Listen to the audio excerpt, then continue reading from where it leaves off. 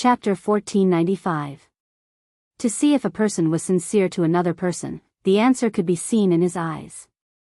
Without a doubt, Fu Hui's concern for Yi Qian was sincere. She was very, very concerned about Yi Qian, and was also very, very worried about her situation. The adults in front of them were still talking, and their eyes would occasionally look towards the house. After talking for a while, the 3 villagers who had escorted Yi Qian here left in the night. Tell Fu Hui to keep a close eye on them. Big Sister Li has agreed. How can we get this done? Our son will have the capital to marry a wife. Fu Hui's father couldn't hold back the excitement in his heart. He quietly said to his wife, when the time comes, we'll take out the family savings and buy a house for our son in the city. Nowadays, the villagers in the mountains all went to the city. Every one of them wanted to buy a house in the city. Of course, they wanted to buy it for their son, for the rest of their lives to depend on. As for their daughter, they never considered her. Fu Hui's parents were the same. Fu Hui was originally studying in the town's high school. Perhaps because of one sentence from Li Yi, the couple immediately asked Fu Hui to drop out of school and stay at home obediently. Li Yi was afraid that Fu Hui, who was good at studying, would become wild after getting into university. She might even help outsiders to deal with the village, and she might even report the committee members. To prevent trouble before it happened, she used the reason of leaving her daughter at home to earn money for her son to marry a wife as an excuse to persuade Fu Hui's parents to let Fu Hui, who had good grades, drop out of school and return to the village. In the depths of Gilan Mountain, it was normal for girls to drop out of school. For a girl like Fu Hui who was good at studying to drop out of school, it was also normal. Therefore, Fu Hui's suspension of school didn't attract the attention of the teachers, nor did it attract the attention of the school. It was also because of this incident that Fu Hui, who had never been in the know, found out that her parents had committed a crime. After a week of internal struggle, Fu Hui used the excuse of going to school to get her textbooks as an excuse to report the incident in the village. However, the timing of her report was too coincidental. It just so happened that the Gilan police were investigating this incident. She was afraid that the police would be alerted to this incident, so she rashly acted before they had any evidence of the God's church and sacrificed her own brother. As the only student in the village who dared to stand up and fight against evil, Yi Qian greatly admired Fu Hui's courage. Although the girl in front of him wasn't beautiful, she had a kind heart, and a pair of eyes filled with sincerity. Looking at her, who was so concerned about her and worried about her, Yi Jian felt a warm current flowing through her heart. She said softly, "Thank you for your concern. I'm fine." The sound of footsteps came from outside. It was Fu Hui's parents. Yi Jian, who didn't reveal her identity to Fu Hui, stood aside obediently. She was reserved in an unfamiliar environment and shy in front of strangers. Fu Hui's parents were already middle-aged. Their faces were covered with frost from hard work. The joints of their hands were large, which was also the result of years of hard work. Looking at them, Yi Jian's gaze was a little cold. Their ignorance had not only ruined this family, but also cost their daughter, Fu Hui's life. And their reason was so laughable. It was so that their son could marry a wife and buy a house in the city. Chapter 1496. Sacrificing their daughter for their son, did they ever regret it? Clearly, Fu Hui's parents never regretted it. They only had their son in their eyes. Keep an eye on her. If she runs away, I'll break your legs. Fu Hui's father warned in a low voice. His eyes, which should have been simple and honest, had a cruel indifference.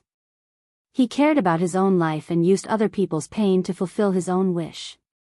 Fu Hui's mother looked at Yi Qian as if she was measuring the value of an object. She looked up and down, then up and down, back and forth. Suddenly, her eyes turned, and there was a flicker in her eyes. This girl was really not an ordinary good girl. Her eyes were big, her skin was white, and her mouth was small. She also had an aura about her. The girls in the village were not spirited, and her body was clean. One look and one could tell that she was a virgin. She pulled her husband, who was warning her daughter, and used her eyes to tell him to talk outside. Then she said to Fu Hui, "Keep an eye on her. If anything happens, your father will be angry." Women in the mountains did not have any thoughts of sovereignty. Their men had the final say in the family. Fu Hui did not know if the girl in her home could understand their native language. Seeing her parents helping a villain, she did not feel good. She tried to persuade her parents to turn back, but in return, she was beaten up. They even warned her that if she did not listen, they would sell her to Li Yi and use the money to buy a wife for her stupid brother. Seeing that her parents were so stubborn that they even said that they would sell her, Fu Hui, who had always been filial to her parents, was very sad. She also knew that the so-called God's Church in the village was the evil cult that was reported in the news. Her parents had been brainwashed, and could never go back to the past. "Tonight, when you sleep, don't take off your clothes. I'll take you out of our village. Don't ask why, just follow me." Fu Hui could not bear to see the girl in front of her fall into Li Yi's hands, but she could not say too much. She was afraid that the other party would be afraid, so she could only say a few words vaguely.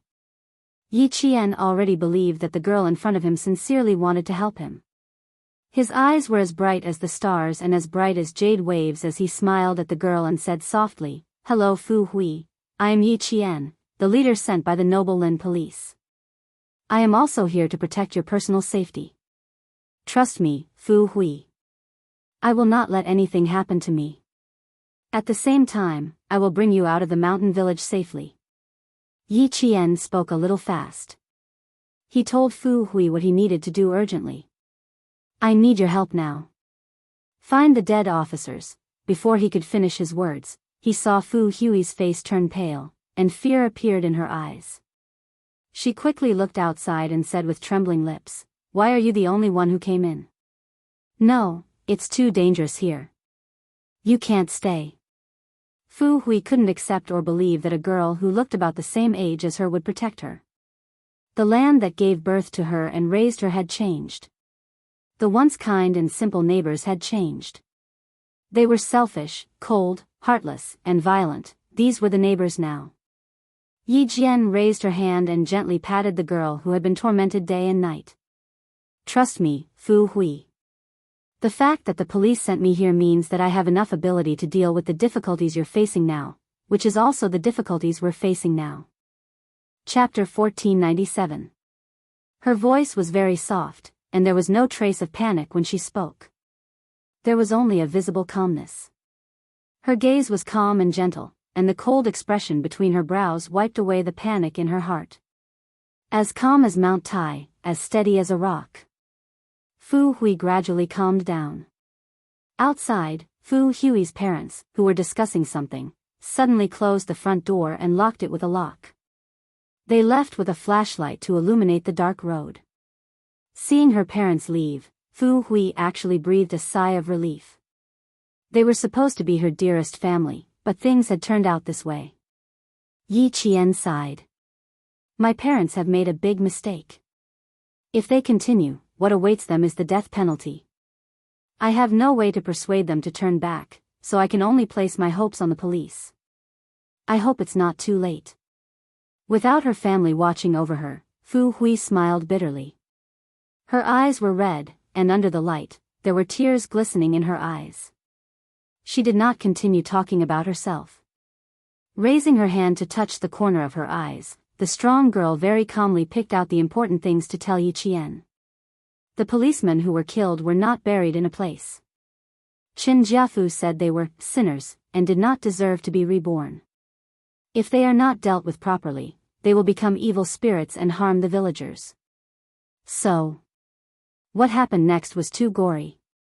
Fu Hui could not bear to say it even after thinking about it. Yi Qian gently closed his eyes to hide the anger in his eyes. Being cruelly dismembered. Even if he had been on the battlefield, he could not say it out loud. Qin Jiafu is very cruel, but the villagers in our village have been brainwashed by him. They follow his orders and treat his words like an imperial edict. Actually, it should be said that it was the will of God, but Fu Hui could not say it out loud. She, who had been standing, spoke of Qin Jiafu with undisguised hatred in her eyes. If it were not for him, her parents might be a little petty, but they would definitely not walk down the path of crime. However, if her parents could really stick to their principles, Chen Jiafu could not do anything about it. In the end, it was all because of one thing: money. I'm not sure how many people were involved in the killing of the policeman. But I know that my parents were probably involved. As she spoke, Fu Hui wiped her eyes again, and her voice became even more hoarse. I'll get you something. Wait for me for a while. Fu Hui did not let Yi Qian stay for long. In less than 3 minutes, she returned to the room with a photo in her hand. When she handed it over, she said with a sad expression, I found this in the pig manure pool in my backyard. That was why Fu said that her own parents were involved. In the photo, the young man was in high spirits. He was wearing a brand new police uniform and white gloves as he saluted the camera. This is one of the deceased police officers. He's only 24 years old. Fu Hui, I need your help. No matter what, I have to find them so that their families can see their intact bodies. Yi Qian's eyes flashed coldly as he carefully put the photos away. He looked up and stared at Fu Hui quietly. Tonight, I need to find them. The 18-year-old Fu Hui nodded. Okay, I'll accompany you. No, Fu Hui. You need to stay. Yi Qian smiled and shook his head. You need to stay and cover for me. You can't let your parents find out that I left, and you can't let the villagers know my identity. I'll have to trouble you for the next 3 days. Chapter 1498. Fu Hui still wanted to say something, but Yi Qian said, for your safety and mine, Fu Hui, you have to stay here. You need to help me with something. Just in case, I need to know how many dogs there are in the village, which families have them, and which don't. Every family has one. Fu Hui understood why Yi Qian asked that. The police officers were found by the dogs in the village. I have one at home too, but it's locked up in the backyard. Hearing this, Yi Jian frowned slightly. If every family had a dog, it wouldn't be good. She didn't have enough medicine with her. Yi Qian unzipped his jacket and unzipped the side zipper. He took out the medicine hidden in his jacket. This is concentrated medicine. It can make a dog go crazy instantly. Fu Hui, your dog. Let me do it. Fu Hui took the medicine and looked at Yi Qian with determination. You arrange it. I'll listen to you. She could only trust the young policewoman in front of her. She had no other choice if she wanted to stop her parents from making more mistakes. In the one-story red brick bungalow, the two girls started their bold plan. Fu Hui's parents walked out of Chen Jiafu's house with happy faces. Call our son and tell him to come home quickly. Oh. Now we don't even have to pay for a wife. Should we go to the city and buy them a house? Fu Hui's mother said jubilantly. She had not worked for a few years and her body was a little fat. She looked like a kind person, but the words she said were unpleasant. We have to get things done as soon as possible. This woman will only settle down after she gets married and has a child. We have to prepare as soon as possible. Fu Hui's father nodded. That's right. Call our son tomorrow morning and tell him to come home quickly. Oh, and tell him on the phone that we found him a beautiful wife. She's not any worse than the ones out there. The daughter-in-law they were talking about was Yi Jian. Their son's marriage had been settled. The couple could even walk briskly now. It was past 8:00 in the evening and the mountain village was pitch black. The branches in the mountain were like ferocious monsters hibernating. Just looking at them would make people panic. The night insects chirped in the grass, bringing a trace of tranquility to the entire mountain village. Li Yi, who was sitting in the chair, had a gloomy face. She was unhappy with her lover's arrangement. How could he give such goods to the Fu family? Charlie, I couldn't get in touch with him today. If you can't get in touch with him tomorrow, we will leave tomorrow night. Chen Jiafu, who was not handsome, but had a pair of cunning eyes. He smoked an expensive imported cigarette and said, we made a wrong move. If we make one more mistake, we will spend the rest of our lives in prison. When Li Yi heard this, she took out the documents from her bag and placed them on the table. In that case, the rumors outside are already very tense. All right, I'll listen to you. I'll do whatever you say. But what about Wang Gui? Have you thought of how to deal with her? Qin Jiafu was really reluctant to deal with his mistress who had been with him for a year. However, it was not a matter of whether he was willing or not at this time. Wang Gui, who was horrified, looked at the young men who suddenly appeared in the house. Her chubby body kept shaking. Brothers, I really don't know. I really picked up this mobile phone. If I told a lie, I will be struck by lightning. Wang Gui swore. She did not care about the consequences. She just wanted to get rid of this group of fierce men as soon as possible. Chapter 1499. Xia Jinyuan, who was wearing a baseball cap, was lazily sitting on the wooden sofa. His slender fingers kept playing with the dagger. Sometimes, he would throw the dagger up and catch it, and sometimes, he would use 2 fingers to hold the sharp dagger. Wang Gui could only see that the dagger, which was supposed to hurt people, was like a piece of paper in the young man's hands. It couldn't hurt him at all. Don't make any vows. If I want to kill you now, I only need to lift my hand. Do you believe me or not? According to the location tracking on the phone, Xia Jinyuan and his comrades went directly to Wang Gui's house. Faced with the suspect's denial, Xia Jinyuan, who used to be in the special forces, had plenty of ways to deal with it. As he spoke, the dagger in his hand flew directly towards Wang Gui's head. Ah! There was a scream that sounded like a pig being slaughtered in the room. K7 was a bit annoyed by the noise. After catching the dagger with his bare hands, he used the sharp dagger to cut off 2 pieces of cloth from his long t-shirt. He rubbed his hands together and used the cloth to cover his ears. Xia Jinyuan and the others were already used to this. K7 had always been a person who didn't care about trifles. Wang Gui, who was so frightened that she lost control of her body, trembled even more violently. Her face was completely pale. I'll talk, I'll tell you everything. Too scary, too scary. Who the hell are these people? When did I offend these people? Actually, Wang Gui already had some guesses in her heart, but she didn't dare to face them. Okay, no rush. Take your time. Xia Jinyuan, who was sitting elegantly, clapped his hands. There was even a trace of a smile on his elegant face as he slowly said, "If you can't explain clearly, then I'm sorry. Later, I'll aim and try to stab you in the head so that you won't have to suffer so much." It would have been better if he didn't say anything. Once he said it, Wang Gui trembled even more in fear. She didn't dare to make any vows anymore. She didn't dare to go back on her word. She just answered whatever the demons asked her. Every time she wanted to avoid the important points and dwell on the trivial points, the young man, who was exceptionally good-looking even when sitting, would glare at her, causing her back to break out in cold sweat. It was as if he already knew that she was going to lie.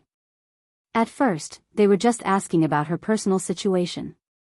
Later, when they mentioned Qin Jiafu, Wang Gui felt like her vision was going to turn black. It was here, it was here. The thing she was most afraid of had finally happened. These people were not evil. They were clearly the police. They were here to arrest him, Qin Jiafu, and Li Yi. For the past few days, his eyelids had been twitching non-stop at night, but tonight, they stopped twitching. It turned out that this matter had already come knocking on his door. Wang Gui, who was trembling, cleared his throat and said with a trembling voice, "I've only joined the church for a year. Because I'm from the county and I have many friends, Qin Jiafu gave me a sum of money and asked me to investigate some things in the county." Wang Gui was not as gullible as the villagers. He took Qin Jiafu's words as an imperial edict. Now that he could not even protect himself, how could he help Qin Jiafu get away with it? He told Qin Jiafu everything he knew. "That's all I know. Qin Jiafu won't tell me anything else. Even if you ask me again, I won't be able to say anything else." That was enough for Xia Jinyuan and the others. He turned off the recording pen and stood up from the sofa. Standing at 189 meters tall, his height made people feel oppressed. Wang Gui lowered her head and did not dare to move. Chapter 1500. Hand her over to the Guilin police. Xia Jinyuan's words immediately extinguished the last trace of hope in Wang Gui's heart. She thought that everything would be fine as long as she confessed. Ignoring her fear, she raised her head and cried, "I've already told you everything. What else do you want? You arrested me, but this is all I know. Didn't you say that if I confess, I'll be lenient? If I resist, you'll be strict? I've already confessed, so why are you still taking me away?" Although she was smart, she was also ignorant. She had violated our country's laws, but she thought that as long as she confessed and apologized, she would be safe. Inform the Guilin police to arrest all the criminals that Wang Gui confessed. Cut off all communications between the main culprits and the outside world. After Wang Gui was taken away, her grocery store temporarily became the base of the Snowfield Brigade. Xia Jinyuan turned on the satellite map and pointed at a spot. His handsome face was as cold as water. Qinjiafu's hiding place is here. It's surrounded by mountains, so transportation is inconvenient. The Guilin police will control all the provincial roads and stations in the county. We'll drive to the mountain village tonight to meet up with Yi Qian. At the same time, we'll control all the villagers in the mountain village to prevent a riot. According to Wang Gui's confession, all the villagers in the mountain village where Qinjiafu was hiding had been brainwashed. If they only arrested Qinjiafu, all the villagers would revolt. This was the last thing the leaders wanted to see. We'll be the vanguard. Pigeon and the rest will be the support. Yi Qian will be the spy. At the same time, we'll protect the witness, Fu Hui. Brother, this battle is a little special. We have to be vigilant. Don't let the bullets go off accidentally. The people in this battle were all citizens of the country. They had to be careful to avoid leaving behind any evidence that would lead to criticism. Bai He nodded. We can fight, but we can't kill. We can't use guns. That's basically it. When carrying out a mission in the country, especially when it involved the citizens, as soldiers, they had to bear more pressure than when they were fighting overseas. Even if they were facing criminals, they couldn't point their guns at them casually. This was a restraint for soldiers, and also a country's responsibility for the lives of its citizens. The lights in the grocery store went off. A few black figures walked out of the door and disappeared into the darkness. The sound of the motorcycle starting up rang out, but the people in the county who had fallen asleep did not notice anything. They continued to live their peaceful and simple lives. Someone had already stepped out to shield them from the wind and rain, blocking the potential dangers and eliminating the criminals who would endanger society at any time. That was why they were safe today. The wind started to blow, and the originally starry night sky was suddenly covered by dark clouds. Even the insects had stopped chirping, and everything in the world was completely shrouded in darkness. This was the darkness before dawn, full of the unknown and full of danger. Yi Qian was still awake. After sneaking out of Fu Hui's house, she went to the location given to her and began to carry out her mission. The water in the pond was a little cold. Yi Qian, who had only taken off her jacket, took a deep breath and dived into the pond. Without any protection, she used her hands to search. Fu Hui said that the woven bag was thrown in the center of the pond, so she just had to follow the center of the pond and slowly search for it. Fortunately, the pond was quite far away and there were no houses nearby. Even if the sound of the water was a little loud, it wouldn't attract any attention. Yi Qian's hand touched a woven bag filled with stones in the mud. His heart suddenly sank. She found the first woven bag. Chapter 1501. She slowly dragged the woven bag out of the water bit by bit until the water reached her shoulders. Yi Jian had a dagger for self-defense. She cut the tightly woven rope and took out one stone after another until there were no more stones in the bag. She picked up the woven bag with her hands and walked to the shore with a solemn and cold expression. Yi Qian carefully put down the woven bag. She stood up straight and saluted the woven bag. Please wait for 2 more days. I, Yi Qian, swear in the name of a soldier that I will take you away and send you to your family. Yi Qian stood at attention and saluted. Alone in the dark, she swore to the fallen policeman that she had found the torso of one of the policemen. It was not over yet. She still had to pass by one more place. Fu Hui had provided a total of 8 locations. That meant that the fallen policemen were buried in 8 different locations under Chen Jiafu's instructions. Yi Qian needed to find 4 locations tonight and another 4 tomorrow night until she had found all of them. 2 of the burial locations were in the villagers' vegetable gardens. Yi Qian did not plan to find them tonight. Instead, she went to a location far away from the houses and used her fastest speed to find the policeman who had died fighting for justice. At 3 in the morning, the director received a call from the head of the Snowfield Brigade's operation team, Xia Jinyuan. He said that Yi Qian, who had infiltrated the mountain village, had found 4 woven bags. However, they could not confirm which policeman the body belonged to. They still needed to do a DNA test. This was great news for the Guilin police. Some of them were so excited that their eyes turned red. Their brothers could go home. Their brothers could go home. It's a battle of life and death. Cooperate with the military and capture all the cultists in one fell swoop. At 4 in the morning, the Guilin police made their oath and walked to their respective posts in the dark. The entire Guilin police force was locked down because of the news from Yi Qian. All entrances and exits were strictly checked. Some people were taken away at night. Some were even taken away in their sleep. In Yuyang, the police raided Golden Bath. The so-called technicians, masseuses, waitresses, and even the waitresses who were busy in the kitchen were all taken away by the police. Golden Bath was in chaos. Some people wanted to secretly contact the police with their phones, but they found that their phones had no signal. The phone lines had been cut off and they could not contact the outside world. No signal, no signal, my phone has no signal. Mine too. Mine too. What do we do? What do we do? How do we inform Sister Li? Those who were not taken away immediately were still discussing in secret. They had no way of contacting the outside world. Li Yi, who was far away in the mountain village, did not receive any news. She was still sleeping soundly on the shoulder of her lover, Chen Jiafu. By 5 minutes later, they came out of the woods and walked into the thick fog with hurried but steady footsteps. The mountain was foggy. Yi Qian, who had hidden the 4 woven bags, also came out of the woods. Hearing the dogs barking in the village, she quickly went to Fu Hui's house. It was almost dawn. She had to hurry back. Chapter 1502. Fu Hui was extremely anxious. She didn't sleep the whole night and stayed in the same position on the bed, afraid that she would miss the signal if she moved. Time ticked by, and it was already 5:30 p.m. Her parents, who usually woke up early, were probably already up and dressed. Why isn't she back yet?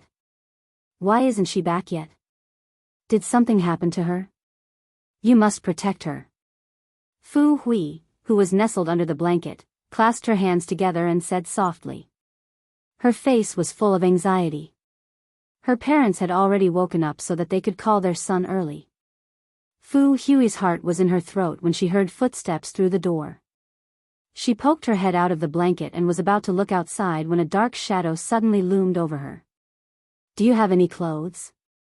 I need a change of clothes.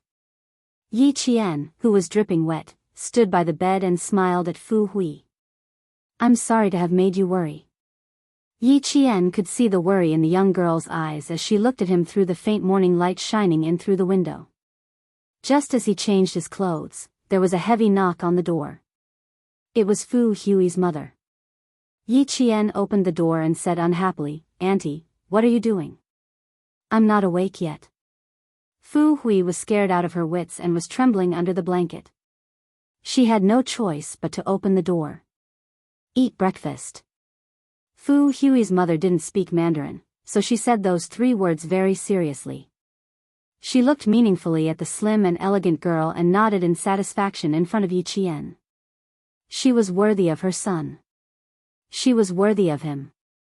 Yi Qian frowned slightly. He closed the door and turned to face Fu Hui.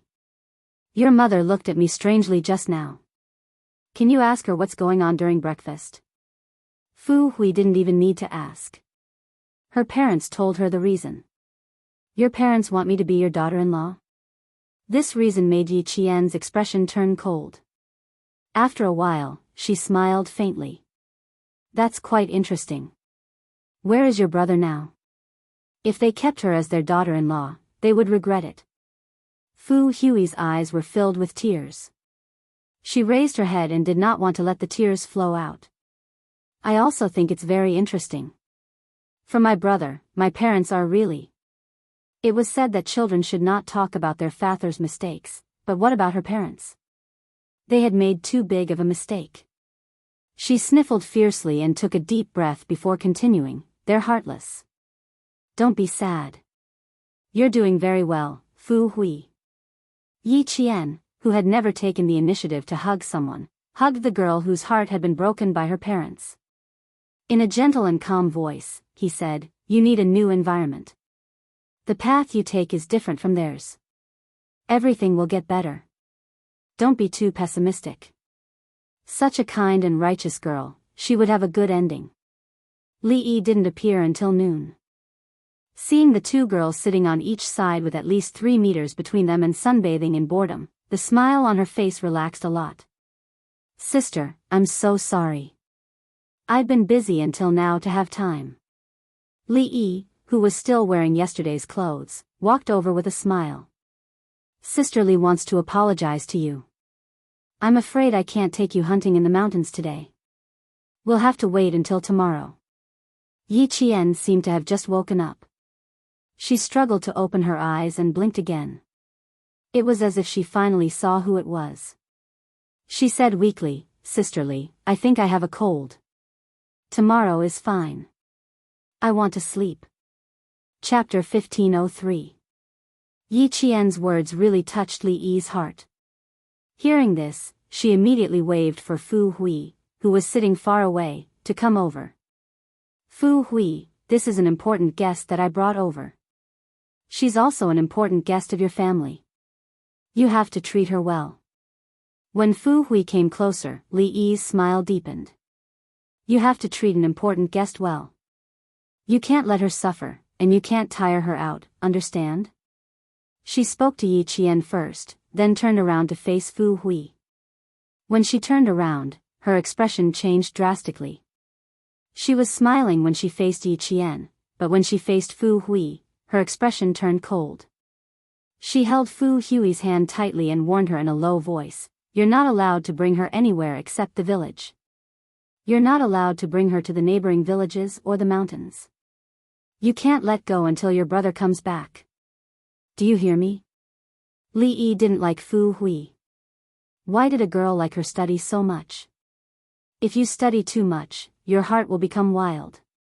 It's not easy to control it. Fortunately, the whole family was obedient.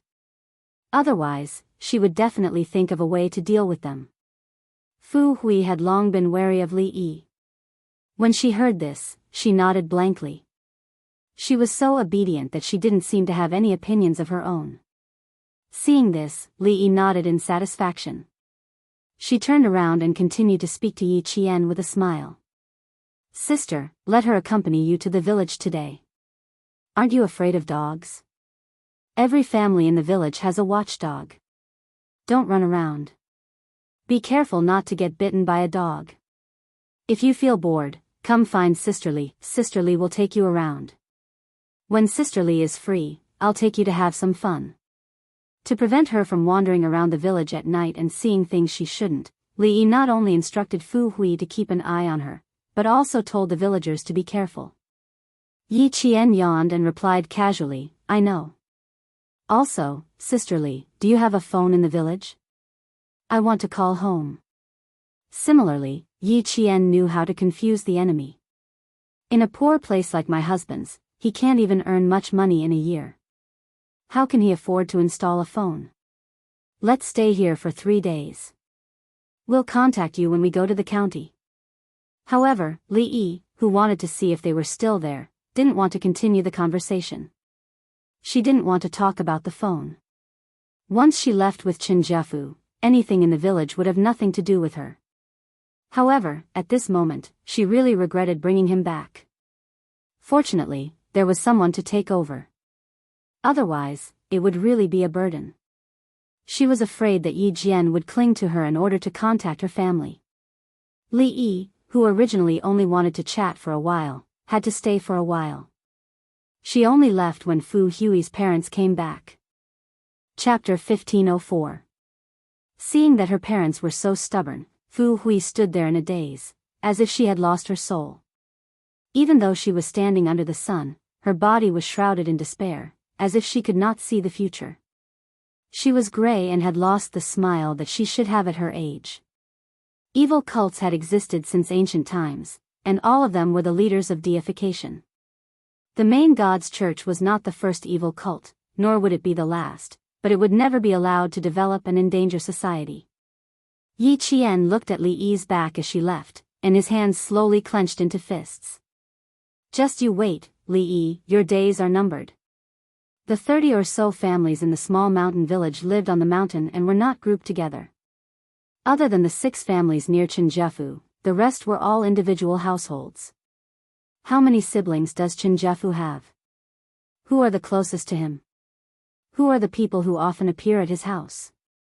After learning about the specific number of people in the village, including the number of men, women, and young adults, Yi Jian asked about Chenjiafu's situation in detail. The information provided by the Guilin police was not detailed enough for the Snowfield Brigade and Yi Qian. Criminals were also separated by priority, so they had to be clear about who to focus on to prevent any fish from escaping the net. Fu Hui finally had someone to talk to. The more she spoke, the clearer she became. There are 2 brothers and 2 sisters who married out of the province. Chen Jiafu is the third. The closest to him are his 2 brothers, and if there is anything, they will be the one to handle it. The second is Li Yi, and then the 6 families with the surname Chen living near him. Our village chief also has the surname Chen, and is his brother. If there is any benefit, the village chief gets it first. The 2 of them talked as they walked. Yi Qian was on high alert and immediately stopped the conversation as soon as someone approached. After reminding Fu Hui twice, she knew there was surprise in her eyes. She did not feel that there were villagers following behind her, but Yi Qian immediately noticed when they were at least 5 or 6 meters away. You're amazing, how did you know there were people following behind us? Fu Hui, who was relieved, blinked and looked at Yi Qian with sparkling eyes. You knew from so far away. Yi Qian smiled and said, we usually train, so we'll know immediately if someone is following us. They're not professional stalkers, so they'll be able to detect us from a distance. This caused Fu Hui to exclaim in admiration. Then your daily training must be very tough. You must be the best police officer in the police station. If not, she would not have let her enter the village alone. Thinking of this, Fu Hui felt a lot more at ease. Yi Qian could already see the 100-year-old maple tree in the village. It was autumn, and the maple trees had turned yellow. The quaint and tranquil scenery made Yi Qian stop in his tracks. It was such a beautiful scene, but it was a pity that it would not be long before the villagers living on this land would not be able to see it again. Only with effort can you reap the rewards. Just like the trials you are going through now, you will be able to face them calmly in the future. There was only one main path in the village, and one could walk the entire village by following it. Yi Qian, who was comforting others, did not walk blindly, but had a goal in mind. Every time he walked to a place, Yi Qian would draw a map of the terrain and landforms in his mind. When they arrived in front of a stone tablet, Fu Hui said softly, we can't go any further. There's a path leading into the mountains. Our own villagers can't go out easily, and outsiders can't enter the village easily either. Everything has to be approved by Chenjiafu first. Chapter 1505. Even though she didn't sleep last night, Fu Hui didn't feel sleepy at all. She kept talking about what happened in the village. She had suppressed it for too long, and there were too many things in her heart. If she didn't talk about it now, she would drive herself crazy. Yi Qian listened quietly and didn't interrupt her. She knew that this strong girl needed to vent, just like herself in her previous life, when she was forced into a corner and desperately needed someone to help her. When you entered the village last night, did you see the 2 single-story houses at the entrance? That's the home of Chen Jiafu's 2 brothers. They're guarding the entrance and will inform the whole village if anything happens. They raised 4 wolf dogs and left the feeding of them to the whole village because Chen Jiafu said that these 4 wolf dogs are the guardians of the village. It's funny, isn't it? The dogs have become gods, yet they still accept the worship of the villagers. Fu Hui, who had spoken her mind, gradually felt less depressed. She was very relaxed in front of Yi Qian, as if she had found a close friend. She could speak her mind without fear of others knowing. Yi Qian raised her hand and gently wiped the tears from the corners of Fu Hui's eyes. Evil cults always hurt the innocent. They lead villagers who were originally kind but didn't understand the law to the wrong path and become tools in Chen Jiafu's hands. From this, it can be seen that our country's laws in remote mountainous areas are not comprehensive enough. As a country that rules by law, it is imperative that we spread the law. Yi Qian never knew how to comfort others, but her words always had the miraculous effect of calming people's hearts. With just a few words, Fu Hui's emotions gradually stabilized. With that, Yi Qian changed the topic. When she entered the village last night, she did see the 2 single-story houses at the entrance, but she didn't hear any dogs barking. Fu Hui let out a breath and pursed her lips. Yi Qian asked, "Do you know when the 4 wolf dogs are active?" It was better to avoid dealing with wolf dogs, especially when there were 4 of them. They'll be locked up during the day and released at around 7 at night. They're not chained up, and there are people in the village who have been bitten by them. The people who were bitten don't get treatment, and Chen Jiafu will say that they're possessed by evil spirits. The wolf dogs find out and bite the evil spirits out. When these things were mentioned, Fu Hui's emotions would fluctuate. Chen Jiafu's words could not be trusted at all, but the whole village listened to him and believed in him. After Fu Hui finished speaking, Yi Qian's eyes narrowed slightly.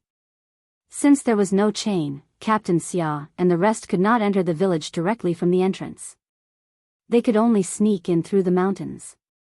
Take me to the place where the other 4 woven bags are buried. I didn't know the way last night, so I took a detour. I'll be back as soon as possible tonight. She didn't want this girl, whose heart was about to break, to worry anymore.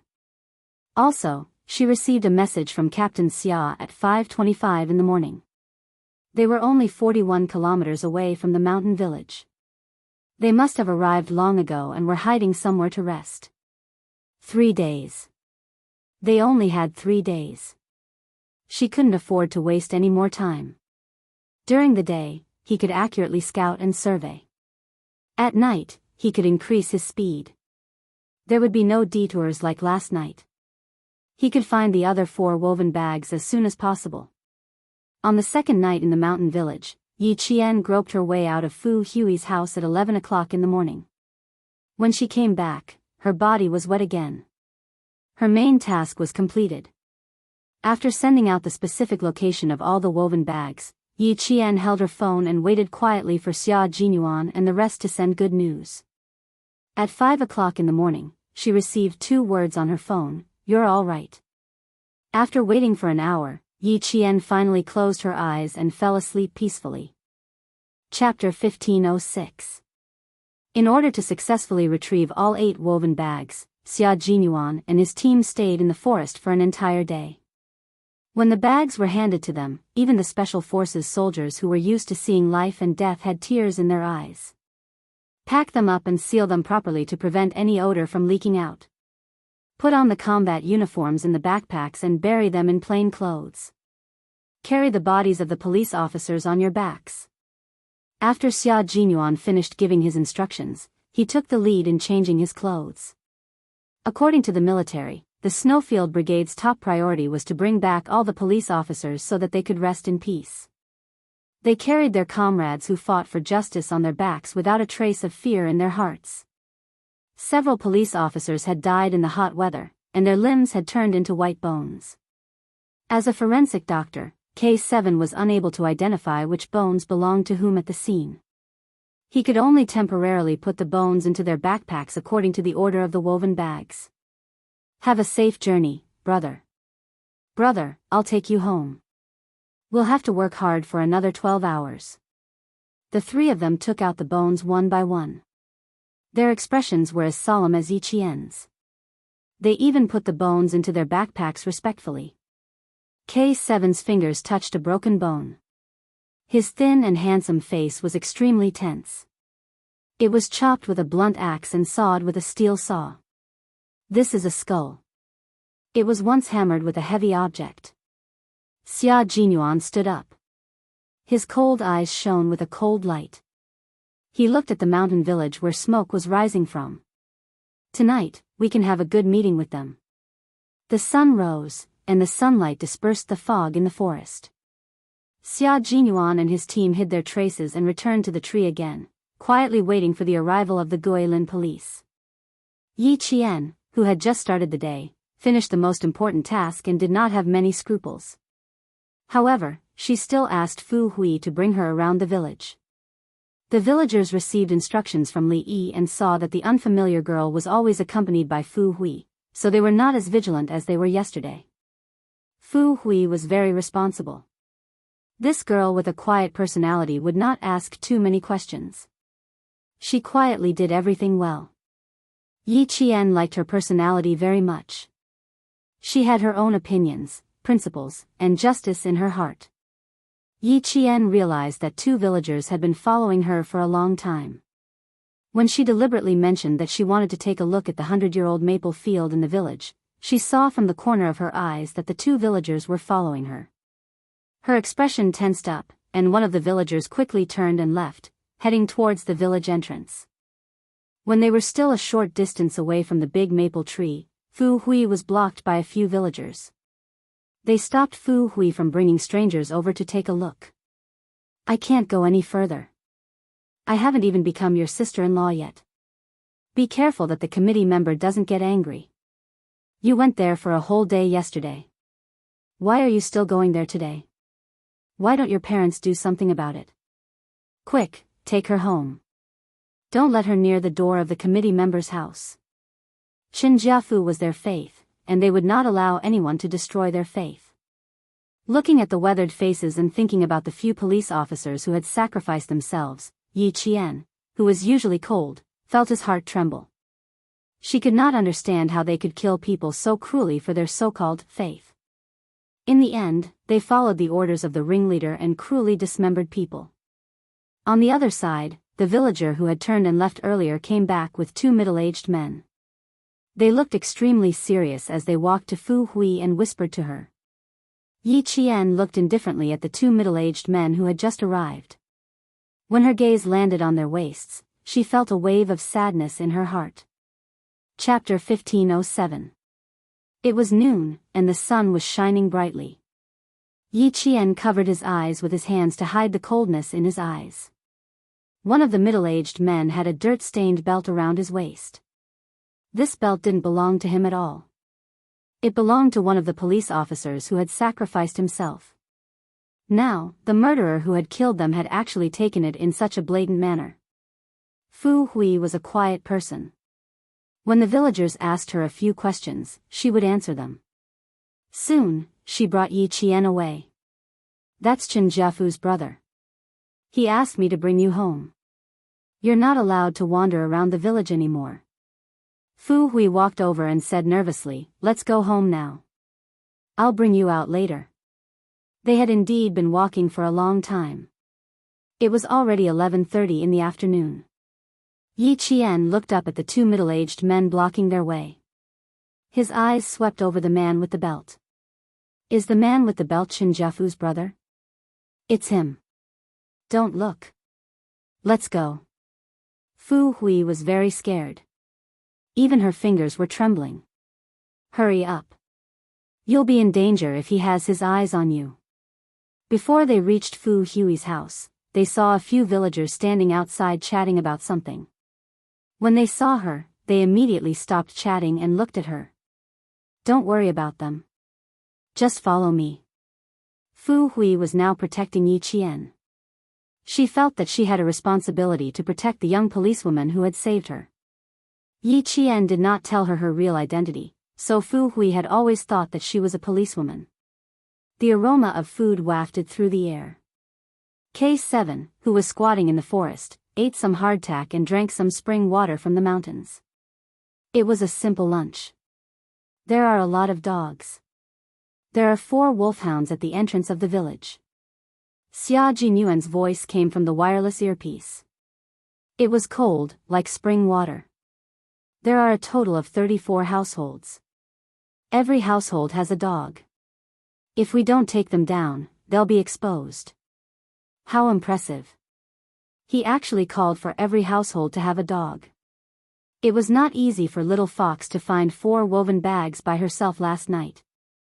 He was holding hardtack in her right hand and binoculars in her left. She whispered, "How's Yi Qian doing? When are you going to release the medicine?" He had observed for less than half an hour and had already seen 6 native dogs running over the ridge of the field. If he did not solve some of them, it was bound to bring some difficulties to the operation. Xia Jinyuan lowered his head to check the text messages on his phone. The corners of his mouth curled up slightly. It has already started.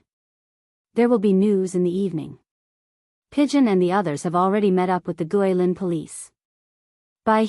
Send him our coordinates. One after another, Xia Jinyuan replied quickly, "Everything is ready. We will look for the faraway woven bags. You are responsible for finding the woven bags buried in the vegetable garden. Okay, let's move at 8 p.m. I'll be responsible for diverting their attention." Yi Qian immediately replied after receiving his reply. Ming Yan's delicate face was tense, and there was a hint of hostility between her eyebrows. Qin Jiafu is the main culprit. His brother was involved in the murder of the police officers. Li Yi is the main culprit. Focus on the 4 big fish. After the first message was sent, Yi Qian immediately wrote another message. The firepower is temporarily unknown. After investigation, no weapons were found. We suspect that the weapons provided by foreign countries are false information. We can't rule out the possibility that the 3 Chen brothers and Li Yi have guns and ammunition for self-defense. Seeing this message, Xia Jinyuan's eyes narrowed. False information? Chapter 1508. This was a little thought-provoking. Little Fox would not send such a message for no reason. Did she find out something? The news was provided by the Guilin police. Little Fox said it was fake news. Could it be that the main culprit, Qin Jiafu, was bluffing? Xia Jinyuan was still staring at the message when Yi Qian sent a second message. Investigate Charlie again. I suspect he has other motives. Yi Jian, who was sitting in Fu Hui's house, stared at Qin Jiafu and Qin Jiafu, who had just arrived. During the day, when she saw them, she felt that she had seen them somewhere before, but she was sure that she had never seen them in this life. It was only when Qin Jiafu's younger brother, who was wearing a black jacket and had his hair combed, walked in that Yi Qian finally remembered where she had seen them before. She had not seen them in this life. She had seen them in her previous life. Their photos had appeared on a Western country's website and they had openly challenged the country's authority. They had even said that they were being persecuted by the country and had no choice but to leave the country. They had also mentioned that the villagers had been treated inhumanely because they were dissatisfied with the government's arrangements. They had also vaguely mentioned that the military had been involved. She had not paid attention to the impact of this incident, but it was probably not a big deal. At the very least, it had not been reported in the domestic news. She could see that the country had immediately stepped in to resolve this matter. Outside, Fu Hui's parents said anxiously, "Our family will not betray us. The committee member has helped our family become rich. We can't be ungrateful." And sisterly, she gave the girl inside to my son to be his wife without saying anything. The committee member and Li Yi have been so good to our family. How could we betray them? Qin Jiafu guessed that there was a mole in the village, so he asked his brothers to investigate. He was going abroad, but he would not let the mole live. After asking for a long time, the Chin brothers did not find anything unusual. Only then did they let Fu Hui's parents go. The two of them looked fierce and cold as they turned to talk about Fu Hui. Outsiders are not allowed to wander around the village. From tomorrow onwards, you and your sister-in-law will stay at home. You are not allowed to go anywhere. Do you understand? The sister-in-law they were referring to was Yi Qian. Fu Hui's heart was in a panic, but she was still calm. She didn't say anything and just nodded meekly. When the Chin brothers saw that the whole family was behaving themselves, they did not ask any more questions. However, when they saw that Yi Qian had not come out, they were still worried. They said, "Call him out and have a look. Quick, call your sister-in-law out." When Fu Hui's mother heard that the matter was over, she heaved a sigh of relief in her heart. Her family relied on the great committee member to live a good life. In the future, their life would be better and better. How could she betray him? Yi Qian put down his chopsticks and walked out. He frowned and pretended to be displeased as he looked at the Chin brothers, but his eyes were secretly sizing them up. If Qin Jiafu really had guns and ammunition provided by foreign countries, it was impossible for the two brothers who had the best relationship with him to not have the smell of gunpowder, especially when the whole mountain village was in the teeth of the storm. They even dared to kill the police. If they really had weapons provided by foreign countries, they would be even more arrogant. After the two brothers left, Yi Qian went back to his room with an excuse that he was not feeling well. His brows were still furrowed. In his previous life, the Chin brothers had indeed left the country. Then, in his previous life, did the military and police really enter the village with guns, causing the villagers to be treated inhumanely? According to the information provided by the Guilin police, their village had weapons provided by foreign countries. That meant that they were not completely defenseless. Chapter 1509. Yi Qian's brain never stopped working as she thought about her previous life and the present. In this life, with the help of Uncle Zhen, Principal Chen, and the military, Yi Qian was no longer as ignorant as she was in her previous life. She thought deeply and meticulously about the news she had read on a Western website. Their country was holding a grand celebration that attracted the attention of the world. All the major foreign media outlets were reporting on the celebration. Even now, there were still foreign media outlets in Beijing. If there was a sudden breaking news in the country that was related to the military or the police, the foreign media would definitely publicize and report on it. The public opinion would definitely become the focus of the world's attention. The anthropologist David Cole once said, "Without ceremonies and symbols, there would be no nation." The grand celebration was held a few days ago to remember the history, remember the martyrs, cherish peace, and create a future. It would also strengthen the citizens' sense of identity and belonging to their country, as well as a strong sense of honor.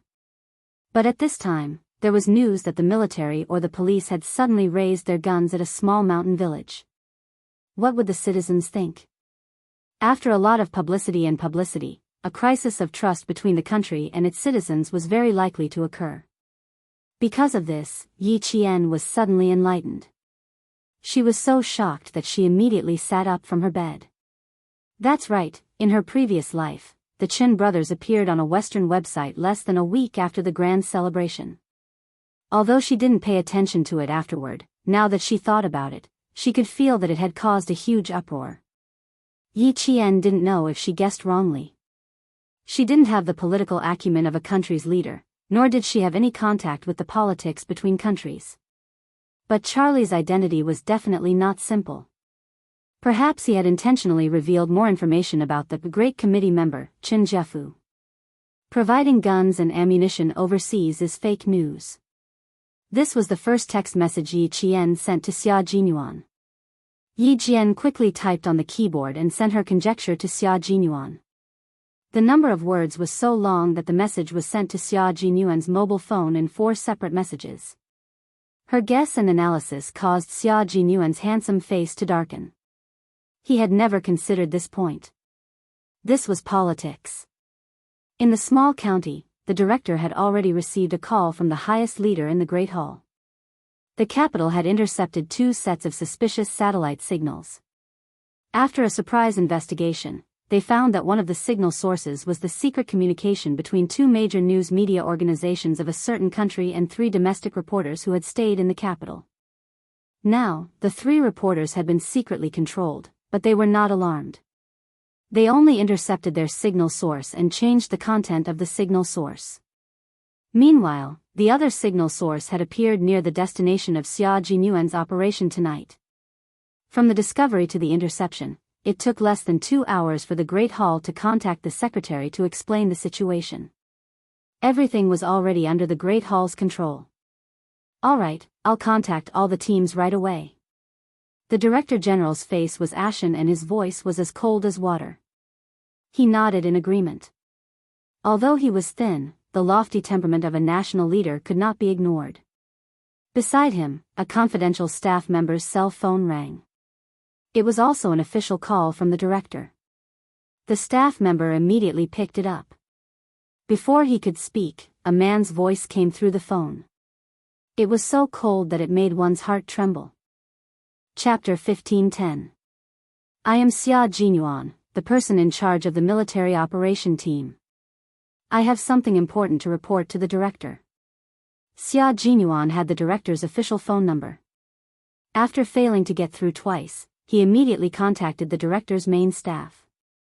As soon as he reported his identity, the director's voice suddenly sounded. There is a problem with Charlie's identity. A certain Western country intends to use our country's celebration to create international headlines. The General Assembly Hall has already made preparations. The director did not give Xia Jinyuan a chance to speak. He took the phone and said in a deep voice, "The General Assembly Hall has already come up with a countermeasure to provide an opportunity for the Western country to create public opinion. At the same time, the main culprit, Chen Jiafu, will be arrested. The 2 brothers will not be arrested for the time being." The director quickly and steadily finished explaining the important matter. Only then did she ask Xia Jinyuan why he was looking for her. Since the General Assembly Hall had already come up with a solution, there was nothing else. Xia Jinyuan smiled and said, "The matter I reported to you is similar to what you told me. Yi Qian found something unusual and highly suspects that another country is involved. Can I send you her message?" The director, who was originally as calm as still water, was greatly surprised. Xiao Yi, who was still a military academy student, found something unusual. "Okay, send me all her messages." How could he not be surprised? The General Assembly Hall only found out about the abnormality 2 hours ago. No one else, including him, a leader, had noticed it, but a military academy student did. This showed that she had extremely high political acumen. While talking to the director, Xia Jinyuan's phone received another message. He hung up the phone and opened it. It was still from Yi Qian. The whereabouts of the sacrificed police officers' guns are unknown. We can't rule out the possibility that they have fallen into the hands of the Chen brothers. After reading the message, Xia Jinyuan replied, "The General Assembly Hall was aware of the abnormality 2 hours ago. Chen Jiafu has been arrested. The 2 brothers will not be arrested for the time being. Contact us at 5 p.m. Over." Yi Qian, who was leaning against the window, saw the reply and sighed softly. This explained why the Chen brothers were able to leave the country. It turned out that they had intentionally let them go. Then, the reason why the comments they posted on the website did not cause a huge uproar in the country was because the General Assembly Hall had already prepared a countermeasure. A great country is not so easy to bully. A certain Western country shouldn't be too arrogant. You have to pay for what you've done. With this message, Yi Qian could finally relax. At 5 o'clock in the afternoon, Yi Qian turned on the signal receiver on time and received a message from Xia Jinyuan on his phone. The Guilin police had split into 5 groups and secretly arrived in the forest about 5 kilometers away from the small mountain village. They were waiting for tonight. A tough battle was about to begin. Tonight, the net would be pulled in. This time, it could be said that the number of police officers sent out this time was the largest. The secretary in charge of the small county would immediately receive the situation in the mountain village and promptly report it to the Great Hall. As night fell, the temperature in the mountains gradually dropped. The wind blew through the treetops, bringing with it a soothing rustling sound. After dinner, Yi Qian received a look from Fu Hui. She had given her dog a drug with a high concentration of stimulant. Half an hour later, the dog started barking. Fu Hui couldn't help but shudder at the wild barking of woof woof woof. "Don't be afraid." Yi Qian mouthed to her, "I'm here for you." Chapter 15:11. In the forest, Xia Jinyuan, who was resting, opened his eyes when he heard the first dog barking. The moment he opened his deep and dark eyes, there was a flash of sharpness like a cold sword. It's time to solve the dog problem. It's a bit loud. All the dogs in the village must have gone crazy. Bai He, who was lying on the tree, picked up the binoculars and took a look. He pressed on the wireless headset and whispered, "We can take action now." Putting on night vision goggles, several figures rushed out of the dense forest and disappeared into the night like ghosts. The dog raised by Fu Hui's family suddenly went crazy, and the barking caused all the other dogs in the village to echo, breaking the silence in the mountain village. Li Yi, who was on the phone, felt her heart skip a beat. She put down the phone and walked out quickly. "What happened? Did you send someone out to check?" she asked the villager who had a telephone. "Our dog suddenly ran out." "Sisterly, could it be that the police who are possessed by evil spirits are coming again?" The one who spoke was a village woman in her early 40s. She was holding the believer's handbook of the God's Church in her hand and looked flustered. "Great counselor, we have to ask him to come forward. We can't let evil spirits destroy our village." Li Yi knew about Chen Jiafu's situation the best. She knew that the so-called evil spirits didn't exist at all. Because she knew that they didn't exist, she was a little flustered. It just so happened that she couldn't contact the staff she trusted. Listening to the dog barking one after another, she was so flustered that her eyelids began to twitch. She didn't call again but left immediately. She didn't even turn on the flashlight. She walked quickly in the dark towards Chen Jiafu's house. A dazzling light suddenly shot from behind the 100-year-old maple tree in front of her. Li Yi was so shocked that she subconsciously turned around and wanted to run away. "Sister Li." Someone called her and hurriedly ran towards her. "Sister Li, why are all the dogs in the village barking?" "Fu Hui's parents said that evil spirits are coming." "Why is your village so weird? Just looking at it makes me feel uneasy." It was the voice of the girl from the city whom she had tricked. Li Yi, whose heartstrings were extremely tight, breathed a sigh of relief.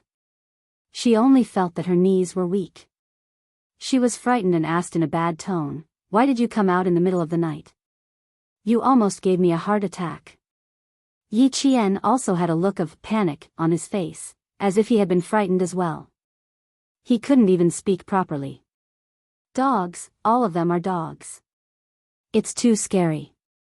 Li Yi, I want to go home. I want to go home." She had to hold Li Yi back. At the same time, she had to drag her to Fu Hui's house and tie her up. Fu Hui's parents were tied up tightly by Yi Qian. Their hands and feet were tied, and a towel was stuffed into their mouths to prevent them from screaming. Li Yi, who was being pestered, didn't know what was going on. She was anxious to go back to find Chen Jiafu, but Yi Qian grabbed her arm. She was flustered and couldn't break free. She angrily accompanied Yi Qian back to Fu Hui's house. "If you know you're afraid of dogs, then why did you come out?" "Sister, I'm telling you, don't run around tonight. Sister Li is also afraid of the dark, so she won't come over to accompany you in the middle of the night." Li Yi, who was in a hurry, stepped into Fu Hui's house. Her heels were still outside, so she was caught off guard by Yi Qian and fell to the ground. As soon as she fell to the ground, Li Yi reacted. However, no matter how fast she reacted, she couldn't be faster than Yi Qian. She could only make an "ugh" sound. In the next second, Yi Qian used a towel to choke her mouth. At the same time, he grabbed her back with both hands and pressed her hard to the ground, making her unable to move. Chapter 15:12. Fu Hui didn't come over to help. She didn't know what she could do. The moment she entered the room, Yi Qian immediately restrained Li Yi. Even if she wanted to help, she couldn't. 15 minutes ago, her parents were the same. According to Yi Qian's instructions, she first took her mother away alone. She didn't know what to do. Yi Qian had already captured her father, who was about to pray, and then tied her mother up with a rope. Li Yi, who was restrained, was shocked. With half of her face pressed against the cold ground, she began to struggle violently. She, who had never been obedient, vaguely realized something and struggled even more fiercely. He was quite strong. Even if her hands were tied behind her back, she wouldn't give up as long as she could move. The second her mouth was gagged, she only had one thought in her mind: I have to escape. Yi Jian smiled. Her voice was as cold as the moonlight, as if she was holding down a poisonous snake. Those young girls who were harmed by Sister Li must have struggled like this before. Unfortunately, Sister Li didn't let them go. As he spoke, Yi Qian, who was sitting on Li Yi's back, grabbed her calf with both hands. With just one movement, Li Yi's expression changed drastically. Horror hit her like a stormy sea, and her body trembled violently. Sister Li is really strong. Looks like I have to break one of your legs. The voice behind her was clear and light. It was very pleasant to the ears, but Li Yi almost fainted when she heard it. What is she doing? Who is she? Yi Qian said that he would break one of her legs. He was definitely not just saying it. He meant it. In Sister Li's club, it's very common to break the legs and arms of abducted girls. Sister Li must have seen a lot, so you're not afraid anymore. I just don't know if Sister Li has experienced it before. There's no time like the present. Tonight, Sister Li, you should have a taste of what it's like to have your arms and legs broken. No, no, no, how could Li Yi want to have a taste like that? She shook her head frantically. The fear in her eyes was not fake. Woo-woo. Li Yi, who was really afraid of having her arms and legs broken, whimpered. She didn't want to have a taste at all. She didn't want to have a taste at all. Fu Hui, right, there's still Fu Hui. Li Yi, who was so scared that her face turned pale, tried her best to raise her head and look for Fu Hui, who was still there just now. Only she could save her. TSK, TSK, TSK. Elder Sister Li is a famous person in Yuyang City. Why is she afraid of a broken arm and leg? I thought Sister Li wasn't afraid. Otherwise, why would she always play this trick on those girls? Yi Qian did not intend to let her off easily. With Xia Jinyuan and the others outside, as well as the Guilin police, she had enough time to play with Li Yi. Let's play with Li Yi, who killed countless abducted girls. With a cold expression on his face, Yi Qian gripped her calf tightly and twisted it bit by bit like a screw. Li Yi, who had just started, couldn't bear it anymore and let out a muffled scream. Li Yi, who did not see Fu Hui, was in so much pain that her entire body tensed up. She kept struggling in her throat. Who was this girl that he had abducted on his way back to the village? She would rather believe that she came back to take revenge on behalf of her kidnapped sister. What was the truth? The truth was something she didn't dare to think too deeply about. Even if she only thought about it, she was so scared that her heart trembled. Ever since she killed those policemen, her heart had not felt at ease for a single day. That night, when she suddenly heard Wang Gui ask if something had happened, her heart skipped a beat. It was not that she didn't suspect this girl, but in the end, she still let her greed get the upper hand. After testing her a few times, she thought that there was nothing wrong. Chapter 15:13. It was a big problem. It was a pity that she would never have the chance to regret it. For example, if she had thought about it just now, she would have noticed that something was wrong. However, because she couldn't get through to the club's phone and heard the dogs barking in the village, she panicked and didn't think too much about it. She was obviously afraid of dogs, so why would she appear behind the maple tree? She even knew that she had already come out and directly called her Sister Li when she walked out. Just now, she really only needed to think about it a little and she could have escaped. It was too late. It was too late to know now. That big sister Li was a death sentence, and could easily take her life. However, she really didn't expect that such a young girl would be a police officer. She even dared to sneak into the village alone. Wasn't she afraid that she would end up like the other police officers in front of her? Li Yi, whose facial features were distorted from the pain, was already in tears. It was better to give her a quick death than to torture her so slowly now. Don't worry, Sister Li. We've just started. Wouldn't it be too boring to finish it all at once? Look, I haven't even used the methods you used on those girls. Yi Qian said softly. His voice was really soft, but there was a bone-piercing coldness in it that pierced Li Yi's heart like needles. As he spoke, his hands didn't stop. He continued to twist at a moderate pace. Li Yi was in so much pain that she definitely couldn't calm down and think. Beside her, Fu Hui saw Li Yi's miserable state and felt an indescribable joy in her heart. She was looking for her just now. Heh, did she think that I would come forward to save her? She was dreaming. Listening to Li Yi's screams, Fu Hui only felt that the pressure in her heart for so long dissipated bit by bit. It was over. All the pain would end tonight.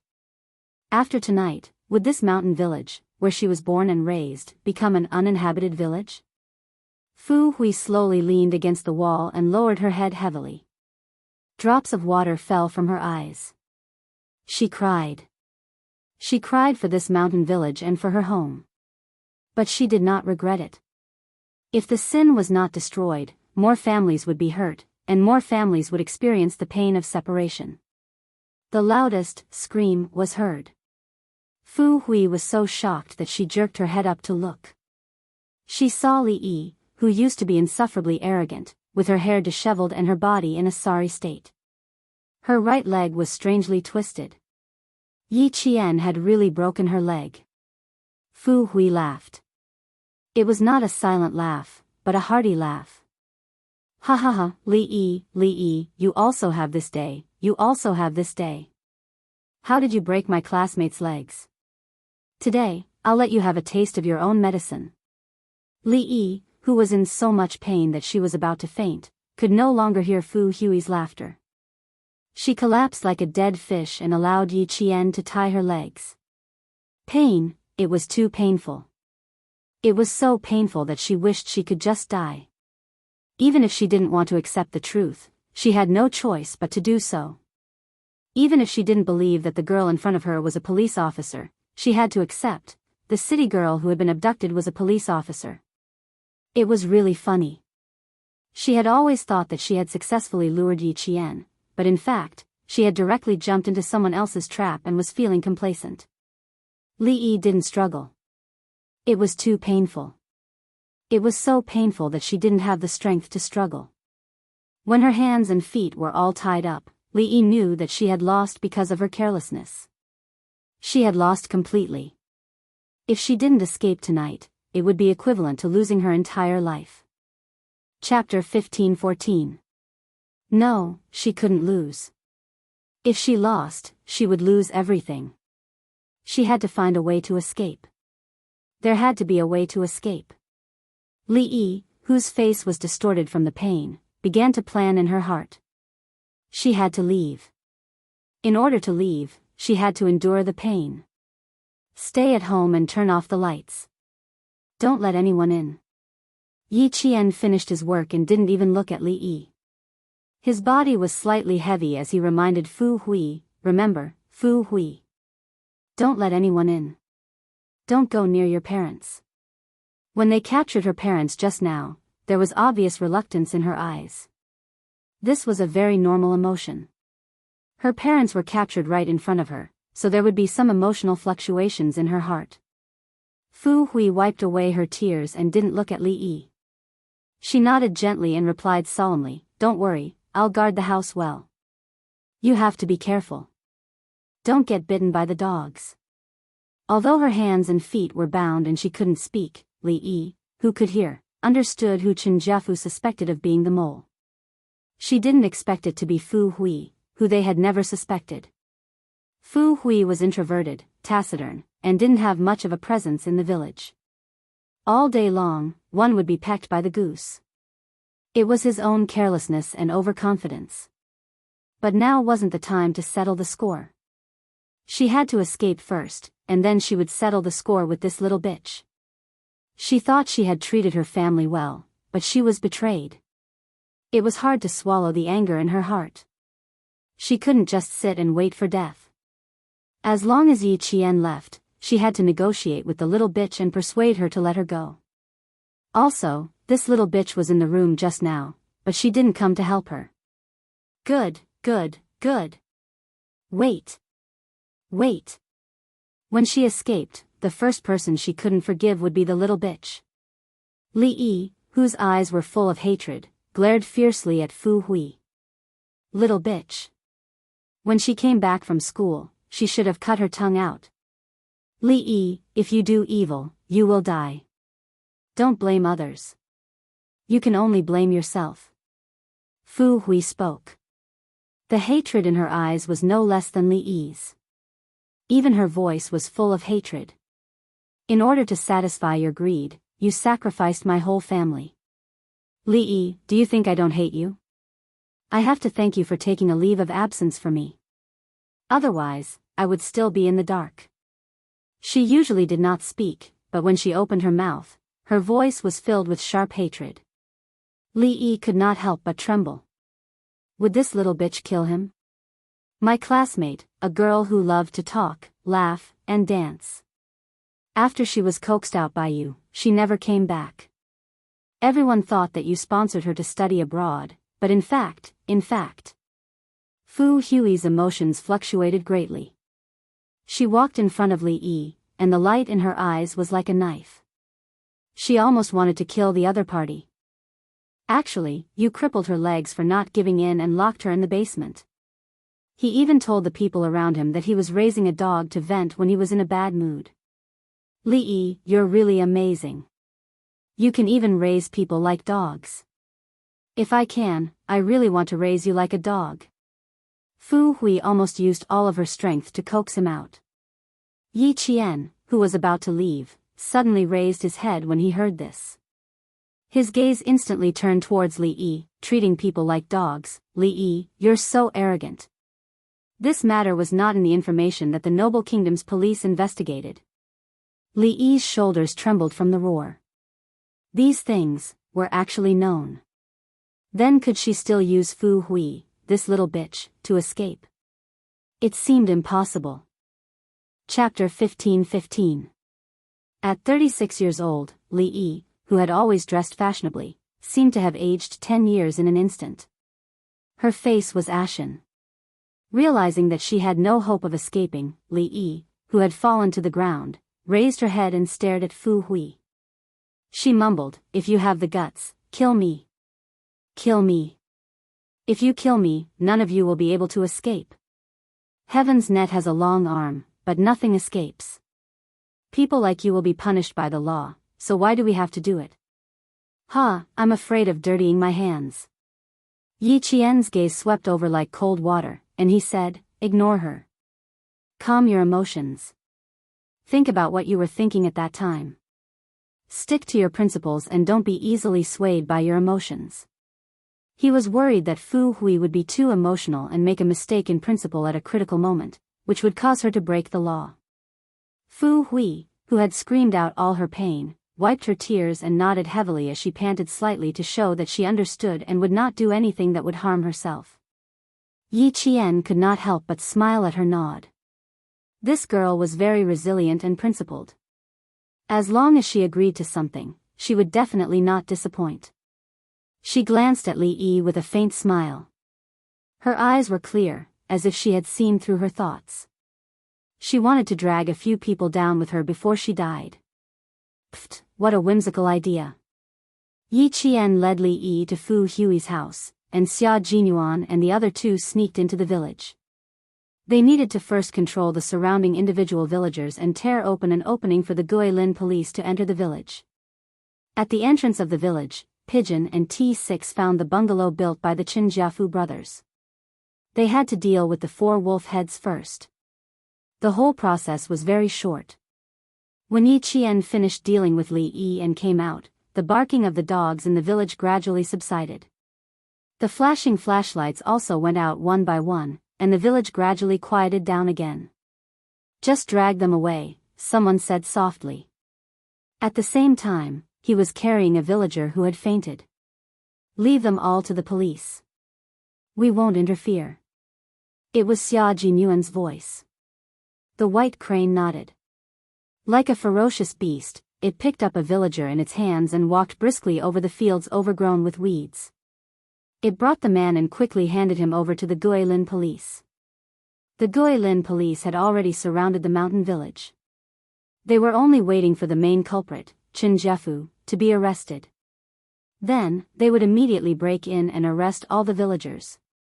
With a clear goal in mind, Yi Qian once again touched the century-old maple tree. At this moment, the village was so quiet that it made people panic. Some villagers were startled by the dog and turned off the lights. They came out to look around and found nothing strange before returning to their rooms. The bright lights went out in an instant, and the sound of fighting came from the darkness. Another villager was subdued. They were all villagers from the surrounding area, not a group of villagers gathered together. K7 had already snuck into the villager's house where the phone was installed. He silently cut the phone line. This kind of thing was a piece of cake for him. Yi Qian has arrived at Old Maple. K7, meet up with her. The Snowfield Brigade's operation was divided into 3 groups, and Xia Jinyuan was in charge of the whole operation. His low voice came from the dark, like a sword that was quietly unsheathed and ready to be swung at any time. K7 replied with a simple, "Roger that," and immediately disappeared into the dark of the night. The Guilin police were holding their breaths as they waited for news from the military. At the same time, they kept carrying the villagers who had fainted. After carrying more than 10 of them back, one of the police officers asked the captain beside him with sweat on his forehead, "Captain, who did the military send to help us?" Chapter 15-16. It was too scary, there wasn't a single sound along the way. I'm not too sure, I heard it was a soldier from a special force. The captain with the Type 92 pistol in his hand stared at the front where he couldn't see anything clearly. He was waiting for the police to bring back the remains of his fallen brothers. The military special forces put the remains of their brothers into their backpacks and met with another action team. They solemnly handed over their backpacks and then let the police brothers bring back their brothers. The souls of heroes returned to their hometown, resting in their hometown. In a cave about 5 kilometers away from the small village, a few figures stood up and walked around from time to time. These were 4 Western faces, all from a newspaper in a Western country. God, I don't want to wait any longer. It's too cold here, I've had enough. A woman said impatiently, "No, I don't want to wait any longer, I want to wait any longer, it's still the same." She picked up the backpack by her feet, turned on the flashlight used for walking at night, and insisted on going over. A Western man with a beard blocked her and unhappily reprimanded, "Mary, calm down. You're a reporter, don't you have any patience?"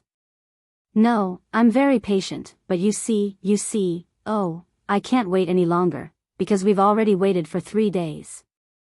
Damn it, if I knew, I would have stayed in the capital and not followed you to a mountain with no people." The female reporter Mary didn't get any valuable news, her patience had already run out, she didn't want to wait any longer. Damn it, they said that there would be military and police people killing civilians with guns, oh, God, how could she be so naive to believe it? This was a country that strictly controlled guns and ammunition, a country that absolutely didn't allow military and police to point guns at civilians. How could she believe it? Mary's personality was quite stubborn. When she said she wanted to leave, the other 3 people couldn't stop her. She came out of the cave and stepped on the withered grass, rushing to the foot of the mountain alone. She wasn't afraid of getting lost, nor was she afraid of encountering any ferocious beasts. Mary walked very fast towards the direction she came from 3 days ago, she had no intention of stopping. Damn it. Calling her was definitely a wrong decision. A man picked up his backpack. We have to catch up with her. There's still no news after 3 days. I don't think there will be any news. Gunshots couldn't be heard from a distance of 5 kilometers, but if one walked to the top of the mountain, they would definitely hear gunshots coming from the bottom of the mountain. Bang bang bang. 3 consecutive gunshots rang out, causing the 4 Western reporters to become alert. Mary immediately exclaimed, "Oh my God, I think I heard gunshots." It was indeed the sound of gunfire. Chen Jiafu's brothers were shooting randomly as they fled towards the mountains. The village was in chaos. A large number of police officers entered the village. They could be seen entering and exiting every household. The villagers of every household had their hands behind their backs and were detained by the police. The villagers who were arrested all cursed loudly. The younger and stronger ones were still fighting with the police in the house, trying to escape, but to no avail. Even if they ran to the door, they were blocked by the police who were guarding outside. Put the handcuffs on and behave yourself. Take them all away. All promotional materials will be destroyed. Chapter 15-17. Although the village was in chaos, it was only the sound of people talking. But when Chen Jiafu's 2 brothers fled up the mountain, the villagers in the small mountain village were shocked by their continuous gunfire. A few middle-aged men happened to climb over the wall, and when they heard the gunshots, they were so frightened that they fell off the wall. If they had not heard gunshots before, they would not have been so scared. It was precisely because they had heard gunshots and witnessed the power of bullets with their own eyes that they were scared. Before he could regain his footing, he was pressed to the ground by the police, who shouted, "Don't move." His voice was intimidating, like thunder exploding above his head. He didn't dare to move and obediently allowed himself to be arrested. "I won't run anymore, I won't run anymore. I'll come down, I'll come down." When a villager who had fled to the roof heard the gunshots, his knees went weak. He was no longer as vigorous and bold as before. He sat down on the blue tiles and did not dare to move for a long time. When the police officers climbed up, he did not resist and obediently allowed himself to be arrested. Gunshots. Those were gunshots just now. Since the police had already brought their guns over, why were they still running? No matter how fast they ran, could they be faster than bullets? One of the police officers who had been killed some time ago had run so fast, but in the end, he was still hit by a bullet. Recalling the fate of being hit by a bullet, the villagers who still wanted to escape became obedient. Gather all of them and escort them to custody. Handcuff their hands and feet. The brigade leader in charge of the entire operation gave the order. The entire small mountain village was brightly lit, and there were even high-powered searchlights shining down from the top of the mountain like a small sun, illuminating the entire mountain village like it was daytime. The police escorting them were not equipped with rifles. They only had handguns for self-defense, and they only had 2 live rounds. In fact, they were all Type 84 pistols with blank cartridges. They would only raise their guns and fire in self-defense if they encountered extremely vicious villagers who were carrying dangerous items. They're really coming over. 3 men and a woman, a total of 4 people. They're sneaking around and I can tell they're up to no good. Based on the trajectory of the signal source and the other party's walking path, the T6 combatant, who was secretly following them, pressed down on his earpiece and whispered, "They're fully equipped with camera equipment. Should we do some damage?" When no one answered him for a long time, the T6 combatant chuckled to himself and did not say anything else. "Then let's do some damage." He didn't reply because he didn't have much time. The pigeons and cranes surrounded Chen Jiafu, and Xia Jinyuan, K7, and Yi Qian purposely forced Chen Jiafu's brother to run into the mountains. The Great Hall had given the order to let the Chen brothers go, so they had to think of a way to make them think that they had really escaped. There are still 2 pistols missing. All teams, please do your best to search. The village police officer's voice was deep and filled with anger as he shouted, "Find him even if you have to dig 3 feet into the ground." The 2 missing pistols were the guns of the deceased police officers. They were all live ammunition. If they were leaked into society, the consequences would be unimaginable. Yi Qian, who was already equipped with an earpiece, took out a dagger and dug out a bullet that had been shot into a tree. The bullet was still a little hot. Other than the smell of gunpowder, there was also the smell of burnt trees. He put the bullets he dug out from the tree trunk into his pocket and whispered, found that the suspects fired a Type 84 handgun bullet. It matches the bullets of the handgun that the deceased police officer lost. The two suspects each have a Type 84 handgun. They can go, but they have to leave the guns behind. Xia Jinyuan, who was chasing from the side, said, "It's confirmed that the police still have two Type 84 handguns that have not been recovered." Chapter 15:18. The assembly hall had the intention of letting them go, but they would definitely not allow them to bring their guns back to society. Moreover, this was a gun that had been assigned to a sacrificed police officer. Moreover, bullets did not have eyes. If they intended to take revenge after they got out, who knew how many innocent people would be hurt by their guns? They had to get the gun back. Even if they could not get it back, they had to destroy it. It was not difficult to make them think that they had really escaped. At the same time, they had to think of a way to confiscate the guns in their hands. K7 forced them to head in the direction of the fourth searchlight. There's a patch of grass 200 meters away from the fourth searchlight. Yi Qian set up an ambush and shoot at their weapons. Xia Jinyuan, who was wearing an army combat uniform, caught up to Yi Qian and jumped to the front. They had already lured the Chen brothers up the mountain, so the next step was to hand over the guns. Xia Jinyuan charged in front and covered the left and right sides in the middle. K7, who was behind him, was in charge of guarding and defending. The three positions alternated. They moved quickly but did not panic. Based on the trajectory of the bullets and the movements in front of them, they calmly followed the Chen brothers closely. K7, who was in charge of guarding and defending, quickly moved from the back to the front. After making a hand signal, Yi Qian passed by the two of them and sprinted towards the direction of the fourth searchlight. Just as Yi Qian passed by him, he heard a gunshot behind him. K7 wanted to cover and confuse the Chen brothers. The bullets seemed to have brushed past Yi Qian's shoulder. The faint smell of gunpowder drifted past the tip of his nose. Yi Qian did not stop. He did not even try to dodge. Bullets did not have eyes, but the person holding the gun was a comrade whom he could trust with his back. Therefore, he did not have to worry about the bullet hitting him. T6's voice rang out at this moment. He said that he was going to cause some damage. Yi Qian, who was moving forward, dodged a searchlight that swept past him. His figure flitted behind the leaves like a night bird. Xia Jinyuan fired a shot in the direction of his right hand. When he heard the leaves rustling in front of him, he said to Yi Qian, move quickly. He and K7's pincer attack forced the Chen brothers to run toward the fourth searchlight. They had no other choice. Qin Jiakang tried to escape to the east twice but was forced back by the bullets. He whispered to his brother, Qin Jiaxing, who had not moved, "Brother, we can't run out of the mountain. Run into the mountain first. The mountain is big. It won't be easy to find us." Compared to Qin Jiaxing, Qin Jiakang was much bolder and more meticulous. Although he had a gun in his hand, he didn't fire blindly.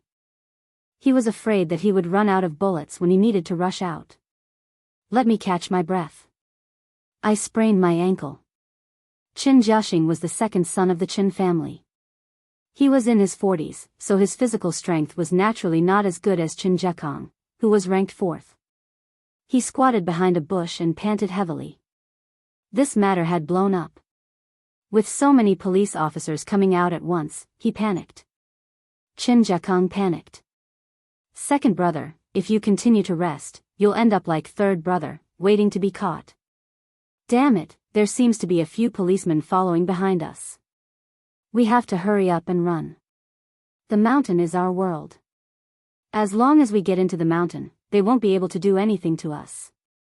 The two of them were still huddled up and did not move. The bullets flew over their heads and brushed past several leaves.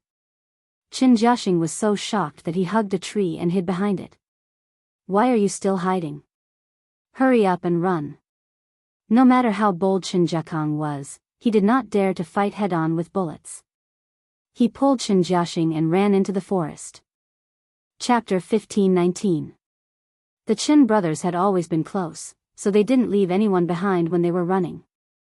Other than Qin Jiafu, they didn't have a chance to pull him along. K7 and Xia Jinyuan fired back and forth, forcing the Qin brothers to run towards the direction of the fourth searchlight. They forced the Qin brothers to run towards the direction of the fourth searchlight until they reached an open field of vision. The searchlight would shine for about 5 seconds before it stopped. In order not to arouse the brothers' suspicion, the searchlight was temporarily turned off and would only be turned on when they were within range. Ready to shoot. Xia Jinyuan raised his phone, and his cold voice came from his earpiece. 1, 2, 3. K7, fire. To force the Qin brothers to raise their guns, the searchlight suddenly swept over them the moment they raised their guns. Yi Qian, who was already prepared, aimed at one of them and quickly fired. Bang bang. 2 consecutive gunshots were heard.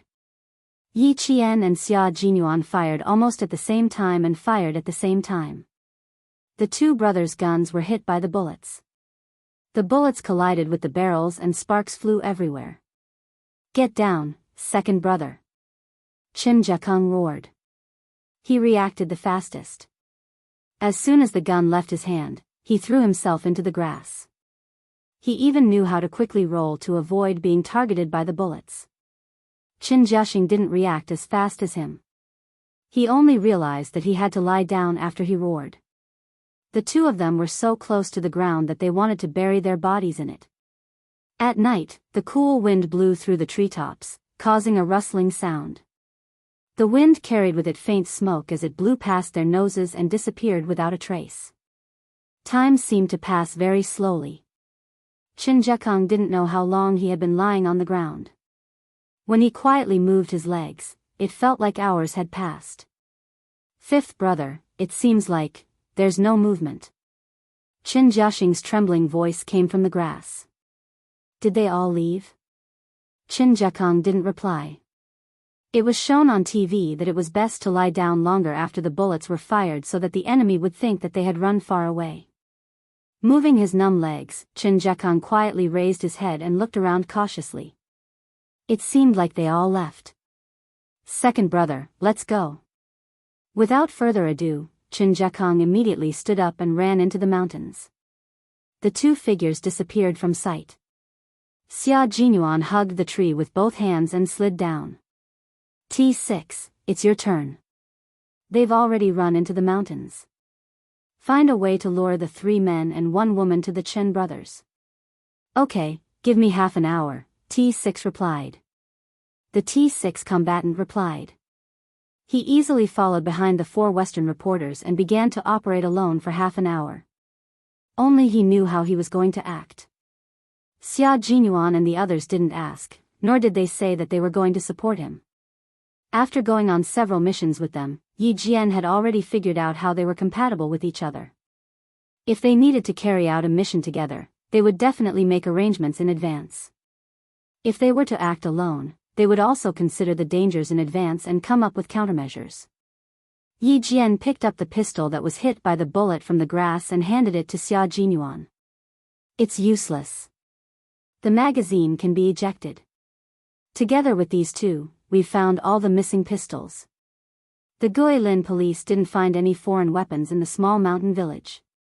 The only guns they had were those of the policemen who had died here. Xia Jinyuan opened the other pistol and took a look.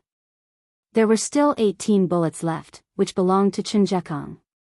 As for the other pistol, there were only 4 bullets left. Chapter 15-20. Qin Jiakeng is smarter than Qin Jiaxing. Yi Qian said calmly. There was a thin layer of haze in his lowered eyes. The murderers of the police actually managed to escape overseas. Letting them live for a few more days was already a kind of mercy. Xia Jinyuan put the magazine into the magazine pocket of his combat vest. He looked at Yi Qian and said, the Great Hall will take care of everything, so we don't have to worry. Someone will take care of these 2 criminals. Escaping is only temporary for them. Once politics were involved, the soldiers who were on duty had no right to interfere. When Yi Qian heard this, he nodded slightly to show that he understood. Let's go down the mountain and meet up with the Gilan police. Xia Jinyuan took off his helmet and looked into the depths of the mountain. Now they could only wait for news from T6. K7, who was carrying an assault rifle on his back, strode out of the forest. He smiled at Yi Qian first, then turned to Xia Jinyuan and asked, "Can we leave now? I don't want to spend the night in this godforsaken place." K7 couldn't help but feel repulsed by this place that was full of crime. "No, let's leave immediately. Yi Qian's vacation is almost here. Little Fox only had 2 days off tomorrow and the day after tomorrow. School had just started, so she shouldn't take too much time off." Although freshmen and sophomores focused on physical training, professional knowledge couldn't be neglected either. Yi Qian naturally wanted to leave tonight. Since the mission had been completed, of course he had to return to school on time. However, he still had to look for Fu Hui tonight. The young lady had helped him capture her parents. Even if he was mentally prepared, there was still a hurdle in his heart that he couldn't cross in terms of emotions, morals, and filial piety. When the three of them came down from the mountain, all the villagers at the foot of the mountain were already under control. Fu Hui led 2 police officers to bring her parents out of the cellar they used to store sweet potatoes in.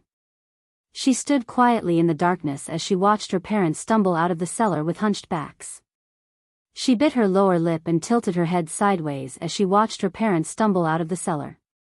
She didn't want to see it, nor did she have the heart to see it. Fu Hui's parents didn't notice that their daughter was standing on the side. When they saw the uniformed police officers, their first reaction wasn't to think that they couldn't even protect themselves, but to look around for the great committee member, Chen Jiafu, who had made the whole family rich and healthy. "Let's go." The police would not be kind to the villagers who killed their own brothers. They directly pushed them to leave. Fu Hui wiped away the tears that had flowed to the side of her mouth. She only left after her parents had walked past her. "Don't listen to what they say, it will only soften your heart. If you make a mistake and break the law, there will never be a good ending. Her parents can only spend the rest of their lives in prison. As a daughter, she will help her parents repay the debts of those families who lost their children." It was said that one of the families had an only daughter. Chen Jiafu was taken away alone. He didn't even meet with the villagers. After being arrested, he was taken away without stopping. Li Yi, who was walking on one foot, didn't receive any special treatment. 2 police officers grabbed her left and right shoulders and directly dragged her away. When Fu Hui's parents came out, they just happened to see it. The 2 of them were shocked. Fu Hui's mother directly shouted, "How can you treat sisterly like this? You are all evil spirits, you will suffer retribution. You deserve to be killed, all of you deserve to be killed." Chapter 15:21. The police who were escorting the couple immediately used tape to seal their mouths. It was obvious that the couple had been severely brainwashed. Unable to speak, the couple jumped up and struggled, their throats emitting angry cries. Their son still had to come back to marry his wife, and they still had to hold their grandchildren. Fu Hui's parents would not obediently follow the police when their family's matter had not been completed. Fortunately, their mouths were sealed with tape. Otherwise, who knew what kind of nasty words they would have scolded. Not only Fu Hui's parents, but all the villagers in the mountain village were like that. When they saw Li Yi dragging her limp legs, all of them were very angry. They scolded and shouted, treating the police as evil spirits. They shouted that it was right to beat and kill them. Her home, her mountain village, her hometown. It was destroyed, destroyed. The only one who was not taken away, Fu Hui, stood in her own yard. Her tears had not stopped since the moment her parents were taken away. They kept flowing, as if she wanted to dry up her tears for the rest of her life. There were more than 30 households in the village, with a total of more than 170 people. The young ones were outside recruiting believers, helping Li Yi and Chen Jiafu accumulate money crazily. They instigated believers to give up production and sell their property, and all the money they exchanged for was given to Chen Jiafu. The middle-aged and elderly stayed at home, praying every day. This time, they were arrested, and the team was like a long dragon. Unfortunately, not many were obedient. A few middle-aged women in the village, who were already powerful, simply refused to leave. They cried and shouted that someone had destroyed their family and could not bear to see their family live a good life. They could even say things like betrayal. They were so noisy, and all the police involved in the operation did not have much patience. Fine, you don't want to leave, right? If you don't want to leave, then drag them away. You still don't want to leave, right? They don't mind using the same method to kill their brothers in the past. It was funny. Feeling threatened, they immediately accused the police of not treating civilians like this. Pfft, civilians? Civilians lived a 9-to-5 life and lived a law-abiding life. They were not like them. Li Yi, who was the last to leave, heard the villagers fighting for justice for her, and she wanted to escape. If she could incite civil unrest, could she wait for an opportunity to escape? She was dreaming. As one of the main criminals, only the death penalty awaited her. Cry well tonight. When the sun rises tomorrow, Fu Hui, you have to start walking your original path again. Yi Qian handed her a wet towel and said softly, this is the life you want to live. You won't be nervous, afraid, hesitant, or uneasy anymore. Your parents broke the law and hurt several families. The punishment is also an explanation for the families they hurt. Behind him, the one-story red brick house that was built less than 2 years ago only had one light on in the lobby. Without the laughter of the past, the whole house seemed particularly cold. Fu Hui looked back at her home. After a while, she nodded. I still have a lot of things to do. I have to pull myself together. Thank you, Yi Qian. Thank you for helping me. No, we should be the ones thanking you. Yi Qian gazed deeply at the strong girl. There are still countless families who would like to thank you. Fu Hui, your phone call has saved countless families. You have done a great deed that benefits the country and the people. Chapter 1522. Fu Hui smiled. Even though she wasn't good-looking, her eyes were filled with sunshine. It was the kind of sunshine that made people see hope. Fu Hui had a pair of bright eyes and a kind conscience. A girl like her was really, really beautiful. I'll send you off with the Guilin police. Looking at the bright light in her eyes, Yi Qian's smile deepened. Fu Hui would definitely stand up again and walk her own path. Fu Hui did as she was told. She turned around and went home to take out a luggage bag that she had already packed. Her thin figure walked out from the shadows with a tenacity that would not be easily defeated.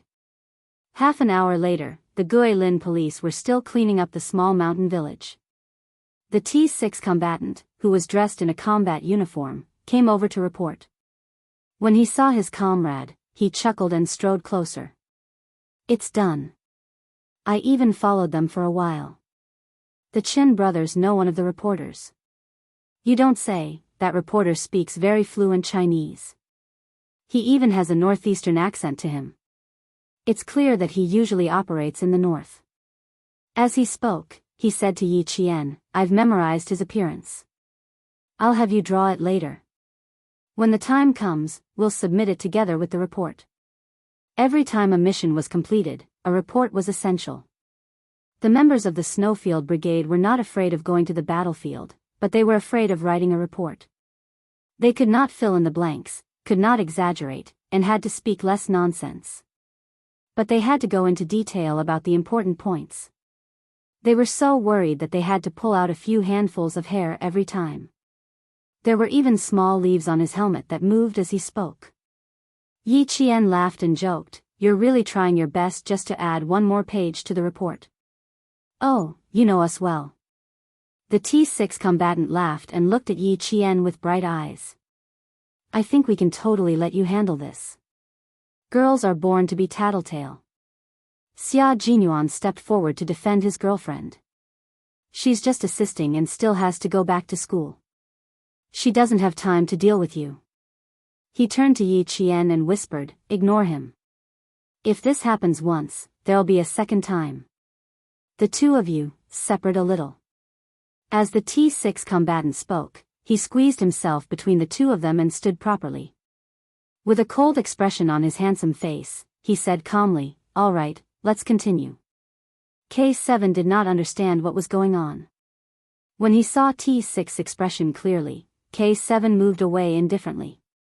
He understood. The T6 combatant was jealous that someone was standing in a pair in front of a single person like him. Fortunately, it didn't affect him. There was no way Xia Jinyuan would let the T6 combatant have his way. He took a step back with his slender legs, then another, and instantly moved from Yi Qian's left to his right. "Go away. I still have something important to discuss with Yi Qian." That was why it was so convenient to find a like-minded girlfriend who could carry out missions with him. At the end of the mission, he could even have a casual conversation. The T6 combatant, who had failed to stop the T6 combatant, felt sad. He still had not found a girlfriend. Although Anjesin looked carefree, she was actually not easy to deal with. As Yi Qian's good friend, how could it be so easy to woo her? Pigeon and White Crane came over and searched Chinjiafu's house. Other than finding a large amount of cash, they did not find a single bullet. Fake news deliberately released to confuse the Noble Lin police. White Crane smiled at Yi Qian in a gentle and elegant manner. They're already in the process of approving Chinjiafu's identity. Once it's confirmed, everyone will leave the mountain village. Leave early. We'll leave together on motorcycles. The T6 combatant also did not want to spend the night in a place like this. He was unhappy and did not feel good about it. Chapter 1523. At that time, they had asked for the military's help because they knew that the main culprit had a weapon provided by a foreign country. Now that they didn't, the military's Snowfield Brigade teammates could naturally leave. They marched very quickly. By the time the Guilin police had all evacuated from the mountain village, Yi Qian and the rest had already walked more than 11 kilometers. However, they were still 30 kilometers away from the place where they hid their motorcycles. A normal person would need 5 to 6 hours to walk, but they would need 4 hours. They would arrive at their destination at 3 in the morning. The Guilin police also needed to walk, but their speed was not fast enough. In addition, the villagers were not cooperative and deliberately stopped along the way. It would take them 7 to 8 hours to walk dozens of kilometers. Li Yi was dragged along the entire time. The police knew her identity, so they wouldn't let her have a good time. The mountain road was not easy to walk on. Li Yi was dragged all the way until she screamed and almost fainted from the pain. In the end, she screamed until her voice was hoarse, but the police didn't sympathize with her. Fu Hui, the village girl who accompanied them, had already told them countless things about Li Yi. Every time she said something, the eyes of the unyielding police turned red.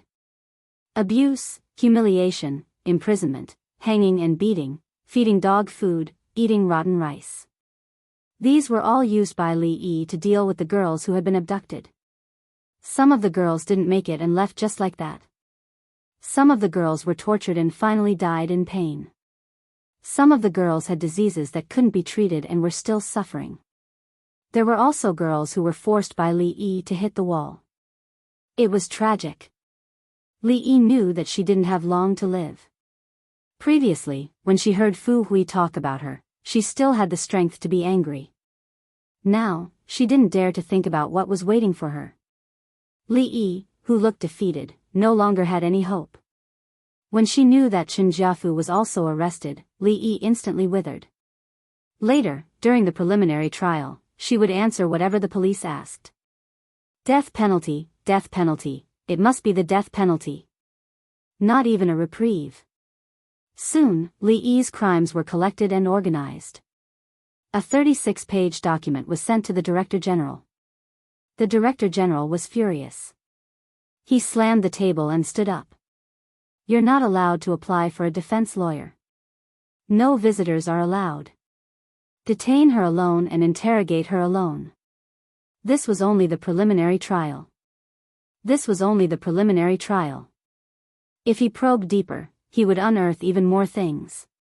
At this time, Yi Qian had already returned to the military academy. Tomorrow, she would have to return to the classroom and become a military academy student who was still receiving education and training. Captain Xia, I can go in alone. For the third time, Yi Qian reached out to take the luggage from Xia Jinyuan. He said helplessly, I have classes tomorrow, so I have to return to school before 6 o'clock p.m. You can't let me be late, right?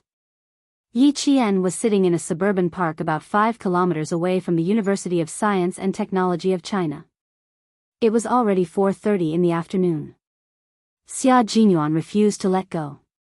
Seeing his girlfriend rush back to school without any reluctance, the young major felt a little sad. It's still early. We'll take a taxi at 5 and arrive at the school gate at 5:30.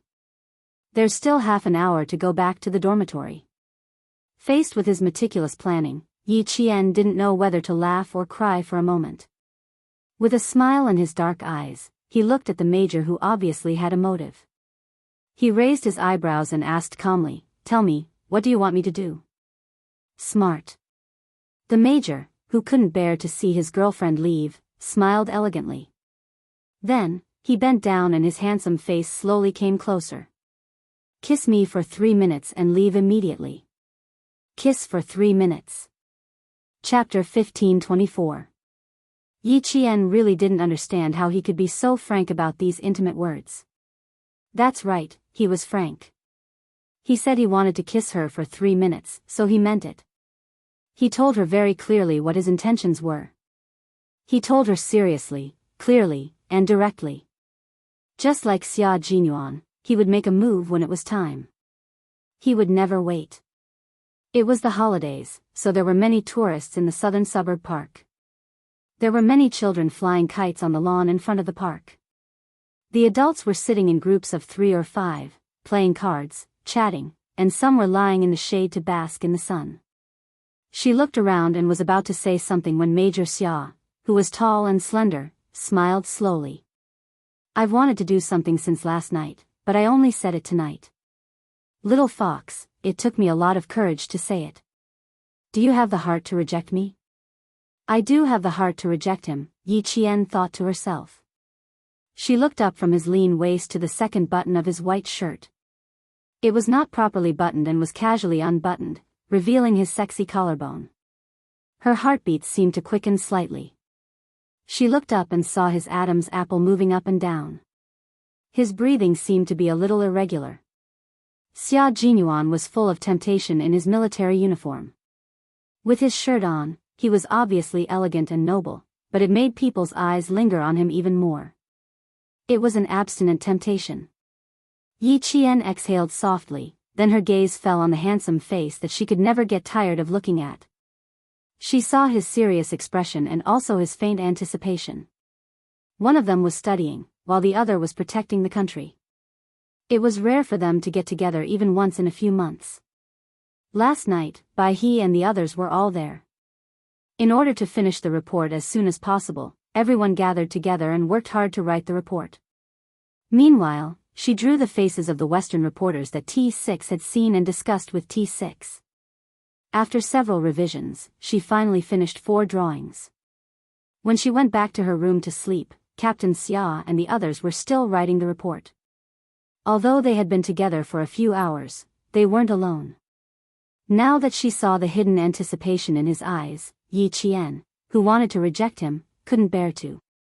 There are too many people here. Yi Qian spoke very softly. When she finished speaking, her ears were burning red. She could not bring herself to kiss him in public. Intimacy was a private matter between the two of them.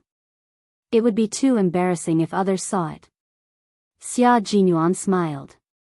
He knew that there were many people here, so he would not choose to kiss little fox here. Yi Qian found it hard to breathe when he saw his eyes light up.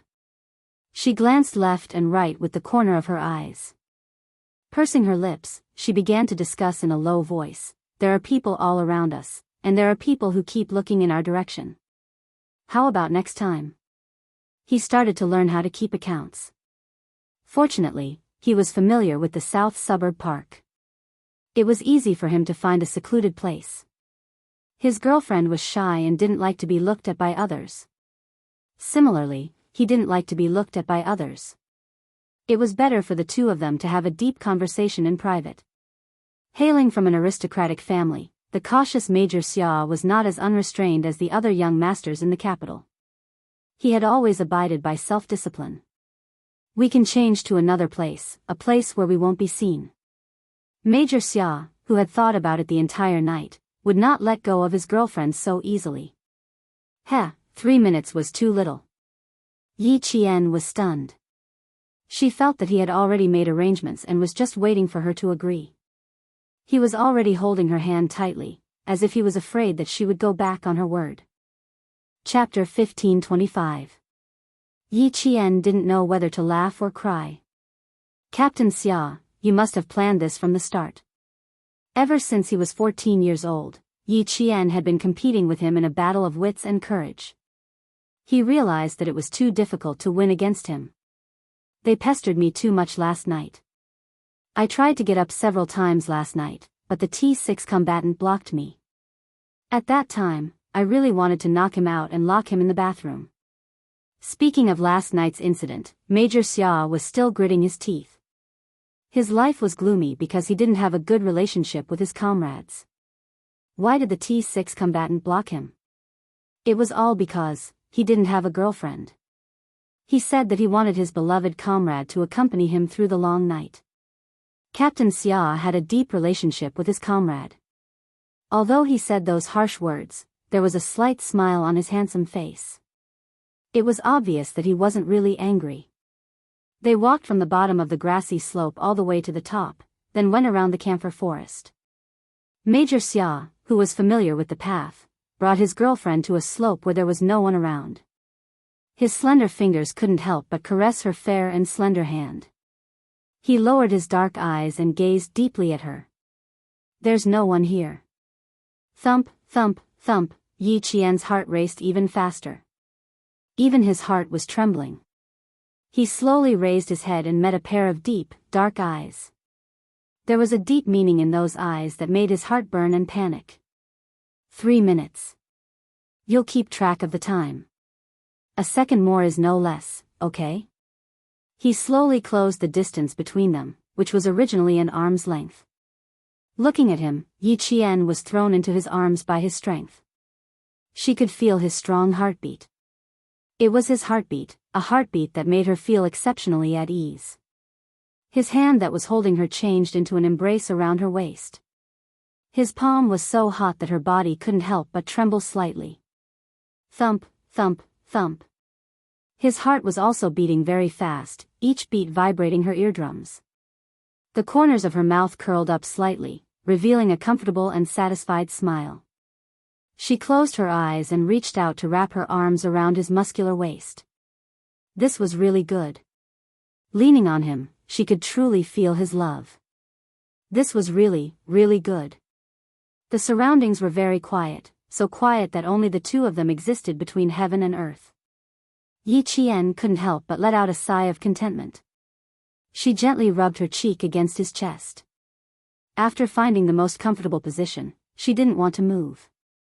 Let's stay like this until the end of time. It's kissing time. Raise your head. A gentle voice came from above. Yi Qian, who didn't want to leave his chest, shook his head to indicate that he didn't want to do anything for the time being. Her coquettish behavior made Xia Jinyuan chuckle.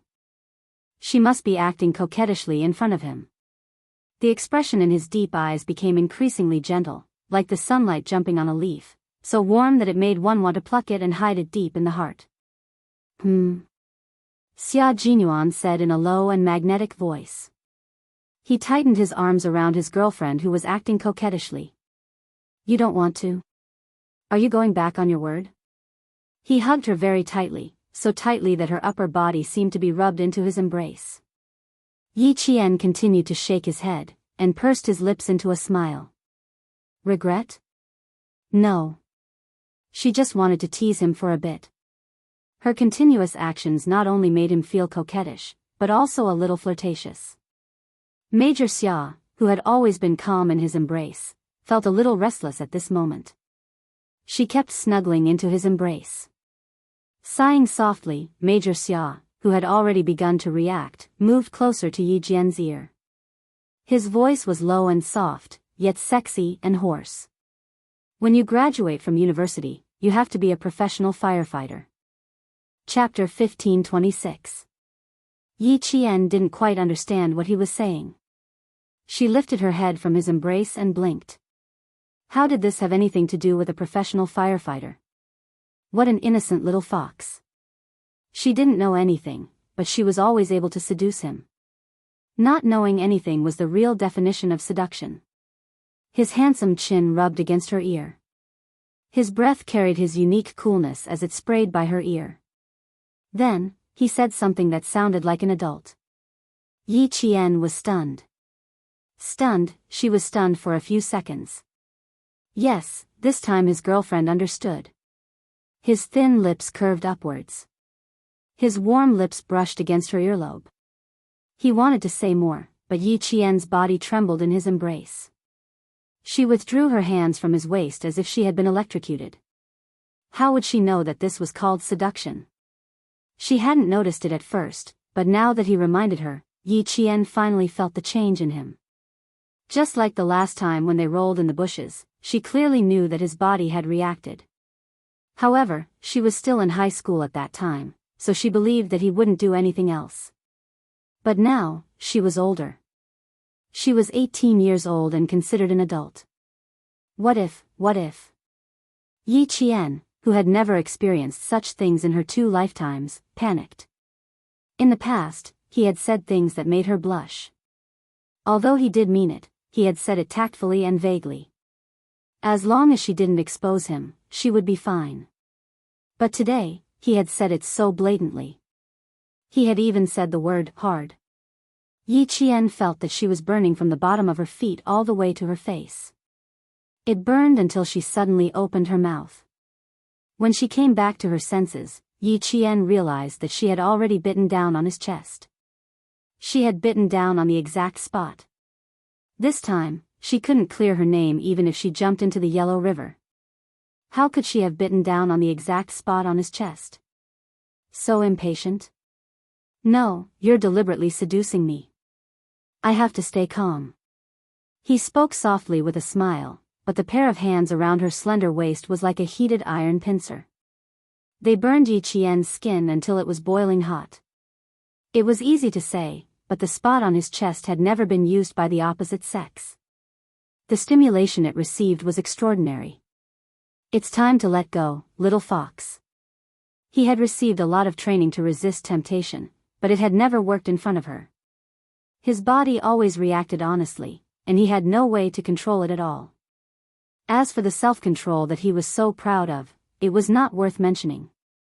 At this moment, his body had already sincerely expressed how poor his self-control was. Fortunately, he was still able to restrain himself from further actions. Yi Qian quickly turned his head away, not daring to look anymore. What should she do? She really wanted to run. Even if she wanted to escape, she would have to see if Xia Jinyuan would allow it. With the right time, the right place, and the right people, how could he let her escape? Xia Jinyuan, who had seen through her thoughts, did not give his girlfriend a chance. He moved his hands away from her slender and soft waist and slowly held her face. His slender fingers gently stroked her face. When he lowered his head, he could smell a fragrance that calmed him down. That was the pleasant fragrance coming from the little fox's body. It could evoke a man's most primal possessiveness. Yi Qian had already closed her eyes and felt the warmth of his fingers. After years of training, his rough fingers caressed her, causing her eyelashes to tremble slightly. She closed her eyes just like that and allowed him to caress her. Her beautiful face only showed her complete trust in him. She was not afraid that he would have any bad intentions, nor was she worried that she would be hurt. She trusted him wholeheartedly just like that. Chapter 1527. Xia Jinyuan's heart melted. This was his most beloved lover, his closest comrade.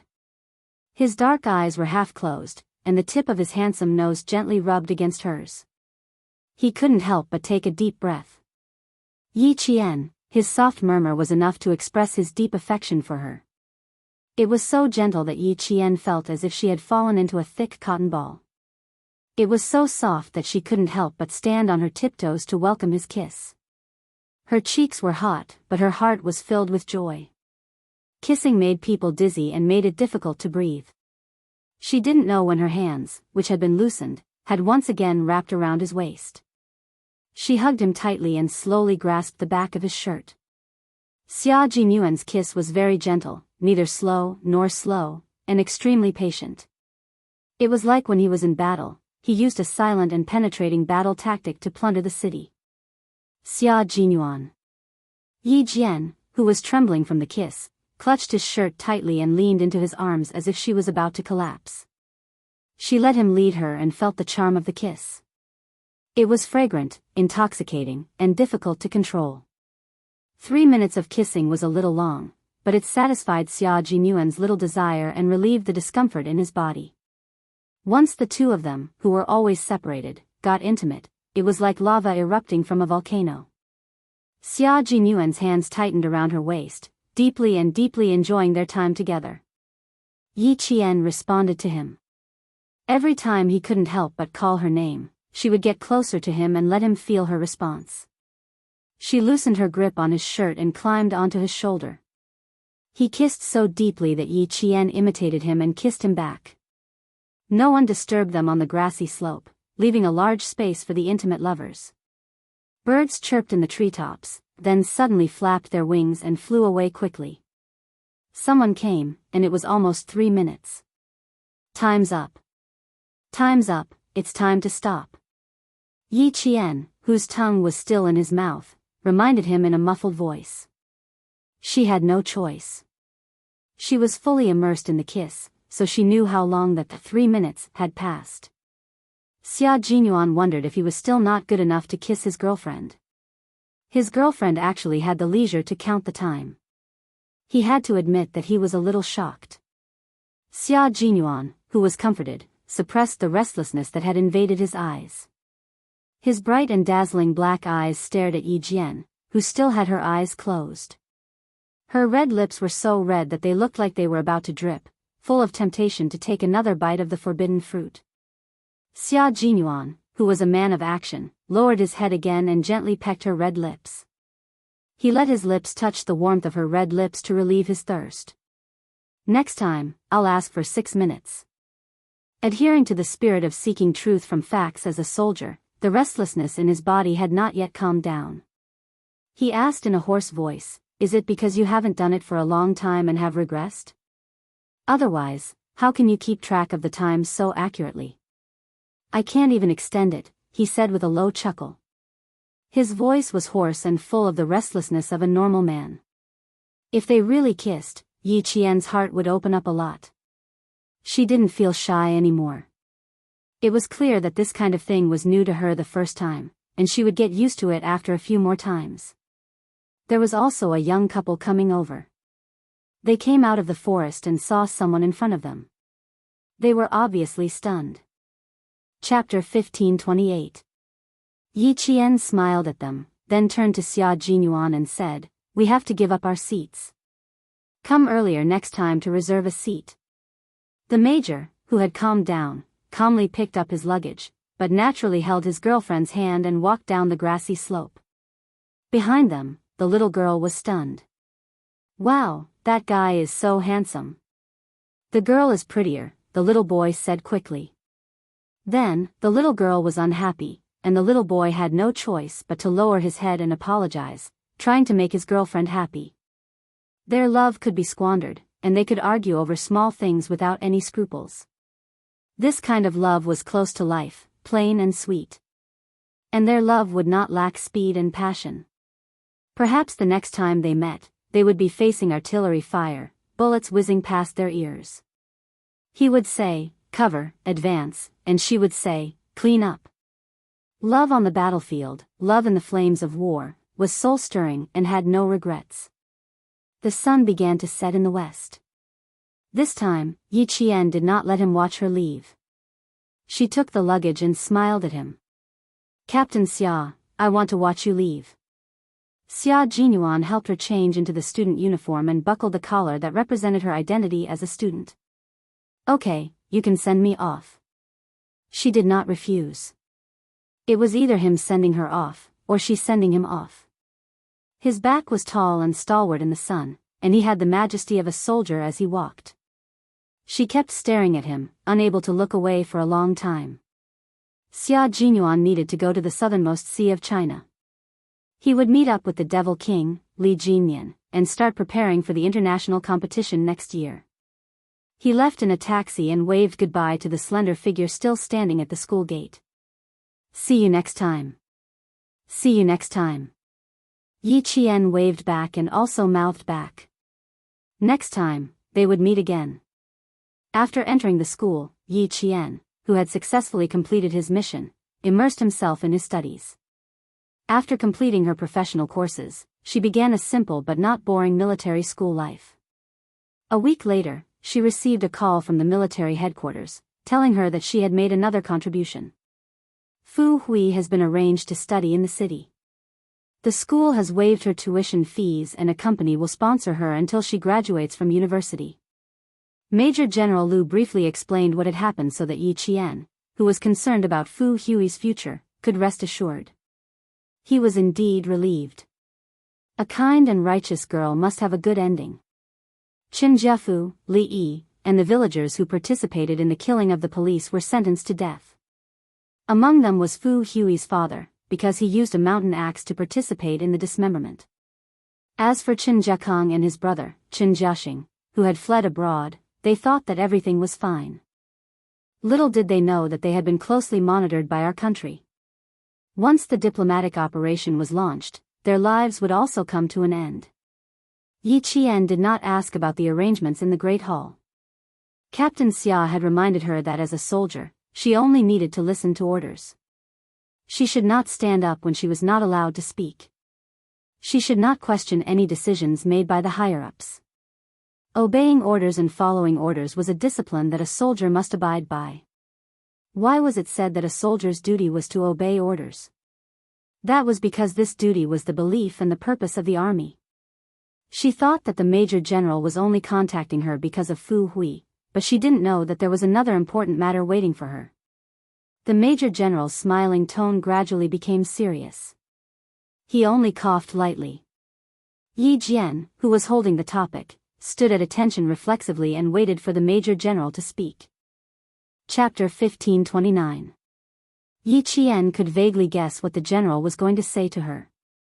Xia Jinyuan had mentioned this to her when she left the Storm Amphibious Frogman assault team during the summer vacation. She calculated the time he mentioned and realized it was about this time. Next year, there will be a competition between our country and the Western countries. This will be the first time our country will send special forces to participate in the competition. Yi Qian, you will be one of the female special forces soldiers and fight for the glory of our country alongside the male soldiers. The Major General was indeed talking about this matter. His words confirmed that Yi Qian would definitely participate in the competition. Her name was on the list and would not be changed. The Major General had a lot of confidence in Yi Qian. Otherwise, he would not let a military academy student participate in such an important competition. Do you have the confidence to fight for the glory of our country? To return victorious? Faced with the Major General's question, Yi Qian stood upright like a pine tree in the snow. She slowly replied word by word, I will not disappoint you. Good. I admire your fearless personality. Next, Yi Qian, you will work harder than the male soldiers and you will have to sacrifice more. The Major General laughed heartily. This girl's personality was still the same as when he first met her. Her heart had never changed and she was always moving towards her goal. Such a talent, such a female soldier, as a soldier, how could he bear to let her remain silent? It would only better develop her potential, allowing her to walk step by step steadily to the peak and become the most dazzling star in the army. It would guide the younger generation soldiers to bravely move forward like her, wear the military uniform, hold the steel spear in their hands, and protect their home and country. They would not let this life down. Yi Qian yearned for training and improvement. At the same time, she did not want to fall behind in her studies.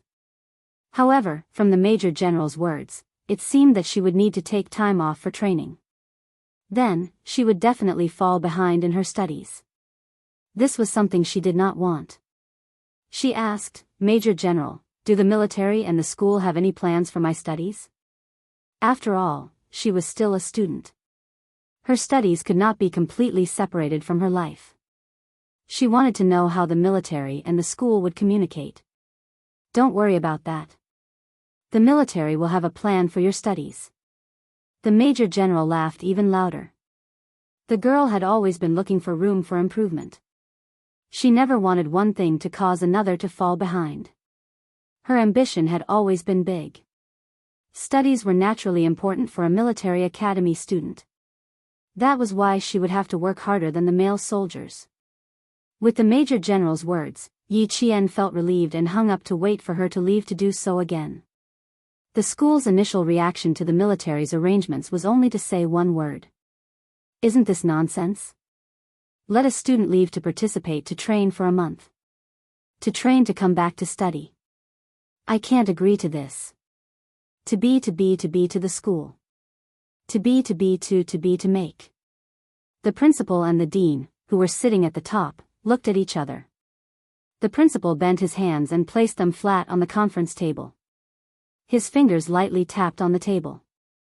The teachers and instructors who were originally against the idea all quieted down. They sat up straight and turned their heads to look at the dean. "This is an order from the military. The school can only obey and cooperate. The dean and I have studied Yi Qian's results for 2 nights. We also investigated her movements in the school during this period. 24 hours a day, the classroom, the training field, and the library took up 17 hours of her time." Chapter 1530. Furthermore, her arrangements are very scientific and reasonable. She made good use of her time and effectively increased her efficiency. Through analysis and observation, the dean and I have agreed that Yi Qian will leave the school on December 12th. He will be away for a total of 45 days. The teacher quickly calculated the time and realized that he would be back 3 days before the midterm exam. "Dean, I would like to ask about the arrangements for her midterm comprehensive exam. By the time she returns 3 days before the exam, the comprehensive physical exam will have already ended and all the students will be in the final revision phase. It is very likely that she will not be able to keep up with the progress of the other students." I agree with what Instructor Du said. This is her first semester's comprehensive physical exam. If she makes a mistake, it will affect her future postgraduate, doctorate, and evaluation. "Dean, I still want Yi Qian to be the outstanding student of the 99th batch. The military's arrangements make me feel uneasy." The teachers considered the results of the professional courses and the instructors considered the physical exam results. It was clear how much importance they placed on Yi Qian. The dean turned sideways and faced the instructors and teachers who were participating in the discussion. "Everyone, it's like this. The military has considered all the issues that you have mentioned. Therefore, the professional courses that Yi Qian will be away for a month will need to be divided by the teachers and instructors. The focus of the final exam will also need to be emphasized by the instructors. The training Yi Qian will be away for this time is not normal training. It will affect the reputation of our military internationally. Everyone knows that our country has just held a grand celebration, but you must not know that our student Yi Qian will be secretly accompanying the celebration as a soldier to protect the safety of our country's leaders." This was not a secret. After graduation, all the contributions that Yi Qian had made during the school term would be printed on his personal graduation information. Furthermore, during the live broadcast of the celebration, Yi Qian was in the camera for 3 seconds. Those who were familiar with Yi Qian would have noticed. Because she had only been in the school for a month, although the teachers and instructors had a deep impression of her, they did not notice Yi Qian in the camera for 3 seconds. "Everyone, you can go back and watch the celebration. Yi Qian is in the camera for 3 seconds." When she realized that the camera was pointing at her, she reacted quickly and avoided it. Otherwise, there would be at least 10 seconds of footage. The dean had to look around again to see his student. When they found out that their students had been sent to protect the country's leaders as soon as they entered the school, the clerical teachers and instructors were quite surprised. They had all watched the grand celebration, but they did not see Yi Qian. He had to take a look tonight. As teachers, instructors, how could they not know about such an important matter? Wasn't this a little too low-key? Taking in the expressions of everyone present, the dean smiled and continued, in other words, our student Yi Qian is valued by the leaders and the military. They need the school's cooperation to allow her to leave the school to complete this important training. As for why he left the school for training, I'm sorry, but this is confidential. Neither the principal nor I know. However, the military has already considered all of your concerns and has come up with a countermeasure. In other words, Yi Qian's departure from school for training will not affect her professional classes and physical training. Whatever the students learn in school, Yi Qian will learn the same thing even if she leaves school for training. It will not affect her studies. It was just that it would be very difficult for the individual. However, as a soldier, one could not be afraid of hardship and fatigue. No matter how difficult it was, one had to overcome it. Hardship was nothing. In the end, the only one who would benefit would always be oneself. Chapter 1531. The teachers and instructors all fell silent. After that, one of the instructors in charge of the students' physical fitness said with a sigh, military academy students have 3 major nightmares: housekeeping, formation, and physical fitness. Every freshman will be tortured for at least 2 months. And from the looks of it, Yi Qian is no different from an old soldier. Let's take folding blankets as an example. Even now, freshmen can't fold a square block of tofu to a standard. The corners don't even have a shape. On Yi Qian's first day at school, she was the only one in the class who met the standards for housekeeping. The housekeeping team was very surprised, so they took a tape measure. Good Lord, 65 centimeters in length and width, 15 centimeters in height, not an inch more and not an inch less. That's the exact number. The surface of the blanket was so flat that, in the words of her classmates, a drop of water would make the water slide down. The blankets freshly received by freshmen were so new that they still had the smell of storage. It was soft and smooth to the touch, and definitely comfortable to cover. But to fold a blanket like this into a standard block of tofu was difficult. Everyone sitting in the meeting room knew that every year when new students entered the school, the first problem they had to overcome was folding their blankets. Even those students whose family members were in the military or whose parents were soldiers had to go through this experience when they entered the school. There were also some who could fold it well after a few days, but Yi Qian, who folded it so neatly the moment she entered school, was still rare. Even if there were, they were mostly boys. A single housekeeping incident was enough to make people remember Yi Qian. Although Yi Qian is a freshman, her housekeeping and formation are exemplary. During training, if I'm not around, she can become an assistant instructor and guide students who don't meet the standards. Since the military has already made arrangements, I believe that she won't have any problems with the comprehensive physical fitness test. The instructor in charge of the physical fitness test was no longer worried. The teacher in charge of the specialized course said, "Student Yi Qian has always been very hardworking. As long as she has free time, even if it's only half an hour, she will study hard. I've observed her studies for half a month, and I've also seen her study schedule. During the summer, the school wakes up at 5:30, while she wakes up at 4:50, and spends half an hour studying different languages. During the winter, the school wakes up at 6 o'clock, while she wakes up at 5 o'clock, and spends an hour studying. Every day, I've never fallen behind." During the week, he appeared in the school library and the public computer room. His waking time and bedtime were the same as usual. There was no difference at all.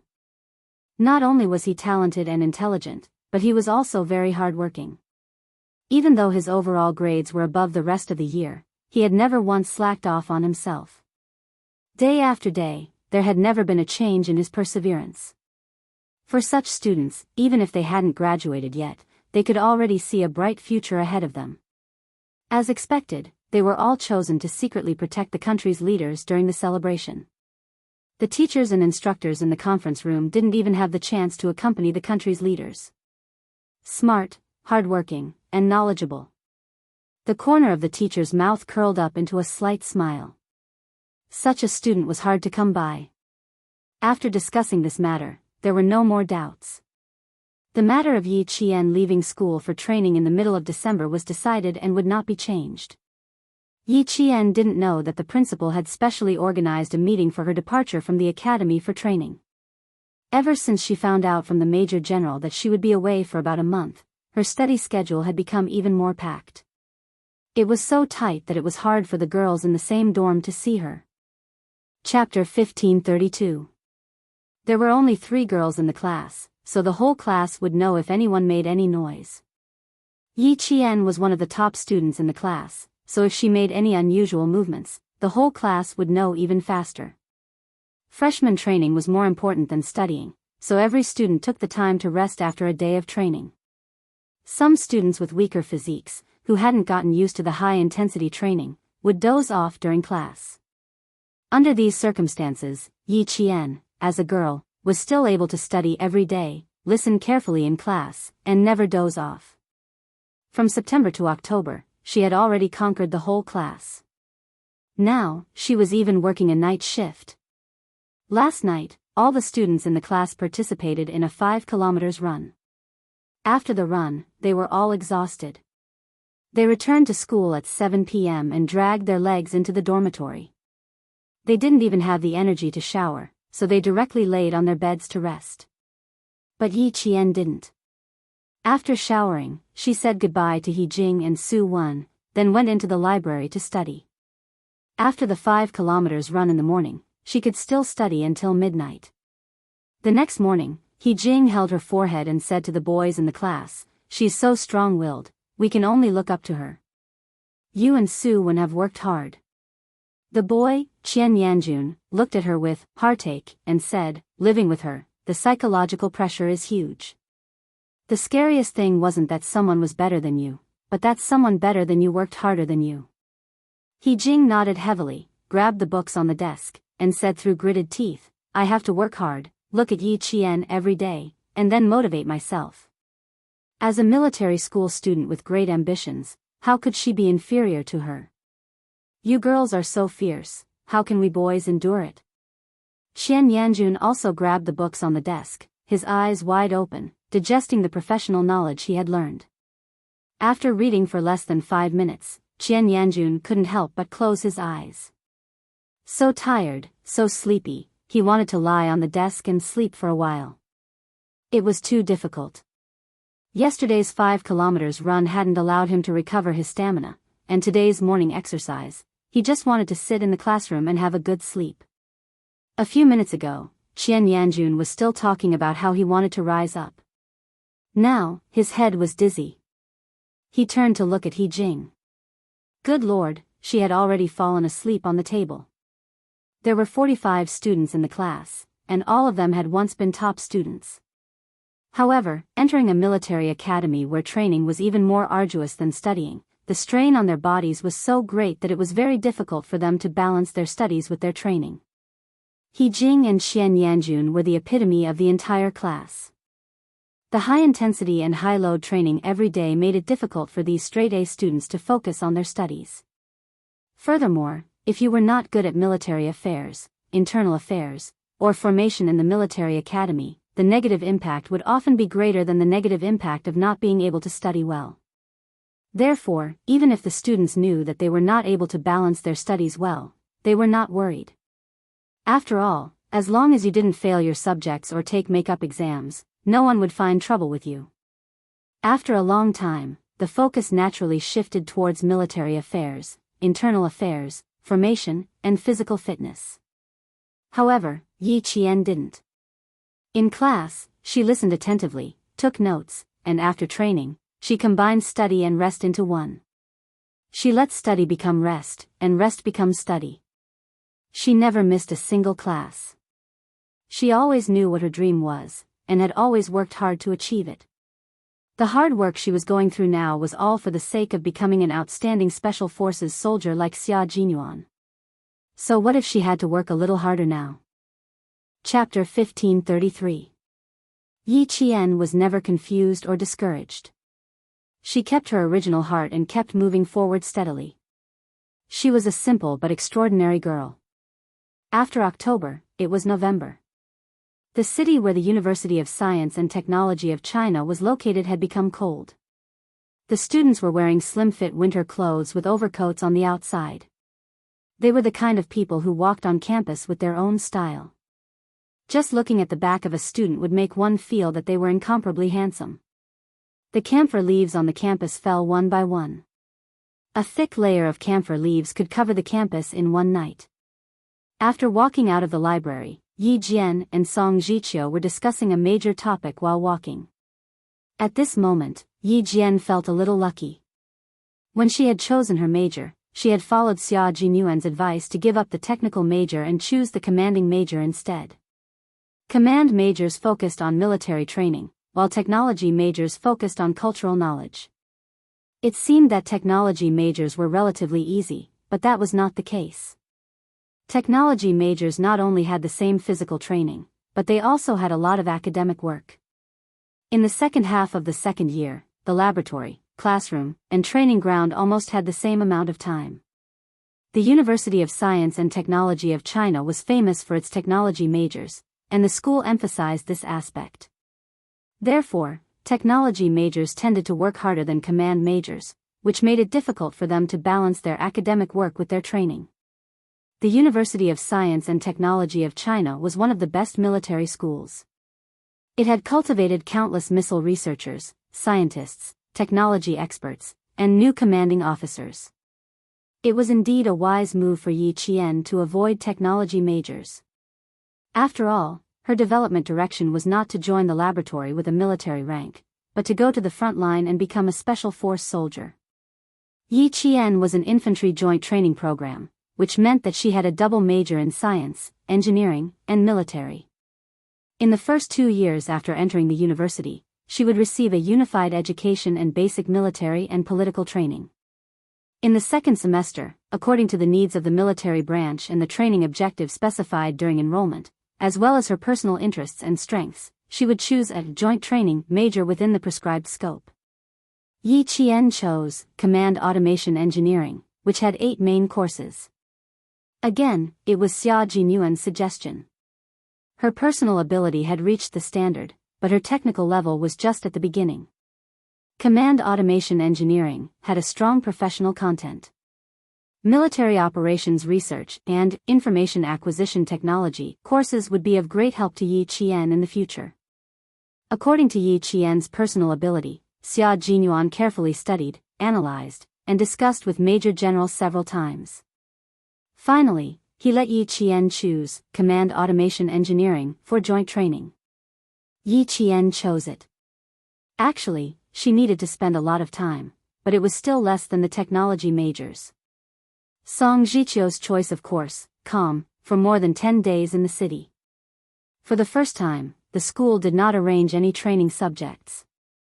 Instead, they gave each class a certain number of places to leave the school so that the students could go out. After the roll call last night, the class monitor, Song Zhiqiu, announced the good news. In less than a minute, the 10 exit passes in her hand were announced. It was so fast that it was even faster than eating fast food at the end of the long training. In the blink of an eye, the 10 exit passes were gone before they even thought about what to do with the exit passes. It could be seen that the exit passes were so popular that they were hard to come by. Sometimes, a class didn't even have one. Chapter 1534. Yi Qian and Song Zhiqiu were talking about how many things the students would bring back. Their classmate, Lu Yang, walked toward them in a hurry. When he saw Yi Qian, his eyes lit up. If it were not for the fact that he was afraid of the pickets, he would have run over. He quickened his pace and said to Yi Qian in a low voice with sweat all over his forehead, "Something happened outside." Su Wen accidentally dropped the ice cream in her hand on a young man's coat. Su Wen apologized hurriedly, but she was touched by him. Su Wen was scared. Gu Jinglin came out of the supermarket with her and saw several young men dragging Su Wen into a Santana car. Then, when the hot-blooded male students saw their female classmate being bullied so badly, they suppressed their anger and rushed over to drag Su Wen back. However, the young men did not let them go and beat them directly. Gu Jinglin and the others were wearing winter clothes inside and big coats outside. They did not dare to beat them too hard for fear that their military uniforms would be exposed. However, the young men thought they were scared and chased them all the way. Now they are blocked in the Sijio alley and are wondering whether they should fight. Yi Qian's face became cold. There are 10 people in total. Su Wen and He Jing are 2 girls and 8 boys. Are they all together? No. If the 10 of them fight together, they will have a chance to win. However, they are separated. So they are wondering whether they should fight or not. Lu Yang said anxiously, if they are really beaten, they will definitely fight back. If the young men come to the school and make trouble, we students will be at a disadvantage. After being molested and almost being dragged into a car by the young men, if they really fought back, it would be self-defense. The problem now was that they did not have enough people. Song Jiqiu said immediately, we can't alert the school. Let's go out and have a look first. After saying that, he looked at Yi Qian up and down. Suddenly, he said with interest, my cousin said you are very good at fighting. You defeated 10 people easily. As your classmate, I don't know if I can have the honor to see your heroic appearance today. The top students wouldn't have said these words in the past. To them, fighting was a distant matter. In their 12 years of education, only bad students would fight. Good students were always well-behaved and obedient. It looked like the military academies were the same as the military headquarters. They were both places that could incite the bloodlust of anyone. They, who were so weak that they could not even wring a bucket of water, had actually started to play with violence today, and played it so naturally too. The environment changed people. Every day's training stimulated the belligerence, competitiveness in the young people. Usually, they were strictly disciplined and were not allowed to take half a step out of the minefield. However, once there was an explosive point, the scholar would turn into a beast, and the hands holding the pen would turn into fists for fighting. Although they had resorted to violence, they were still rational and had not lost their minds. They knew that with just the 4 of them, there was no way they could win, so they could only ask their classmates for help. And the person asking for help could not be anyone else. It had to be Yi Qian. Because only Yi Qian could get an exit permit from the instructor. Lu Yang was stunned. When Yi Qian and Song Jiqiu walked to the teacher's office together, he came to himself and followed them. Comrades, do you mean to go and fight together? How can we do that? If the school knows about this, all of us will be punished. Calm down, you must calm down. We can report the actual situation to the teacher and let the teacher deal with it. Isn't it better? It was a typical way of dealing with the situation. Chapter 1535. Song Jiqiu patted the good student's shoulder and said, Comrade, we've been in the school for more than 40 days. Don't you feel suffocated? Don't you need to go out to vent your anger? Now there is a good reason for you to go out to vent your anger. Do you have the heart to refuse? That was right. The 3 of them went out to pick up their comrade. If the other side refused to let them go and forced them to defend themselves, they had no choice but to take action. Their reason was upright enough. Moreover, they were bold enough to drag the female students of the military school into the car. Obviously, their motives were not pure. They dared to rob people in the hall, which was extremely bad. In order to protect their comrade, they had no choice but to take action. How could the school punish them? Lu Yang was interested. He even proposed to take more students who were good at fighting to the other side. Okay, there are already 10 people outside. Including the 3 of us, it's enough. If we take more people with us, we'll go out to have a gang fight. It's a fundamental change. Song Jiqiu explained. It could be seen that this was a good student who was brave and resourceful. He had fought many times before, but he was always wise enough to protect himself. Lu Yang was enlightened. Although they were going out to have a gang fight, they should let the school know that their intention was to solve it peacefully. Since Yi Qian went out, the instructor only asked a few questions about the reason for going out. Yi Qian did not hide anything and told the whole story. The instructor then gave the 3 exit permits to Yi Qian and said, "If you have any problems, solve them outside. Don't leave any traces behind." They were so arrogant. They wanted to have sex with the female students of the military school and dragged them into the car. If they did not show some toughness and let these young people know the consequences, they would really think that they were so powerful that they could do whatever they wanted. Lu Yang looked at the 3 exit permits, which were impossible to get in normal times, and his eyes almost popped out. Damn it. It was so easy. This is called the art of speaking. You can catch the main point. Learn more in the future. Song Jiqiu also learned something from Yi Jian. Yi Jian grasped the key points first and explained the matter with a rather serious expression and tone. Then, she changed into an anxious and unsteady tone to express her purpose of coming here. At the same time, she did not forget to tell the instructor that she would handle the matter properly. It had to be said that Yi Qian was intelligent. Even his words were full of wisdom. The 3 of them could leave the school as soon as they had the leave slip. However, in order to prevent their identities from being exposed, the 3 of them returned to the dormitory as quickly as possible and changed into casual clothes. 5 minutes later, they left the school together. Sijiu Alley was a famous food street in the city. In the past, there were several exits. However, due to the city's renovation in October this year, Sijiu Alley was listed as a key renovation project. The food street was temporarily closed, and there was only one exit. Ge Jinglin, Su Wen, and the other 3 students, who were unfamiliar with the city, rushed in, only to find that the road was blocked. Motherfucker, search carefully. I don't believe you can ascend to the heavens. Outside the engineering support frame, several young gangsters walked over with steel pipes in their hands. They were yelling in an extremely arrogant manner. Ge Jinglin did a head count of the number of people on the other side. His expression did not look too good. When he could no longer hear the footsteps, he whispered, "There are 23 of them. We only have 4 people left. We have no chance of winning at all. We can only wait for Yi Qian and the others to arrive." Since they were outnumbered, they could only rely on hiding to buy time and wait for reinforcements.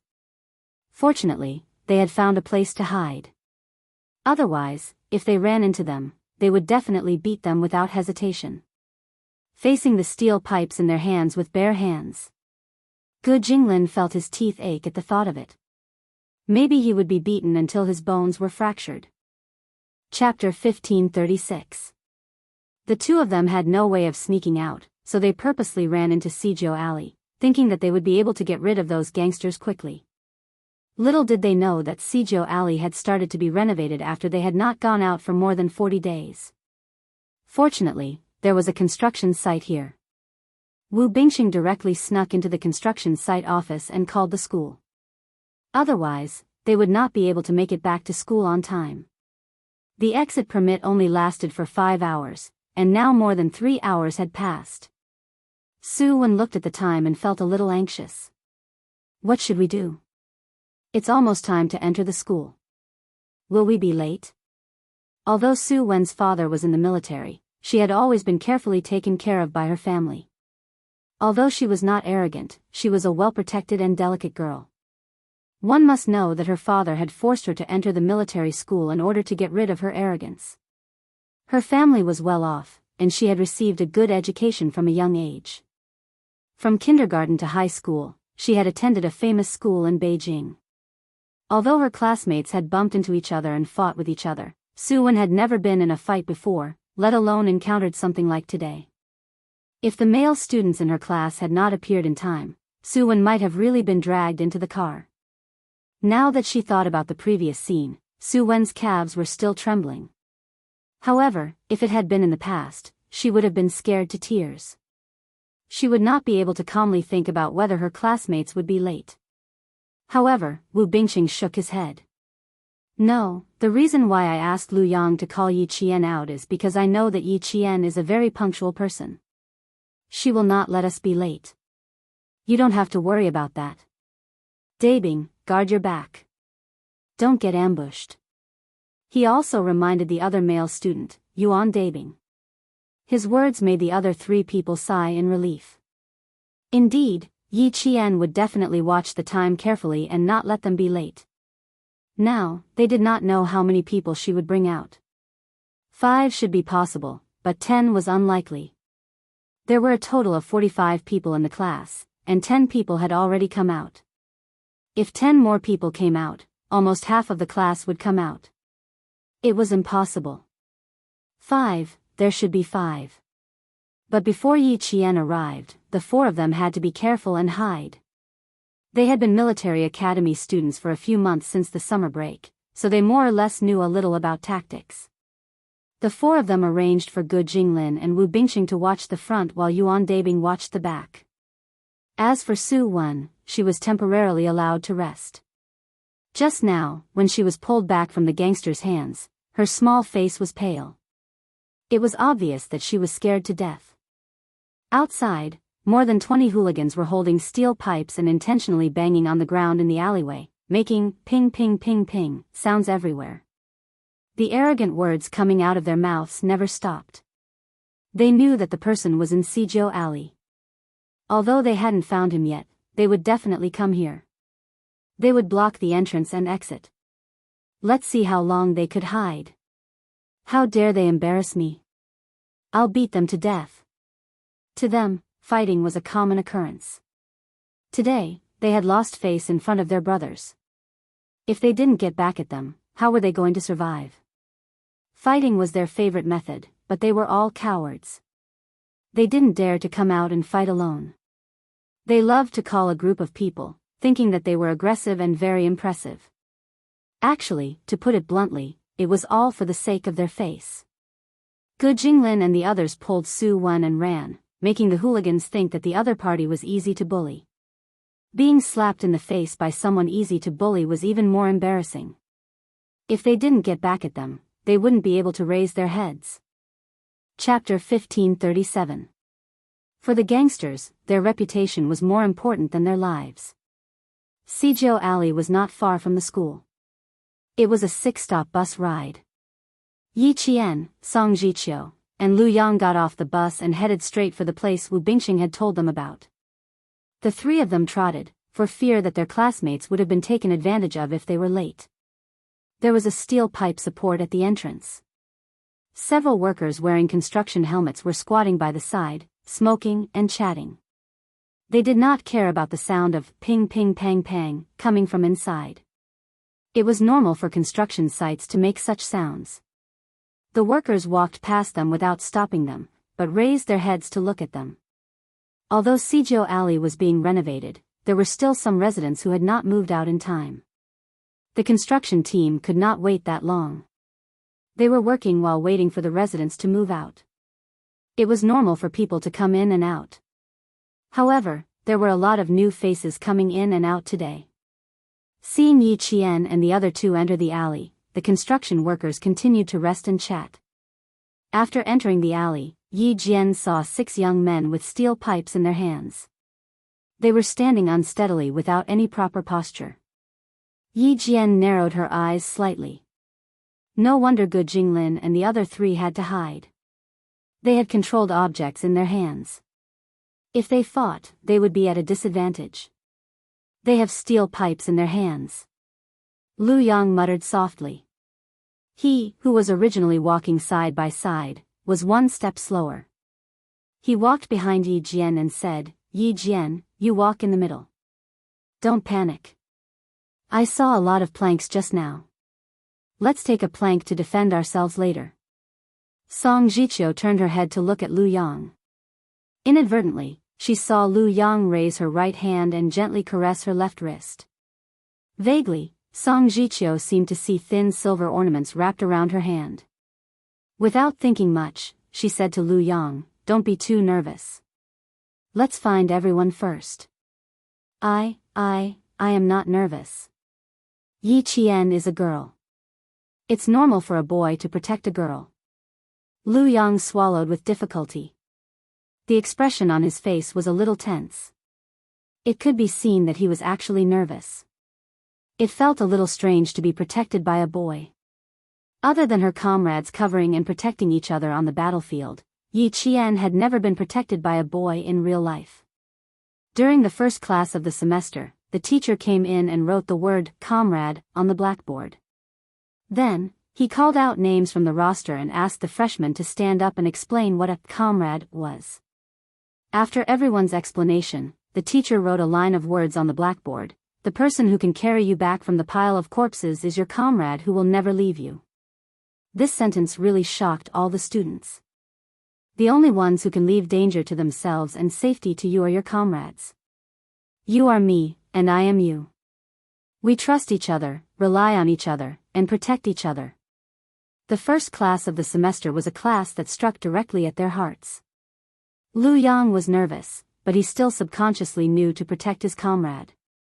This was how a comradeship was built. Let's settle this peacefully first. If it doesn't work out, we'll settle it with violence.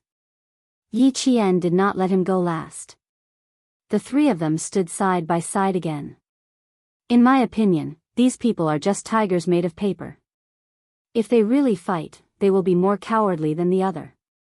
Years ago, Luo Ran led a group of gangsters. Brother Huang, who was the leader, also came fiercely.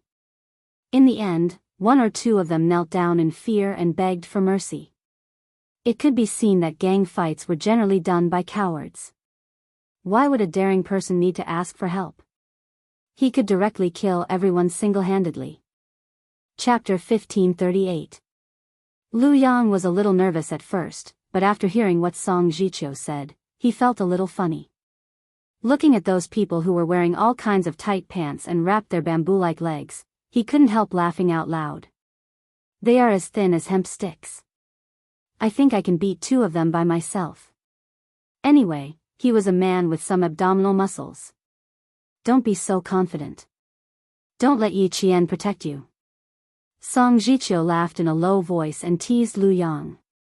She said half-jokingly, later, we just need to protect ourselves. Don't drag Yi Qian down. His cousin had said that she could beat 10 people by herself. He didn't doubt it. Looking at her indifferent expression and her slightly raised eyes, there was a hint of disdain in them. She didn't take these young people seriously at all.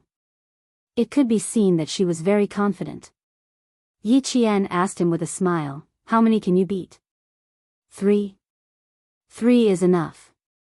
5 is not enough. Song Jiqiu put her arm around Lu Yang's shoulder, raised her eyebrows, and said with a smile, we should have a chance of winning. Yi Qian's smile deepened. You can deal with 3, Lu Yang can deal with 1, and Gu Jinglin and the others can join the fight. The chance of winning is still quite big. Before the fight started, they had divided the tasks. This was called a battle with a plan. The 6 young people guarding the door were talking with steel pipes in their hands. When they saw someone coming in, they couldn't help but raise their heads to look over. With a little bit of fierceness in their eyes, they stared straight at Yi Qian, who was walking in the middle. Excuse me. Thank you. Yi Qian stood in front of them with a faint smile and bowed first. The young man in the middle stared at Yi Qian a little obscenely. He spat out the betel nut residue in his mouth and walked up to him with a smile. Beauty, where are you going? Do you need us to give you a ride? Looking at him, I really want to beat him up. Lu Yang and Song Jiqiu stepped forward at the same time and stared at the young man who spoke. Song Jiqiu said in the local dialect, please make way. Thank you. She bowed again. Someone shouted from inside, fuck, did you guys manage to defend it? Did anyone come out? No, our brothers are guarding it. The young man who had blocked Yi Qian and the other 2 came back. The moment he opened his mouth, the smell of betel nut in his mouth was so strong that it made one nauseous. Brother Hui, there's another great beauty outside. Do you want to come out and take a look? Laughter came from inside. Looks like Brother Huey's luck with women is not bad today. Brother Hui, do you want to go outside and take a look? Leave the inside to the brothers. As long as they haven't escaped, we'll definitely find them for you. Fuck, don't talk nonsense with me. Find those who dare to not give me face first. He definitely didn't run out. Keep a close eye on him. Look for him in the unlocked house. Damn it, if I find him, I'll beat him up. Beat them to death. There were not many residents going in and out. The young man who was talking inside became more and more arrogant, as if he was the biggest boss in the whole world. He was the young man who Su Wen had accidentally dropped the ice cream on his coat. He was tall and strong with a crew cut. There were 5 or 6 earrings in one ear and a string of flamboyant silver jewelry around his neck. He was chewing betel nut in his mouth and walked energetically as if there were lice on his body. The other 20 or so young men were basically dressed in the same way. There were silver jewelry around their necks. Some wore black jackets, and some wore denim shirts. Their pants were either loose jeans or tights. There was a silver chain hanging from the side of their belts. Their clothes, appearance, and speech were completely different from those of Yi Qian and the others. Chapter 1539.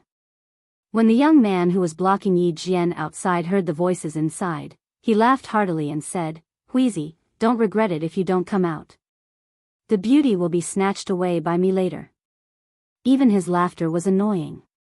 Lu Yang and Song Jiqiu's faces darkened. "We're going in to find our friends. Please make way for us." Yi Qian didn't look angry at all. He had a faint smile on his beautiful face, like a lotus blooming with dew in summer. When he smiled, the petals made people want to pick them up and smell their fragrance. The young men's eyes were fixed on her. She was a real beauty. With a covetous look, they stared at her and said frivolously, "Beauty, don't be so heartless. You're not in a hurry to find your friends. Come and chat with us first." "I'm sorry. I'm really going to find my friends," Yi Qian said again. There was no change in his expression and words, but his eyes were cold. The young men didn't know what was good for them and moved closer to Yi Qian. "Why don't we go with you to find your friends? After you find your friends, you can play with us. I'm sure you won't refuse this arrangement. Beauty, Brother Ching likes you, so he wants to play with you. Don't be so ungrateful." "Exactly. You should know what's good for you. It's your honor that Brother Ching likes you. If you refuse, Brother Ching will let you go, but we won't let you go. When we use force, don't be afraid that we won't be polite." Lu Yang was furious. "Hey, don't go too far. Boy, how can you talk like that?" 2 young men in black tights jumped out immediately. In order to show off, they patted their hands with the steel pipes in their hands. "If you don't want to be beaten, you'd better get out of here." Song Jiqiu pulled Lu Yang back. "Don't be impulsive. Follow Yi Qian." Until now, Yi Qian was very calm. It seemed that he had other plans. Moreover, she felt that Yi Qian seemed to be gentle on purpose. He should be like her, who would be polite first and then use force. Thinking of the key point, Song Jiqiu whispered to Lu Yang. Yi Qian told the teacher that she would be reasonable first. Now, she was being reasonable. "After we've reasoned with them, we'll find Su Wen and the others before we make other plans." What he meant by making other plans was naturally fighting. "All right, then can you all step aside and let me in?" Just as Song Jiqiu had expected, Yi Qian had indeed planned to do so. He agreed with a smile and waited for them to step aside. No matter what, finding Su Wen and the others was the most important thing. Once everyone was found, there was no need to be distracted by fighting. Yi Qian and the young man walked in front. Whenever the young man spoke, Yi Qian would reply politely without a trace of anger. However, when the young man wanted to touch her, she glanced at him and said calmly, "Watch your step. Don't break your hand." His casual words made the heart of the young man called Brother Ching tremble fiercely, and he obediently withdrew his hand that was about to reach out. In front of them, there was a frame covered with a green net to prevent sand from splashing. Before Yi Qian walked over, Gu Jinglin, who was guarding inside, had already seen her. Coming, Yi Qian is here. He even brought people here. 1, 2, 3. He counted quickly and said happily, "Awesome, there are 9 people here. Almost half of the students in our class are here." Chapter 1540. He didn't take a good look at who they were. After counting the number of people, he turned around and talked to the students behind him. When Yi Qian and the others came closer, he realized that he didn't know anyone other than Yi Qian, Song Jiqiu, and Lu Yang. Moreover, they were dressed like the gangsters who were chasing after them. No way. Gu Jinglin's heart sank. The 4 of them hadn't gotten away yet, and they had dragged Yi Qian and the others down with them. It's over. Yi Qian and the others still have 6 people behind them. We haven't gotten away yet, and now we've dragged her down with us. Gu Jinglin stared outside and quietly said to the students behind him, "Brothers, when we get out later, I'll leave my back to you. No matter how hard they fight, we can't be separated." They were all smart and knew what to do with just a little reminder. Wu Bingqing said, "We'll stand back to back in a circle. If one of them throws a steel pipe at us first, just reach out and grab it. You must be fast, accurate, and ruthless. Grab it and use it as a self-defense weapon. Fighting against 23 steel pipes with my bare hands, it's a bit hard to grab this one." Yuan Dabing bent over and said carefully, "My back is also in your hands later. Don't let them hit the back of my head." Yi Qian got closer and closer to them. Finally, he stood in front of the support and said to the young man, "My friend is resting here. Do you want to go in and take a look?" Damn it, they're with them. The young man finally realized that he had been fooled. His cheeky smile turned into anger. They've got guts. How dare they trick my brother Cheng? After that, he shouted toward the alley, "Huizi, call the brothers over. The people you found are all hiding here. They've got guts. They even called for help to deal with us." Then, the sound of hurried footsteps could be heard in the alley. More than 10 gangsters rushed toward the support. Gu Jinglin was the first to come out of the support. He said to Yi Qian, "We've caused a bit of trouble." "I'm sorry, Yi Qian. It's nothing." Yi Qian shook his head with a smile and asked Su Wen, who came out later, "Su Wen, are you okay?" Su Wen stood beside Yi Qian and said, "She's fine, she's fine. She had a big scare earlier, but she's fine now. She's fine." She moved closer to Yi Qian and said uneasily, "Gu Jinglin and the others said that if we can't win, we should run out and call for help. Do you think anyone will come in to help us?" "I won't." Yi Qian couldn't help but laugh. They all have steel pipes in their hands. Normal people wouldn't dare to provoke them.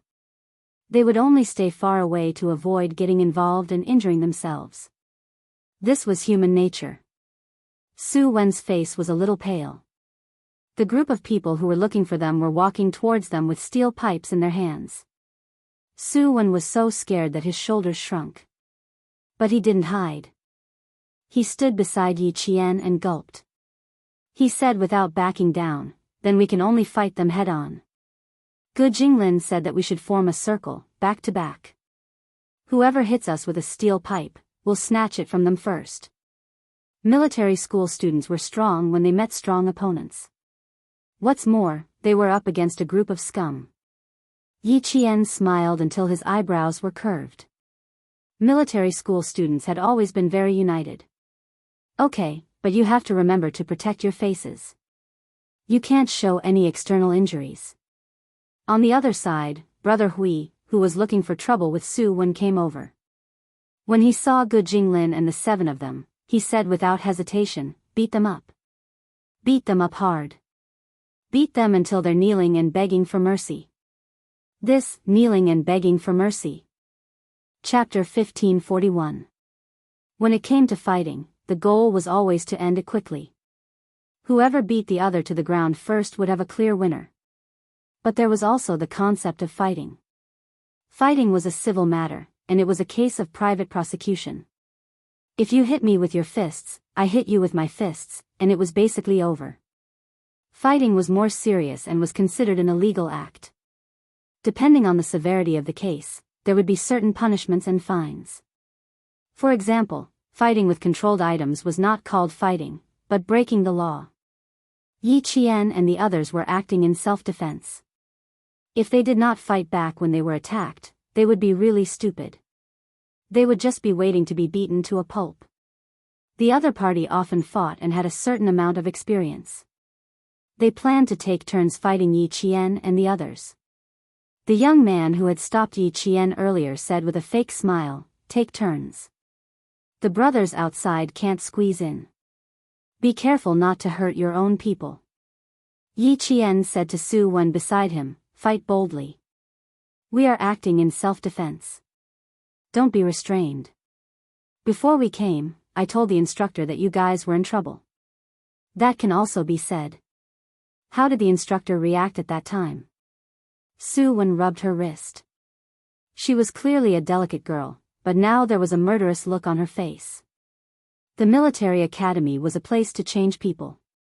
No one was born a soldier, and after being changed, trained, and improved step by step, they finally became a qualified soldier. Su Wen belonged to this kind of military academy student who grew up step by step. There was no time to talk. The young men surrounding them picked up their steel pipes and began to beat them up one by one. Beat them until they kneel and kowtow. Brothers, don't be polite. These people are obviously students. Beat them up. Ha ha ha, they can't even hide it. If the school finds out, they will all be expelled. Yi Qian picked up a red brick unhurriedly and smiled at the ruthless young man. There's a difference between fighting and fighting. I think you guys don't want to go to the police station. As for us, we don't want to either. Controlled items are a little dangerous. If someone uses too much force and their head explodes, it will be a life for a life. Let me give you a suggestion. Although you're here to look for face and show off your might, why don't you fight with your bare hands? To be honest, if I'm the only woman who sees you like this, I'd like to give you 2 words, cowards. 23 of them surrounded the 7 of us, yet they were still afraid that they wouldn't be able to win. They even brought their controlled items. Since you're here to show off, why don't you show off even more? I also like those with a bit of personality. 8 at a time. Let's go to the side and spar a few moves with our bare hands. How about that? Her words were meant to arouse the temper of this group of people. She had lured 8 of them over by herself. There were still 15 of them left, which would be enough for Song Jiqiu and her companions to fight for a while. When Song Jiqiu and her companions finished the fight, Song Jiqiu and her companions could come to support them. The young man called Brother Hui spat on the ground and waved his hand. Throw away all the fucking pipes in your hands. 8 of you, come. Except for Song Jiqiu, who was not surprised, the rest of the students were all shocked by Yi Qian's words. Even if they wanted to persuade him, it was too late. Song Jiqiu stepped aside and fought against 8 people by herself. Seeing this, Brother Ching smiled. He waved the steel pipe in his hand and took the lead to rush up. The steel pipe was the first to hit Song Jiqiu. Wu Bingsheng, who stood aside, shouted loudly, "Watch out!" As he shouted, he raised his hand and tried to catch the steel pipe that was swinging over. Song Jiqiu reacted quickly. She grasped the wrist of her opponent directly and squeezed the steel pipe backward. Then, she lifted her foot and kicked the lower part of her opponent's belly hard. She said to Wu Bingsheng, "Kick here." She was experienced in fighting. Chapter 1542. Song Jiqiu's move really shocked Wu Bingsheng. He felt that she was so awesome. You are so awesome. Wu Bingsheng grabbed the steel pipe and hurriedly blocked the steel pipe that was swung at him. He was already full of admiration for his classmate. He is so awesome. Have you learned it before? He was still in the mood to chat in the face of fighting and killing. It could be seen that he had good psychological quality. Song Jiqiu kicked away a young man who was shouting and rushing at her with 2 consecutive kicks. There was a bit of arrogance on her young face. I have fought many times. Of course, I have experience. Did she mean that she used to fight a lot? Don't think about him, bro. Watch him. Yuan Dabing saw that his classmate was still in the mood to look at Song Jiqiu with admiration. He bumped a man away with his shoulder and reminded him, Yi Qian is fighting 8 people alone. Should we hurry up and finish the fight and help her? Lu Yang is playing hard. What are you waiting for? Lu Yang's eyes were red. When his fists hit his opponent, what he felt was not fear, but excitement. When he heard his opponent's screams, he felt that there was a wild beast in his heart that wanted to rush out from his fists. The more he fought, the more excited he became. The more he fought, the more powerful he felt. Wu Bingsheng, who had never fought and had always been strictly restrained by his parents, went crazy when he saw Lu Yang. His adrenaline soared, which made his breathing speed up, heartbeat, and blood flow speed up. The scholar's weak blood boiled all of a sudden. Affected, he began to wave the steel pipe to protect himself and his comrades. The 5 boys stood back to back in a circle to fight against more than 10 ruffians. It was very difficult for them to fight. However, none of them cried out in pain. Even if they were hit by the steel pipe and felt that their bones were broken, they stayed close to their comrades and continued to wave their fists. They had not started to learn close combat. However, after a few months of physical training, the weak scholar had changed. He was not flustered at all. He was calm and collected in the face of danger. Knowing that he was not as awesome as Song Jiqiu, Wu Bingsheng directly waved the steel pipe in his hand, which created a strong wind. The several young men who wanted to beat him became cautious and were afraid of being hit. Among the 5 people, Song Jiqiu's fighting skills were the most skillful. As long as one was beaten by her, the screams would definitely be the loudest, which made one's scalp numb and heart flustered. It was true that Song Jiqiu often got into fights. She used to be in the same junior high school as her cousin, Yang Heng. The 2 brothers often went to the internet bar to play games together. Places like the internet bar were filled with a foul atmosphere, where good and bad people mixed in with the honest people. People with bad tempers would start a fight once they had a disagreement. The 2 brothers were very good at playing games. They often formed teams in internet cafes. Because they only had one internet cafe to go online, people often came to the internet cafe to play games with them. Over time, the 2 brothers gained a certain amount of fame in the vicinity. With fame came a problem. Some people were not convinced and brought their brothers to challenge them. At that time, the 2 brothers were still young and their temperaments were not fixed yet. After gaining a little fame, they could not help but become complacent. It was inevitable that they would speak carelessly and offend people. It could be said that the 2 brothers fought from the 2nd year to the 3rd year. In the end, the 2 brothers got into a fight and were sent to the police station together. This time, the fight became serious. The parents of the 2 brothers came from other places in a hurry. After cleaning up the mess, the parents of the 2 brothers went to the neighborhood to investigate. It was not until then that they knew what their children had done. The parents of the 2 brothers were so angry. Judging from the grades of the 2 brothers, there was no way to know that they were so lawless. Chapter 1543. Yuan Dabing gasped and leaned against Song Jiqiu. I didn't expect you to be so good at fighting. I didn't find you at school. Good girl. You hid so well.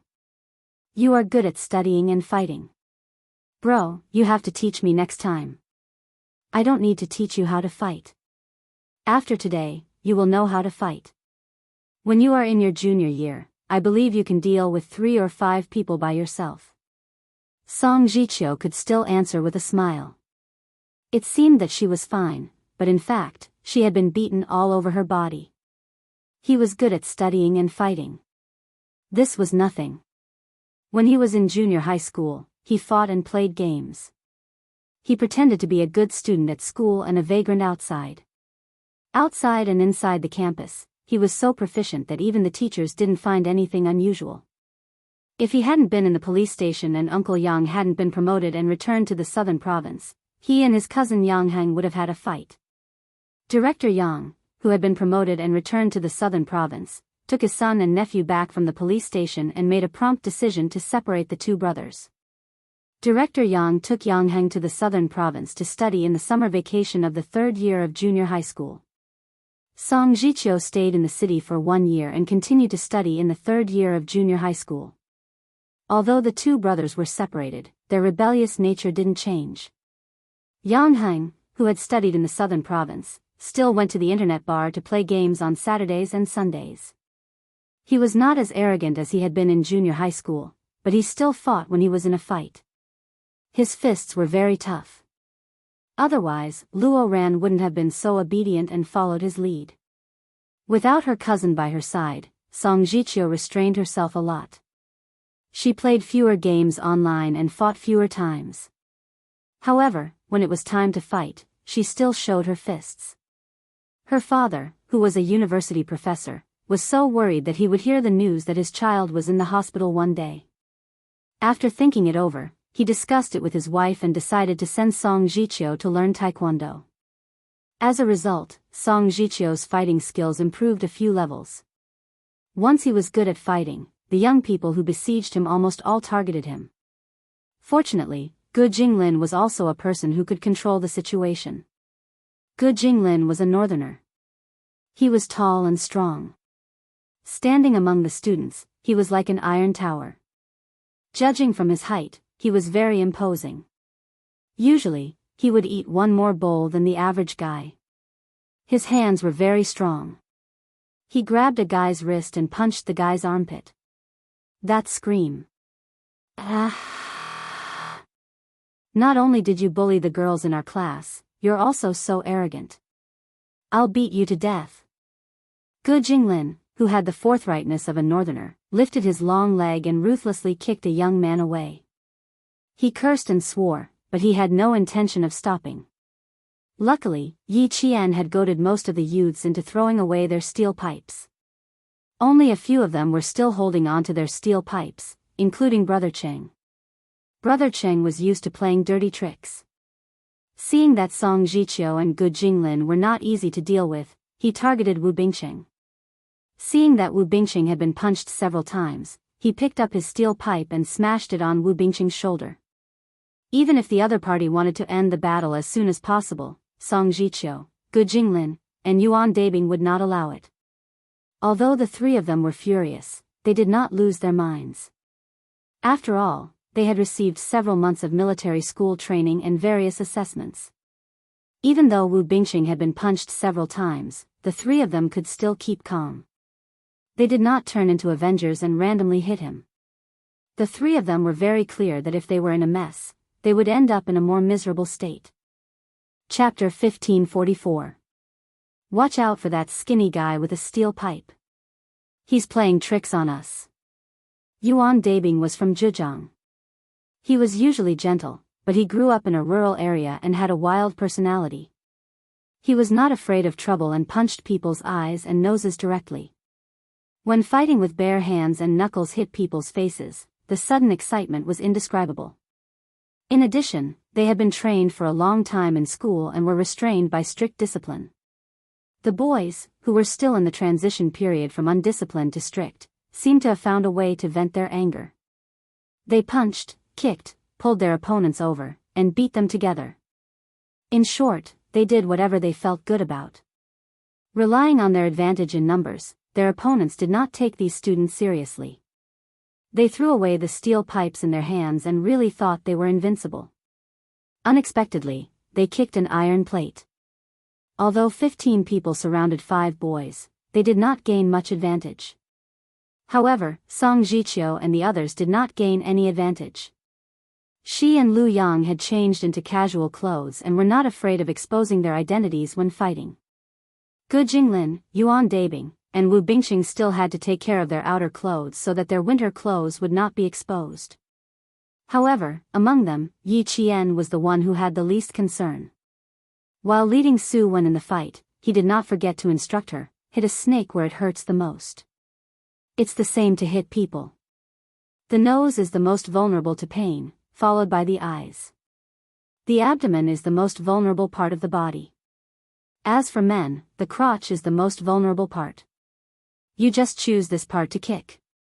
Every time you hit a man, you hit a man. Su Wen was dumbfounded. This works. Soon, she tasted the sweetness. As Yi Qian said, those who were kicked in the crotch were all in so much pain that their bodies bent like a shrimp. Their facial features were so distorted that they could not bear to look at them. Good. Increase your strength.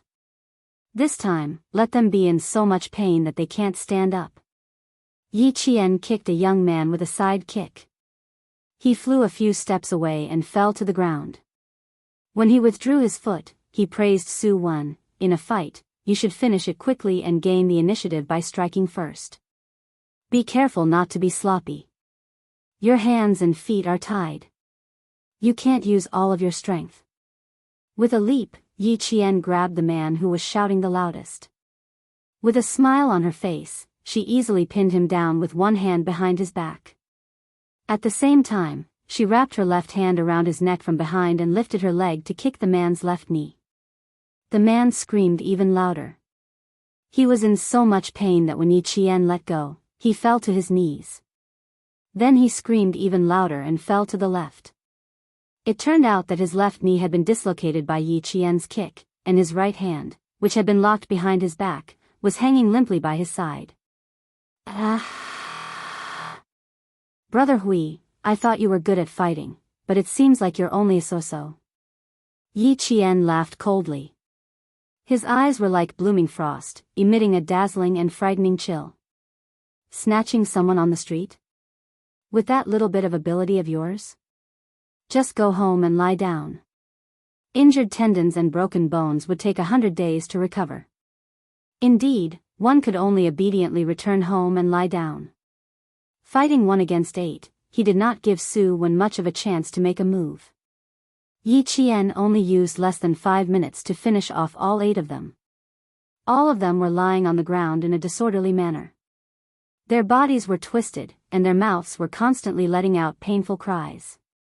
Yi Qian stepped over their bodies and cast an indifferent glance down at them, as if he was looking down at ants. Chapter 1545. Su Wen's eyes were twinkling with stars. She was so cool. So cool. Especially when Yi Qian lifted her leg for a side kick, her legs were stretched perfectly straight. With a sweep of her leg, she stood steadily on one leg and sent her opponent flying with one kick.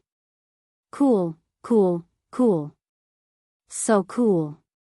Also, when she fought in close combat, she grabbed her opponent's shoulder and threw him over her shoulder.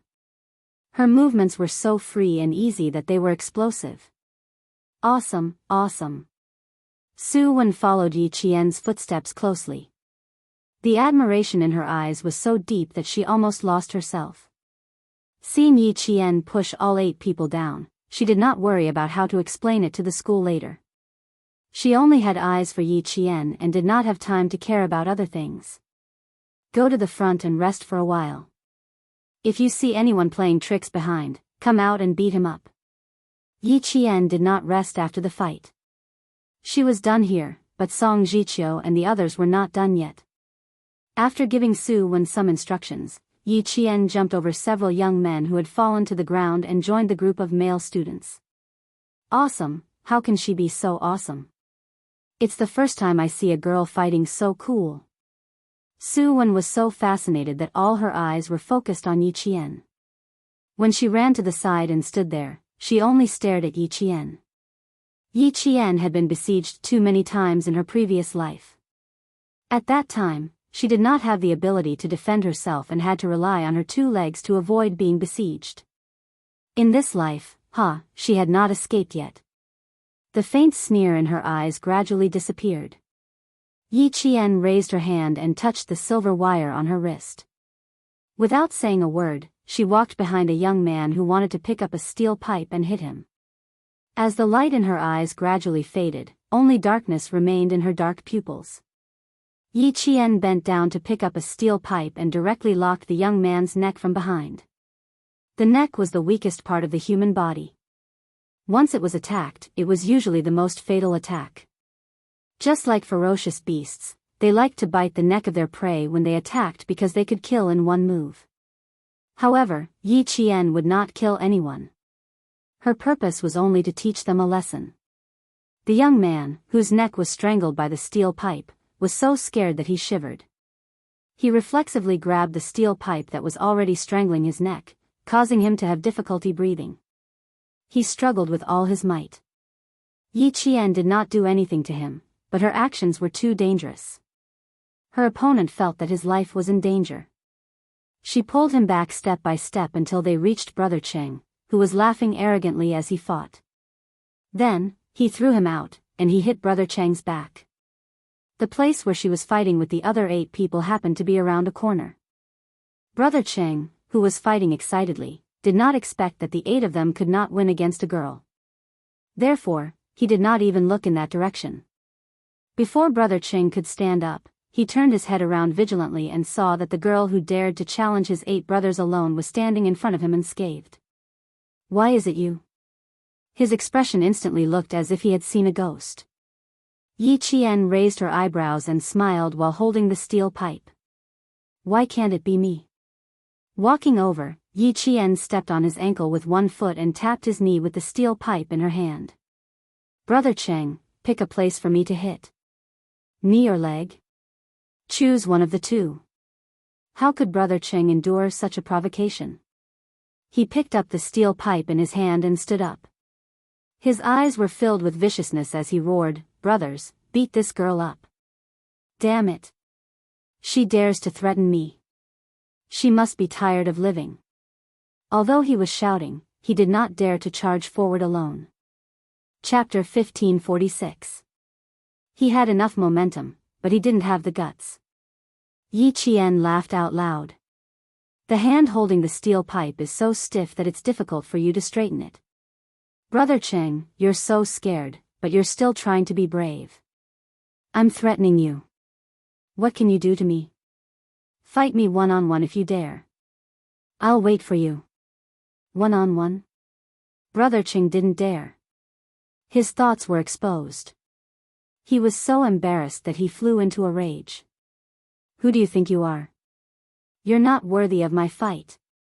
It was really annoying to hear him say, "Your father," again and again. Hearing their brother's voice, 3 of the 15 people who were attacking Song Jiqiu ran over immediately. They wanted to help, but they didn't even have a chance to get close to Yi Qian. The 3 people were knocked down by Yi Qian in less than 3 minutes. Brother Cheng, who was standing aside with a sneer, didn't dare to stand aside and watch. He shouted and raised the steel pipe to hit Yi Qian.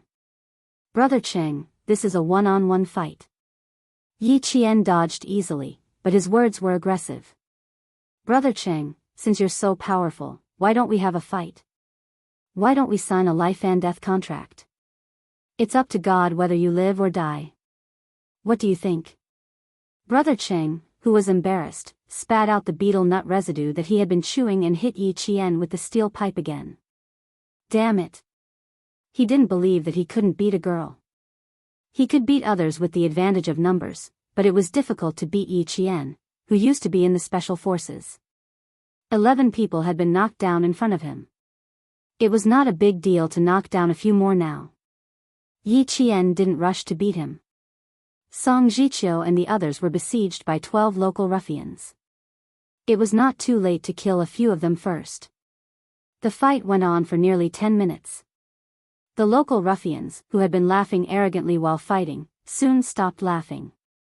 Lu Yang, who was the weakest and had been beaten up the most, stared at Yi Jian with his eyes wide open. Even his mouth was agape in shock. He stared at Yi Jian in disbelief. He watched as she kicked several people to the ground in succession. They were all convulsing on the ground and could not even stand up. What the fuck?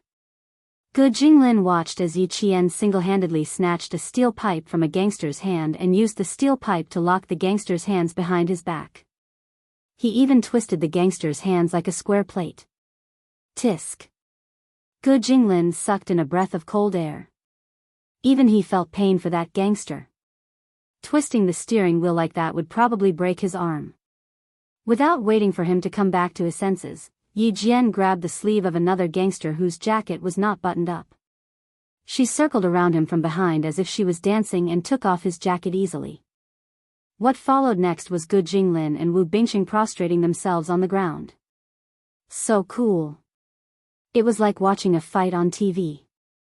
She used her clothes to strangle the other person's neck from behind. At the same time, she could also raise her slender and straight leg and kick the other gangster who was holding a steel pipe to the ground.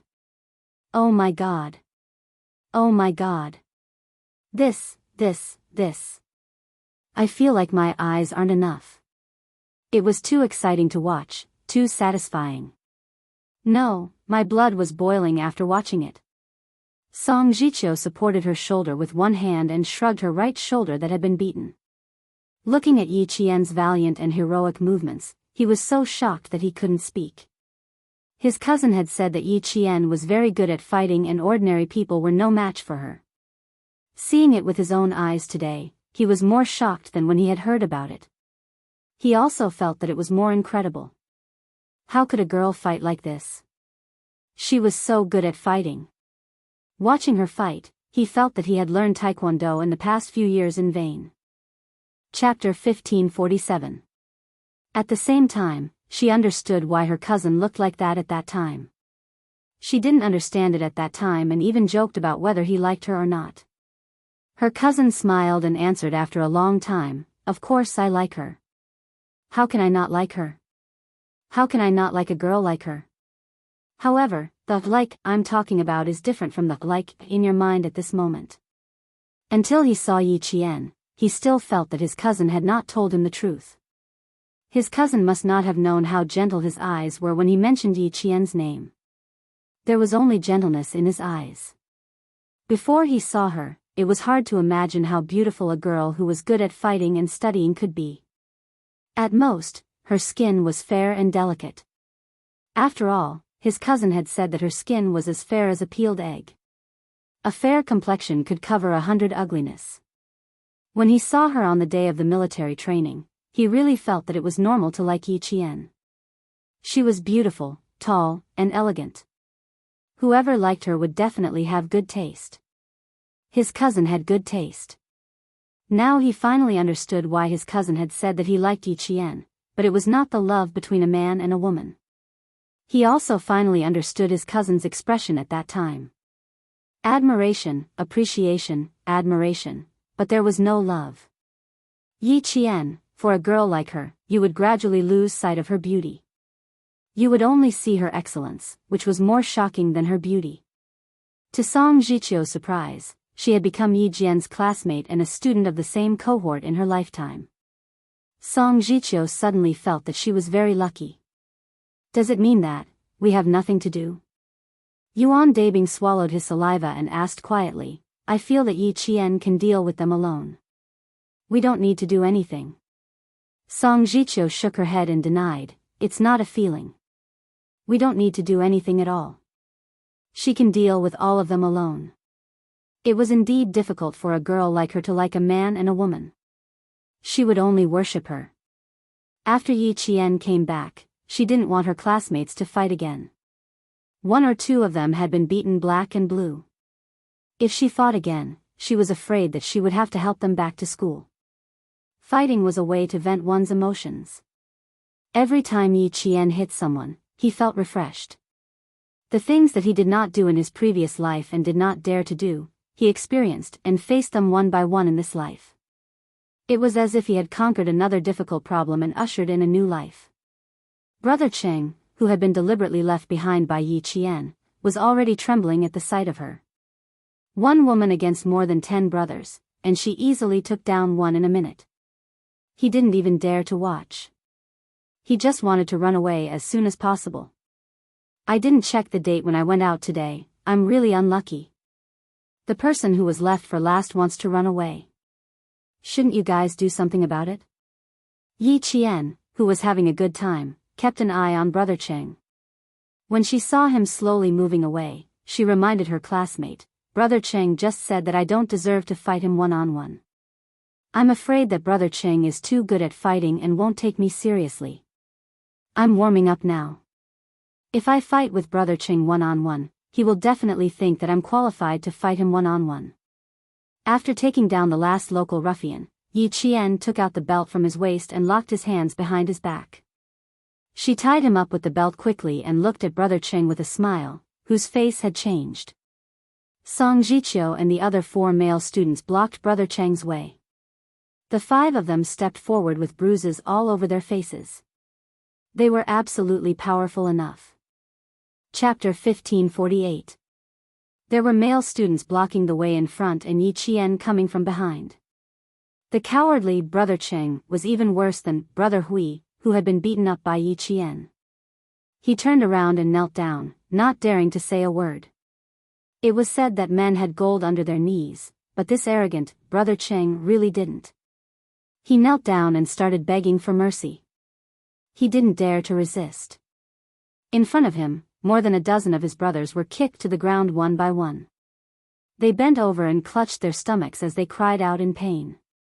Fights were common in the city. As long as no one died, no one would interfere. It was also raining and humid outside, so the residents who lived here didn't come out. People outside wouldn't come in, and the construction workers wouldn't interfere either. The group fight lasted for about 20 minutes before it ended. Brother Cheng, who was begging for mercy, was directly pressed down by his brothers one by one. It wasn't until Yi Qian and the rest left that he dared to yell, "Get the fuck off." They didn't press down on his body, only his legs. The 23 hooligans had kicked the iron plate a little too hard today. They thought that they would definitely win because they had more people, but in the end, they fell one after another. In the end, all of them were lying on the ground and wailing. Even the 2 so-called big brothers were beaten black and blue. "Yi Qian, you are my idol.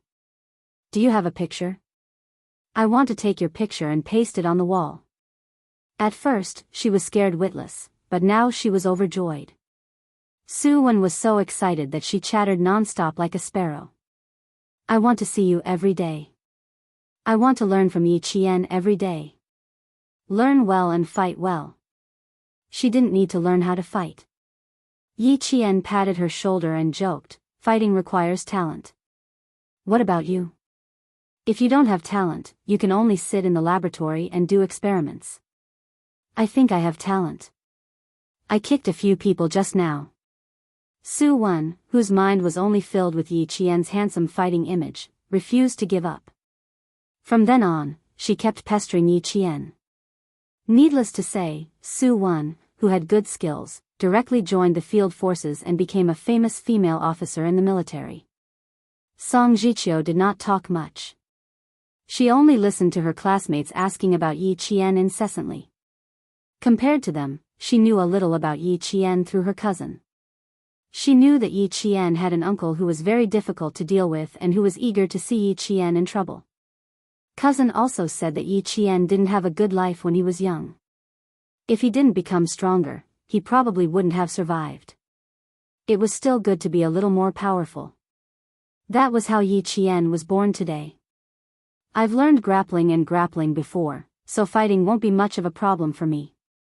Yi Qian smiled as he answered his classmates' questions. There was no need to hide such things.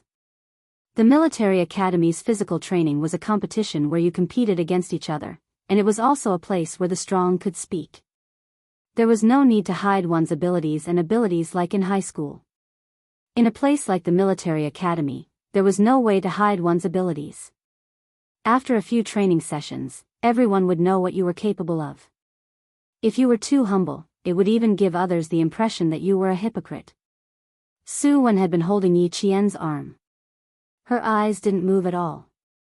Even if the male students were talking beside her, she only had eyes for Yi Qian.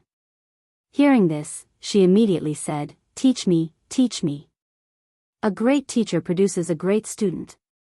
Believe in me, Yi Qian. I will definitely be a good student." If she had Yi Qian's skills, she wouldn't have gotten her classmates into trouble today.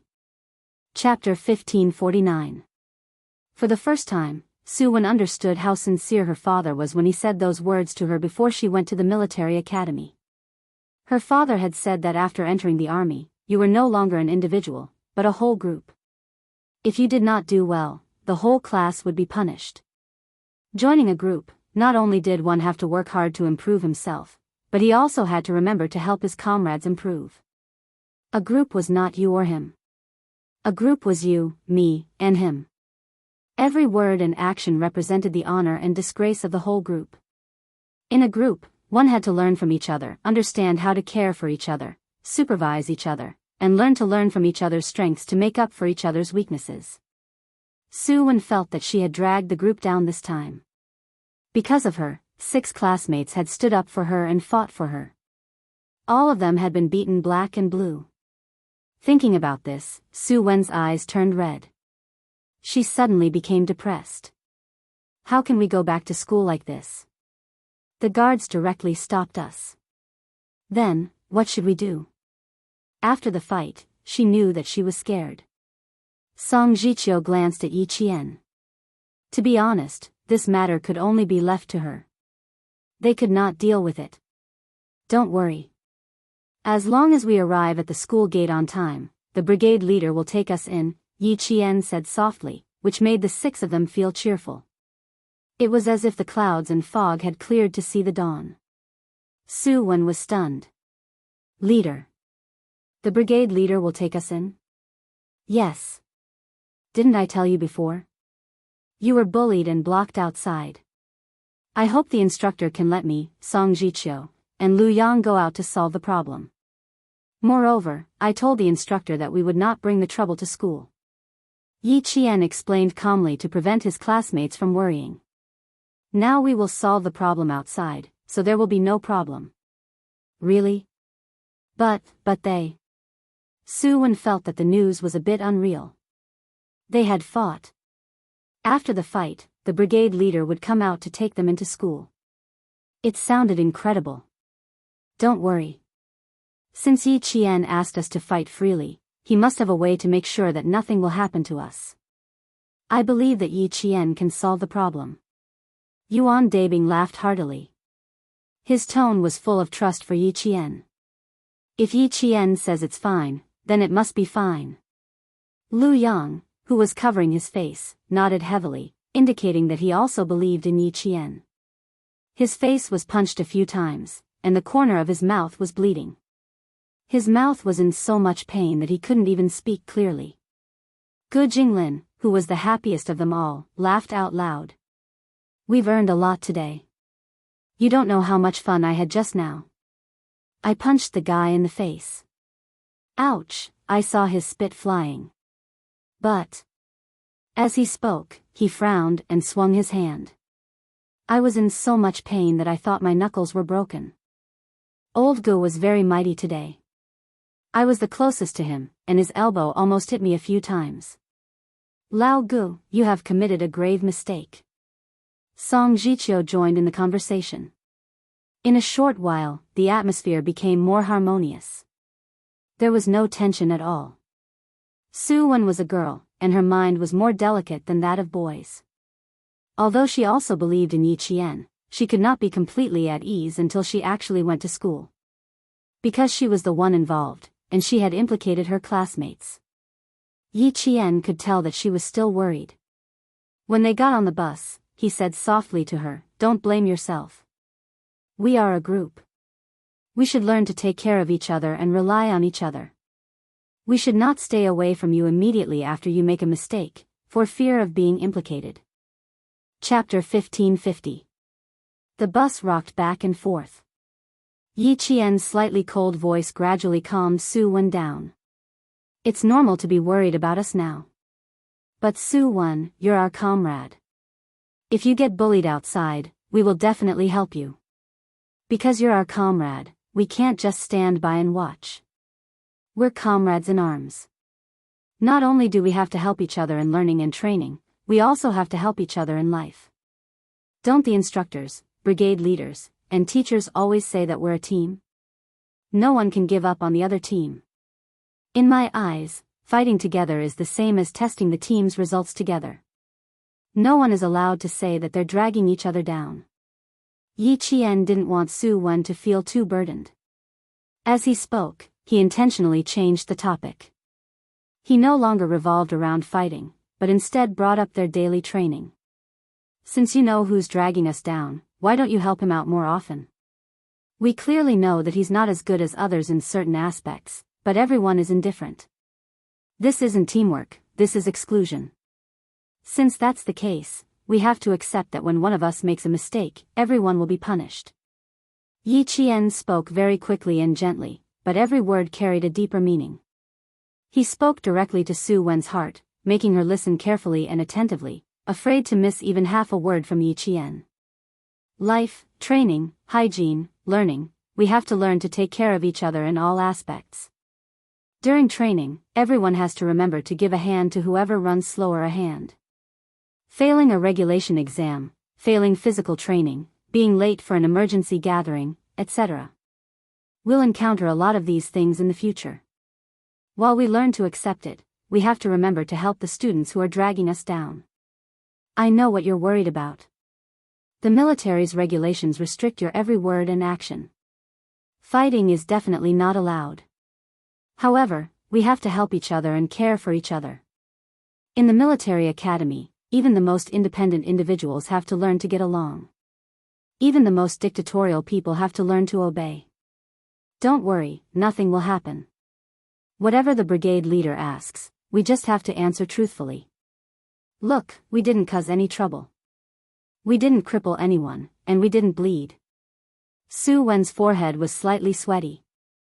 Why did she feel that those people were beaten very badly? Yi Qian seemed to have guessed what she was thinking. He blinked and said meaningfully, I only dislocated their joints, and damaged their subcutaneous tissues. They were all minor injuries, it was already miserable enough. But Su Wen did not expect the brigade leader to nod and say, this way of handling things is still acceptable. However, none of you are allowed to go out again, including Yi Qian. After saying that, he waved his hand and let the 7 of them go. When the instructors and teachers heard the captain's recount, they all smiled and shook their heads. This female student from Yi Qian is brave and resourceful, and has the air of a great general. What's more, he has a strong sense of collective honor. When his comrade is being bullied outside, he doesn't just stand by and watch. Instead, he directly chooses to step in. He even knows when to stop. At that time, he even remembers to remind the students to protect their faces. Ha ha ha, this child is quite interesting. The instructor was a soldier, so he definitely did not like students who were like cowards. They were at the age where they were hot-blooded and vigorous. As long as they knew when to stop and teach the scum outside a lesson, it was not a big deal. Also, don't you think that this student from Yi Qian is very good at commanding and controlling people? I'm quite relieved that he's handling matters personally. Therefore, she clearly explained the reason for going out and gave the 3 clearance slips to her. Chapter 1551. As a civil servant, the teacher did not object this time. That's true. He has strong commanding ability and persuasive ability. But we can't just let it go like this. We still have to abide by the rules. Yi Qian can handle it well, but I'm still observing the other students. What he meant was that he believed Yi Qian would always be good, but the other students were still a question mark. I agree. Although this matter was handled appropriately, I don't recommend it. The captain added. Although the 7 people who fought later were not punished or expelled, the teacher said that there were a lot of fallen leaves on campus recently, and the cleaning lady was too busy to handle it. The 7 of them could help the cleaning lady until the winter vacation this year. The 7 of them helped the cleaning lady to clean the campus. The students in the class were confused, but they could not find out the reason. After a week, no one asked about it. He Jing knew it that day. She said indignantly, if I were there, I would definitely disable some of them. Thinking that she did not help and that He Jing took the initiative to clean the campus, no one could persuade her to stop. In her words, we'll share blessings and misfortunes together. Simple and pure comradeship was built day after day, year after year. Every day, they crawled, touched, and rolled around together. They ate, drank, and slept together. Even if they were separated later, they still thought of each other and worried about each other. After this incident, Song Jiqiu, Su Wen, and the other 5 people were absolutely obedient to Yi Qian. As long as Yi Qian said something, they would listen and believe that what he said must be correct. They were not the only ones who believed in Yi Qian. After a long time, the other students in the class were also influenced. They no longer resented someone for being punished because of him or her. They also no longer warned anyone not to make the same mistake again. During training, if someone ran slowly, someone would immediately stop and pull him or her to run together. If someone failed the internal affairs and was punished, they would solve it together and complete it together. The teachers and instructors were very surprised by this change. According to their experience, it would take at least one semester for a class to integrate, supervise, and care for each other to see the results. Unexpectedly, their class did not even finish the semester. The atmosphere in the class was so harmonious that the teachers and instructors felt refreshed when they walked into the classroom. This proved once again that Yi Qian did indeed have a certain level of leadership, cohesiveness, control, and command ability. On top of that, she had excellent physical fitness and never lagged behind in her studies. All the instructors felt that Yi Qian was the most outstanding student of this year. In December, Yi Qian became busier. She would be leaving school for training in about half a month. Her studies were all self-taught, and she would ask the teacher if she did not understand. At the same time, she had to go in and out of the laboratory more often. Sometimes, she would still be in the laboratory at midnight. This was because she had to personally complete all the experiments during the time she was away from school. She had to write a report and submit it to the higher-ups. Other than a few kilometers of cross-country and group events, she didn't participate in any other individual training. When they entered the military training, the fourth-year senior said, "As long as you perform well, you can watch your classmates train." Yi Qian belonged to this category. However, she really didn't have the time to watch her classmates train. She had to put all her time into her studies. She needed to compress the 45 days worth of learning until she left school on December 12. Chapter 1552. Her classmates did not know that she had left school for training. On December 12, at 12:05, the students were still having lunch. Yi Qian wore casual clothes and was sent to the airport by the school's car. This time, no one came to pick her up, so she had to go there herself. In the afternoon class, Yi Qian's seat was suddenly empty. Everyone in the class was surprised. He Jing even suspected that Yi Qian was too tired and fell sick. The teacher only said, "Yi Qian went out on a mission." Everyone in the class suddenly understood. No one thought that it was strange for a freshman Yi Qian to go out on a mission. Last Saturday, they had a comprehensive training session with the fourth year's class. Yi Qian had defeated the best senior in every subject and had become the fourth year's senior's nightmare. It seemed normal for her to go out on a mission. At this time, Yi Qian was walking in the crowded airport. She checked in and flew directly to the southernmost city in China. Then, she took a military helicopter to an island to complete the competition. The Snowfield Brigade led by Xia Jinyuan had already started combat training with the Storm Amphibious Frogman Assault Team led by Li Jinyan. After the competition between the two teams, they found problems and completed the combat training together. Yi Qian, who did not participate in the early stages, only had 10 days of combat training this time. Then, there would be a 5-day competition, and finally, there would be a month of combat training. Not only did she have to train, but she also had to review her homework. Besides Xia Jinyuan, there was also Li Jinyan who tutored her. Both of them were soldiers with excellent results and were qualified to be teachers. Yi Qian carried only a small piece of luggage into the departure lounge and waited for her flight to Hainan at 2:40 p.m. sharp. It was still early. Yi Qian took out her textbooks from her luggage and began to review what she had learned this morning. She sat alone in a corner and set her phone to vibrate. She was completely focused on studying. She only looked up when she heard a familiar voice less than 3 meters away from her. She and Yiying were really fated. The world was so big, and there were countless airports in the country.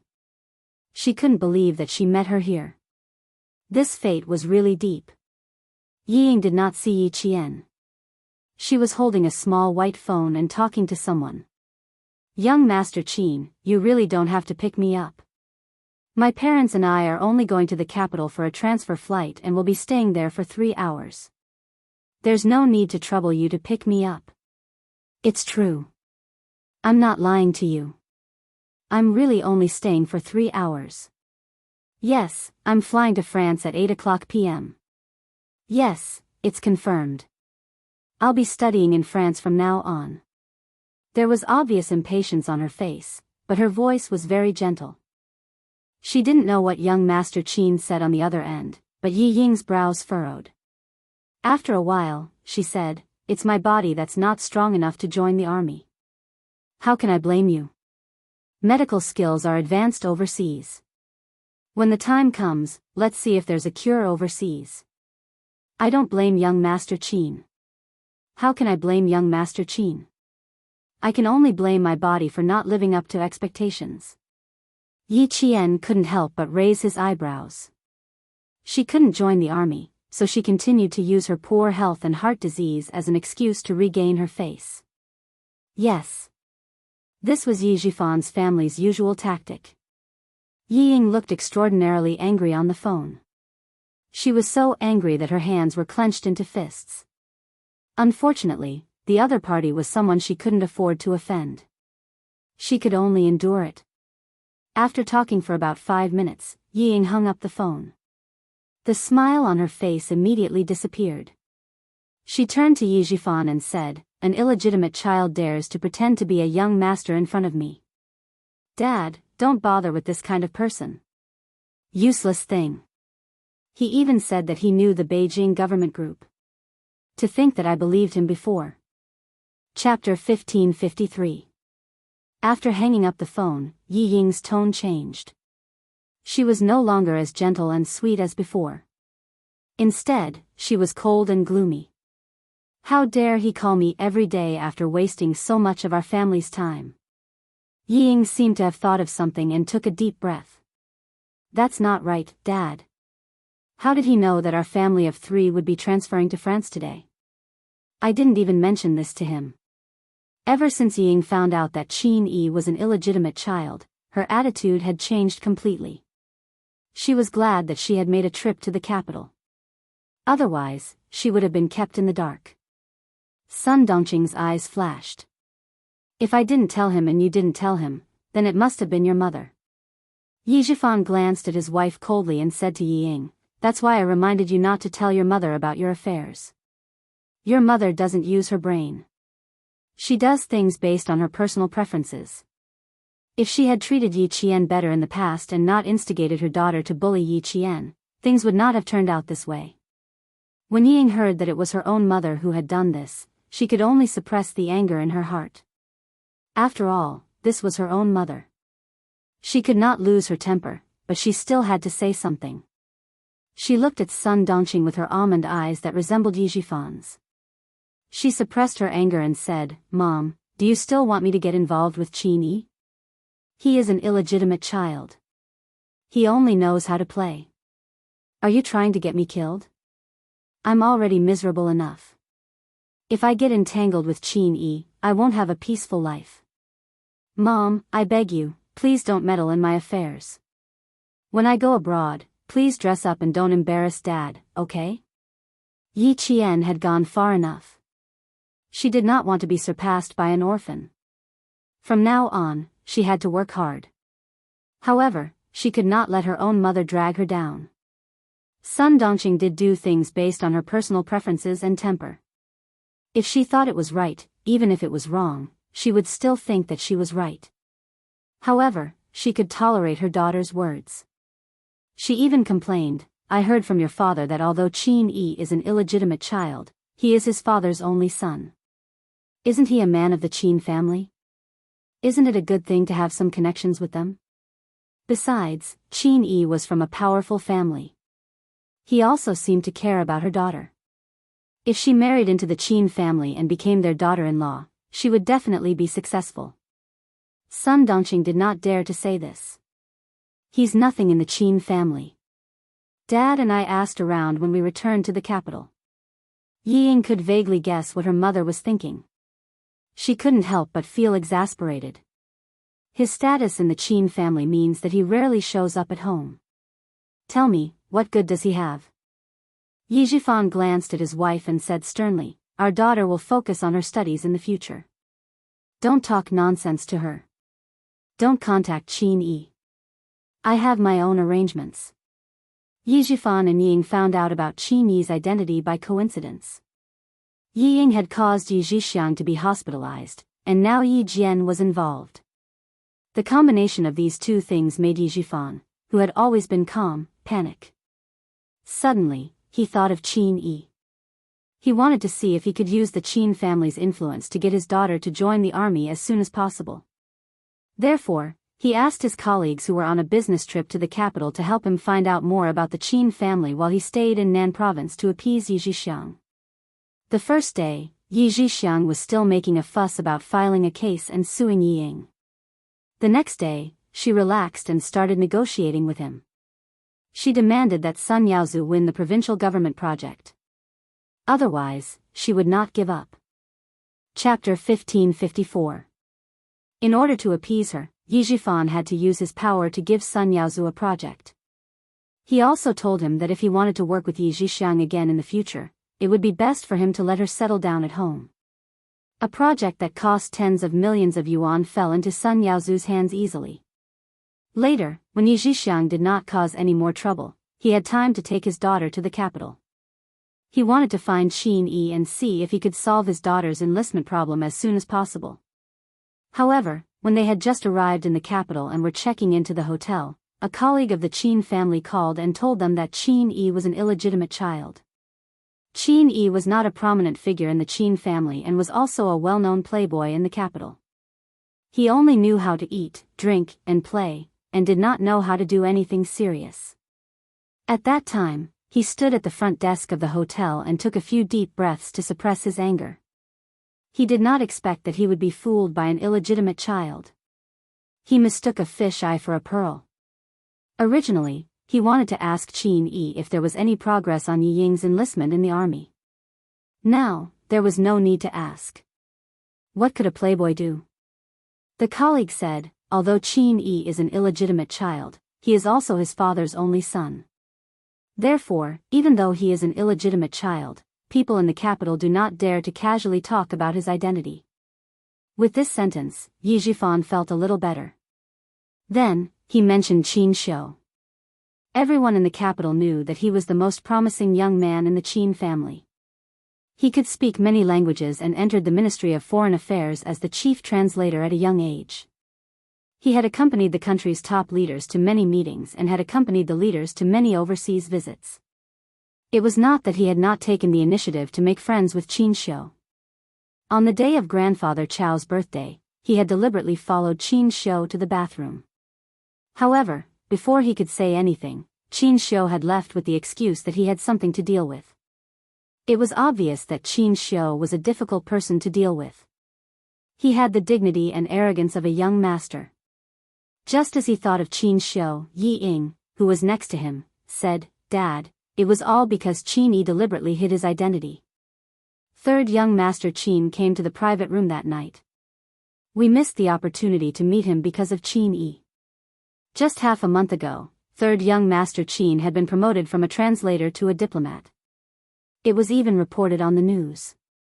2 days ago, he had even accompanied the country's top leader on a visit abroad.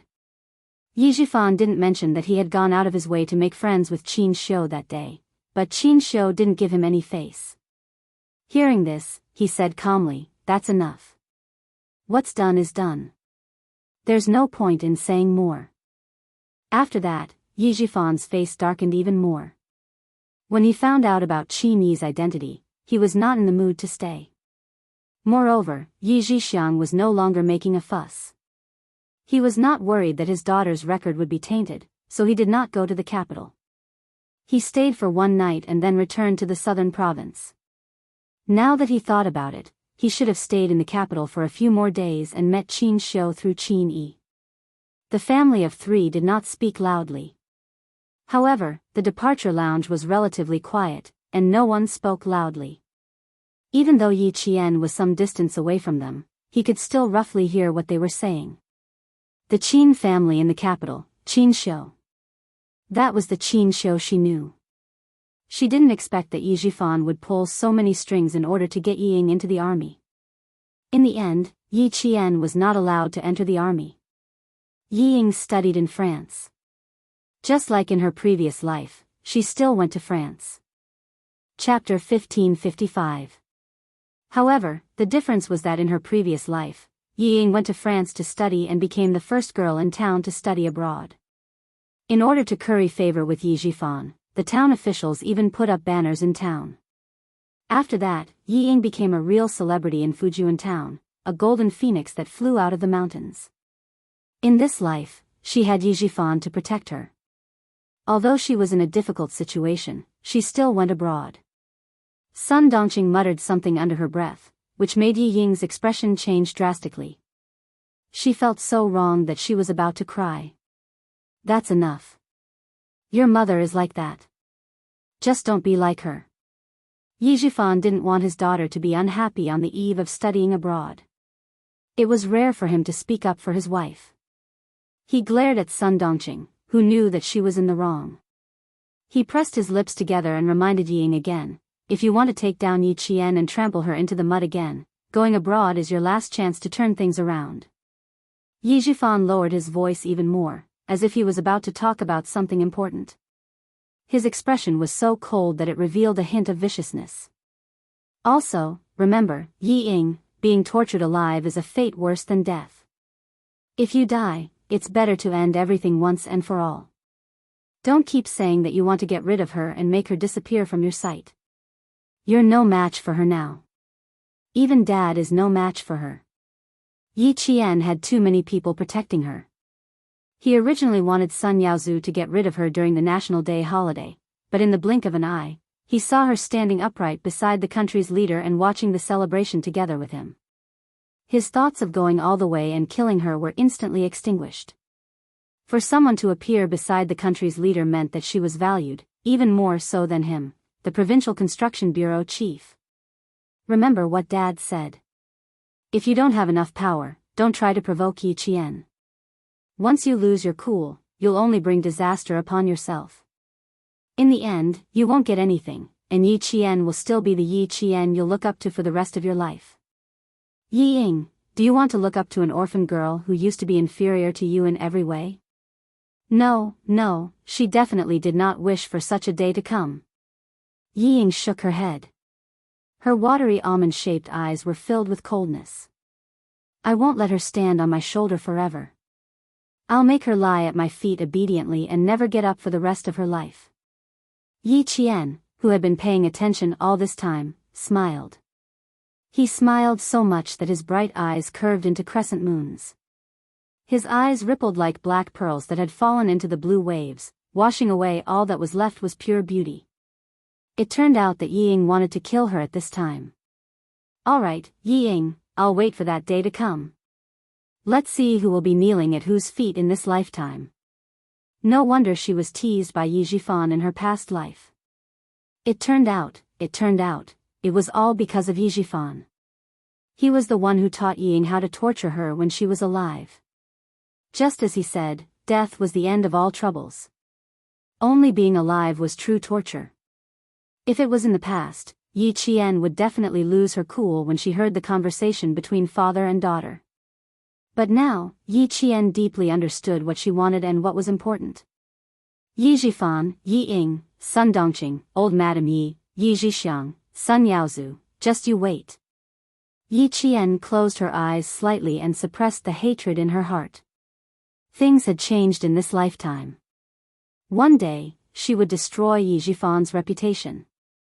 One day, she would do it. Chapter 1556. The evidence she had collected in her previous life could not be used in this life because Yi Jifan had just become the chief of the Provincial Construction Bureau. She was waiting for him to secure his position and use his power for personal gain.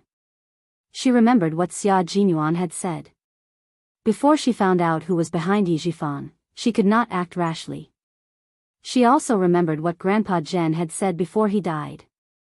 Before she had enough power, she should not think about Yi Jifan's family. She should not let her hatred blind her eyes and make her unable to see the right path to take. You must be careful when you are abroad. You can't be as casual as you are in China. You don't have to worry about domestic matters. You should focus on your studies. As for Qin Yi, don't worry. I will not let your mother do anything rash. Yi Zhifan was indeed a responsible father. No matter what his daughter did, he would always choose to forgive her and do his best to strive for better things for her. At the same time, he did not forget to remind Ying in case she lost her sense of propriety due to jealousy. Dad, I will leave Auntie and Qin Yi to you. Don't worry. I will not embarrass you again. Yi Ying cried softly. She regretted it. She really regretted it. Now that she had a chance to stand up, she would not miss it. Yi Zhifan did not say anything. He gently patted Yi Ying's hand. She would not embarrass him. Yi Zhifan rubbed his face. To be honest, he was not as confident as he used to be. Yi Qian stood at the top. He could not compare to him. She had accompanied the country's leaders to the celebration. Even if it was just an appearance, it was enough to show that she had reached a height far beyond his imagination. How could it be easy to bring down Yi Qian? As for Yi Zhixiang, there would not be any problems. If she wanted to cause trouble, she would have to see if Sun Yaozu agreed. Now, it was Sun Yaozu who was in charge of the house, not the old woman who couldn't move on the bed. Sun Yaozu, who had tasted the sweetness of success, was afraid of losing their partnership in the future. He patted his chest and promised that he would look after Yi Zhixiang. Sun Yaozu was an ambitious man. As long as he could bring benefits to Sun Yaozu, nothing would happen to Yi Zhixiang. As for Qin Yi, Yi Zhifan thought for a while and said, "Don't worry about Qin Yi. When you arrive in France, don't let him contact you. Also, Qin Xiu works in the French embassy. If you have the chance, you can find him and see if you can talk to him and get to know him." His daughter's appearance and temperament were not bad. If she caught Qin Xiu's eye, Yi Zhifan said meaningfully, sometimes, opportunities are fought for by oneself. Yi Ying, make good use of your strengths and seek a better promotion for yourself. Sun Dongqing, who knew that she had caused trouble, chimed in excitedly, that's right, that's right. If you had to choose between Qin Yi and Qin Xiu, Ying, you would definitely choose Qin Xiu. 20 minutes before boarding, Yi Qian picked up his luggage and left. The plane to Hai Province was ready to take off. It landed at the airport in less than 3 hours. By the time Yi Qian changed into his training uniform and boarded the helicopter to the Reef Island, it was already past 7 p.m. There was no light on the Reef Island. It was pitch black everywhere. The sound of the waves crashing against the shore could be heard. Other than the sound of the waves crashing against the shore, there was no other sound on the island. Wave after wave crashed against the shore. A tall figure suddenly appeared on the surface of the sea like a ghost. He stepped on the water and walked towards the shore. Then, a few more figures emerged from the sea and walked towards the first figure on the shore. Chapter 1557. There was a man on the shore. He had an aura as majestic as a mountain. He stood in the darkness like a waiting reef. No matter how high the waves were, he didn't move an inch. He turned on his waterproof watch. His slender fingers gently pressed on the dial. The watch glowed with a faint green light, illuminating a few sets of numbers. One of the numbers showed 211847. It took 2.5 hours to fly from the military airport to the Double Moon Reef Island. They should be there soon. As more and more people came ashore, the man turned off the night light on his watch. He stood straight in front of everyone, his gaze slowly sweeping across the crowd. It was clearly dark, but his eyes were like the eyes of a beast that could glow. There was an extremely sharp light flashing through his eyes. A sense of oppression followed. Everyone who was already exhausted maintained their straight posture, motionless as he inspected them with his gaze. He didn't say anything. Everyone stood like that, motionless, as if they would stand together until dawn. The clear moon in the sky was dotted with stars. On the surface of the sea, the waves rose and fell without end. The monotonous sound of the rising and falling tides was like the applause of tens of thousands of people, applauding this group of soldiers guarding the borders of the motherland. After about 20 minutes, when the ink-like seawater slapped higher and the sound of the waves grew louder, the sound of propellers blended into the monotonous sound of the sea. The man standing in front said, "Turn back." His voice was like the blooming of the first snow, with the most primitive coldness. It was so cold that it seemed to have rubbed the snow into his heart. Every word was extremely cold. Everyone turned around and faced the sea. Their eyes looked up at the sky in unison. The man standing beside them pressed a button on the side of the dial. A light source lit up at 12:00, 4:00, and 8:00. This was a signal to the aircraft on the helicopter that was flying over, letting the helicopter pilot know their specific location. Confirm location. Prepare to launch. The helicopter pilot with earmuffs received the ground signal and reported the distance between the ground and the sea, as well as the aircraft signal, to the two crew members behind him. Distance 600 meters, 400 meters, 300 meters. As the helicopter pilot accurately reported the distance, everyone standing on the coast saw a military helicopter gradually enlarging from the size of a petrel until it stopped above them. The strong wind from the propellers blew, blowing up the seawater and sand. It blew on all the resolute faces facing the sea. In less than a minute, their wet combat uniforms were covered in fine sand. Their faces, eyebrows, and eyelashes looked like they were wearing sand masks. It was impossible to tell who was who. Sand got into their eyes, causing them to feel sore and painful. The sea breeze blew past their eyes, bringing with it a strange itch as if thousands of ants had crawled into their clothes and crawled over their bodies. Still, no one moved. They maintained their straight posture and used their torch-like eyes to stare ahead, protecting every inch of land behind them. Open the hatch and launch. On the plane, the helicopter pilots skillfully operated the helicopter, keeping the entire fuselage stationary in the air.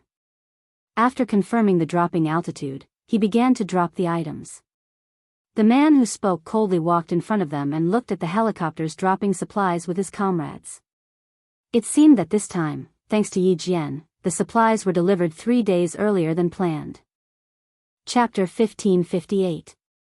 After the materials were delivered, a rope was thrown out of the helicopter. Everyone held their breaths for a moment. Someone was coming down.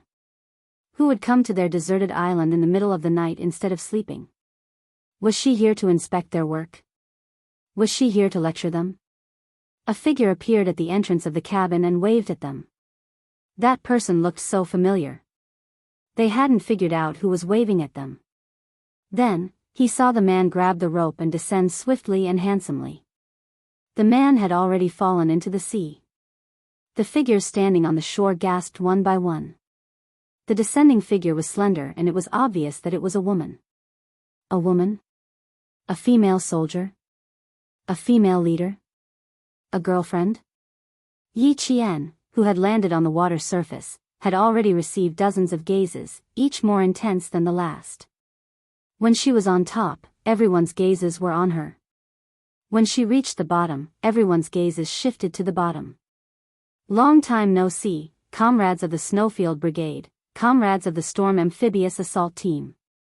She turned on the multifunctional waterproof military watch, and the light on it flashed 3 times to indicate that everything was fine. The helicopter crew who received the signal gave her an "OK" hand signal. After the cabin door closed, the helicopter left with the sea breeze and sand in its wake. After sending the helicopter off, Yi Qian didn't even have time to look down when she heard the splashing sound of dumplings. She looked up. Ha! Dozens of people rushed towards her. Yi Jian, who came with supplies, became the target of the male soldiers. Han Zheng of Z7 had already recognized the female soldier. Since he was standing at the front of the line, his speed when he dived into the sea was as fast as a dragon coming out of the sea. He was like a dragon coming out of the sea. Oh my God, I finally saw a female creature. But someone didn't like it.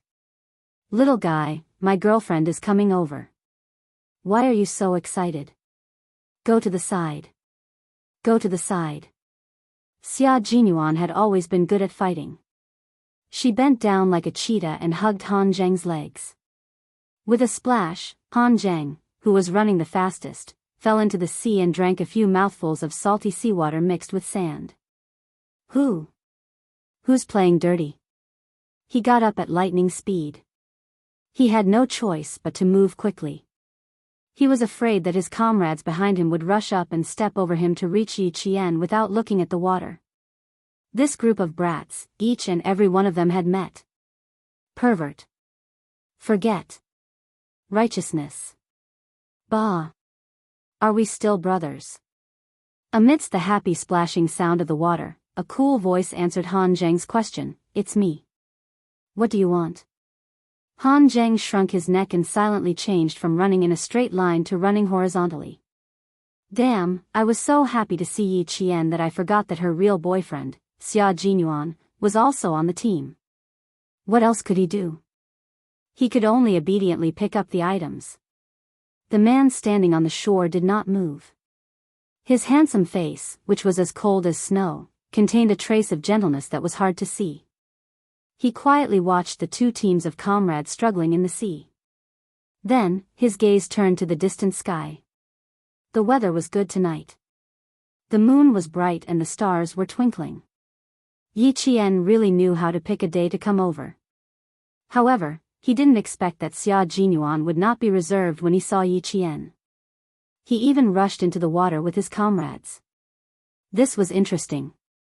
Other than the Devil King Li Jinyan, who only walked 5 steps on the shore, everyone else jumped into the sea and warmly welcomed Yi Qian's arrival.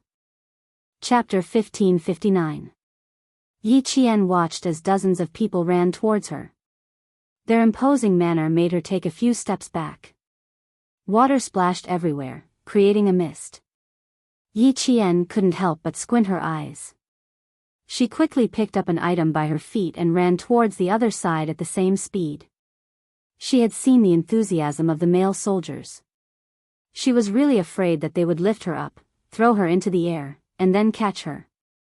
Even though she saw the familiar figure, she didn't change her mind.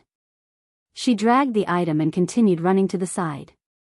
Xia Jinyuan wanted to be more reserved, but when he thought about how his little fox was going to be on the water demon's side, he felt a little jealous. Previously, he was a little excited when he thought about becoming Little Fox's opponent, but now, he wasn't as excited. What was so good about being her opponent? Fighting side by side was what was good. He, who was running at the front, saw Yi Qian suddenly run to the side and a deep smile appeared on his handsome face. You guys are too enthusiastic. Can't you see that you've scared everyone away? Go to the side and pick up the items. Yi Qian, why are you running? We're here to pick you up, but you're still running. You're not giving us any face. Go away, why should we give you any face? Hey, the items in front are floating away. Hurry up and pick them up. These were the words of the comrades who knew Yi Qian.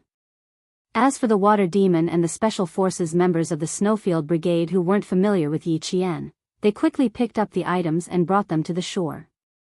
There were dozens of people who needed a lot of items. A total of 14 buoyancy boxes were dropped from the helicopter. There were a few waterproof buoyancy boxes that contained medical supplies, but they were carried dozens of meters away by the waves. Several members paddled with their hands and tried their best to catch up with the buoyancy boxes that were bobbing up and down with the waves. Because of Yi Qian's arrival, the atmosphere at the scene was very lively. Everyone was in a good mood and there was a rhythm to their steps. Li Jinyan, who had been observing from the shore, looked at the two figures running to the side. His thin lips seemed to curve as he strode towards the two of them. Since the Snowfield Brigade's king was welcoming his comrades from the Storm Commandos so enthusiastically, he had to go over and remind him. Don't be too enthusiastic, or you'll be sad later. Little Fox, your appearance has ignited the fire in their hearts. They're so passionate that even the real boyfriend's heart can't take it anymore. Xia Jinyuan, who managed to get his girlfriend, started to gain sympathy. This man always revealed a side of himself in front of Yi Qian. After being apart for almost 2 months, Yi Qian noticed that his teeth seemed to be whiter than before. That pair of burning eyes stared at her without blinking, and the fire in them seemed to want to set her on fire. Yi Qian didn't blush as easily as before when she met his burning eyes. Moreover, she was still standing in the cold sea, so she wouldn't blush from his gaze. Yi Qian placed the buoyancy box in his hands. He blinked and said with a smile, "Captain Xia, if I remember correctly, we're in a hostile relationship right now. Don't you think it's a little inappropriate for you to come over to my side like this?" If Major Xia could defeat them with just a few words, then he wouldn't be Major Xia. Hearing this, he raised his eyebrows slightly and said with a teasing tone, "So, I have to make the best use of the time before you join the team. Who knows, I might even be able to infiltrate the team and steal information." Chapter 1560. Under the moonlight and starry sky, Xia Jinyuan's handsome face was obviously tired, but when he saw Yi Qian, it seemed as if all the tiredness of the past few days had disappeared. There was a kind of spiritual sustenance called love supporting him. All the fatigue in his body and mind was swept away, leaving only the joy of reuniting with her. He was an introverted man. He was calm even in the face of a life-and-death battle. Only in front of Yi Qian did he reveal a side that no one knew about. Sometimes he was rogue, sometimes he was noble, sometimes he was cold and arrogant, and sometimes he was like a naughty child asking for candy. Yi Qian looked at Major Xia, who had a slightly evil smile on his face, and replied unhurriedly, "That's true. It seems that I should seize the time to get in touch with you. Who knows, maybe I can even infiltrate the enemy's internal department to steal information." After saying that, he even raised his hand to touch his face and said excitedly, "I've never been a femme fatale before. I can give it a try. TSK, TSK, TSK. Little fox, your skin seems to be getting thicker and thicker, just like mine." Xia Jinyuan laughed heartily as he stared at her dimples that were brighter than the moon. Suddenly, he gave her a sneak kiss, a gentle kiss landing on her forehead. It was a light kiss. Before Yi Qian could react, he had already left, leaving behind only a trace of moist seawater. "Welcome back to the team, Yi Qian." A second ago, Major Xia was like a cat that had stolen a fish. Now, his expression was cold. Dressed in a combat uniform, he had transformed into an unyielding Special Forces soldier in a second. Yi Qian. Why did it feel like he had deliberately changed in a second? However, Major Xia had always been a scheming person. Until now, she still hadn't figured him out. It wasn't until he reminded her that Demon King Li is behind, that Yi Qian understood why he had changed so quickly. Then, she heard him chuckle softly. "You're quite good at ruining the atmosphere. Otherwise, I would have stolen another kiss." "Then I have to thank Demon King Li." Yi Qian pursed her lips and smiled. She always felt relaxed when she was with him, as if nothing was difficult and he could solve anything. It gave her a sense of pleasure from inside out. There was no reason for her to miss out on a man who could give her happiness and security. On the shore, Li Jinyan frowned slightly. He wasn't sure if Xia Jinyuan was kissing Yi Qian. It happened so fast that before he could see it clearly, Xia Jinyuan had already straightened up. The two of them were already walking towards the shore.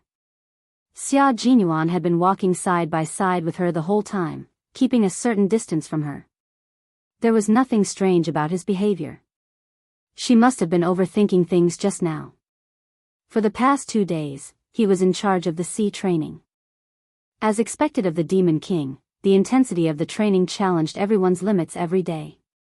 This morning, we swam 5 nautical miles in full gear. In the afternoon, we swam in light gear. After that, we completed the underwater shooting before returning to the camp to rest. Training with him is indeed rewarding. The training for the next 10 days will only be more intense. You still have to study at the same time. Little fox, drink more energy supplements. Don't tire yourself out if you're not careful. He wasn't exaggerating. Yi Qian hadn't undergone any intense training for 2.5 months. Her body's functions weren't fully functioning yet, so it wasn't impossible for an accident to happen.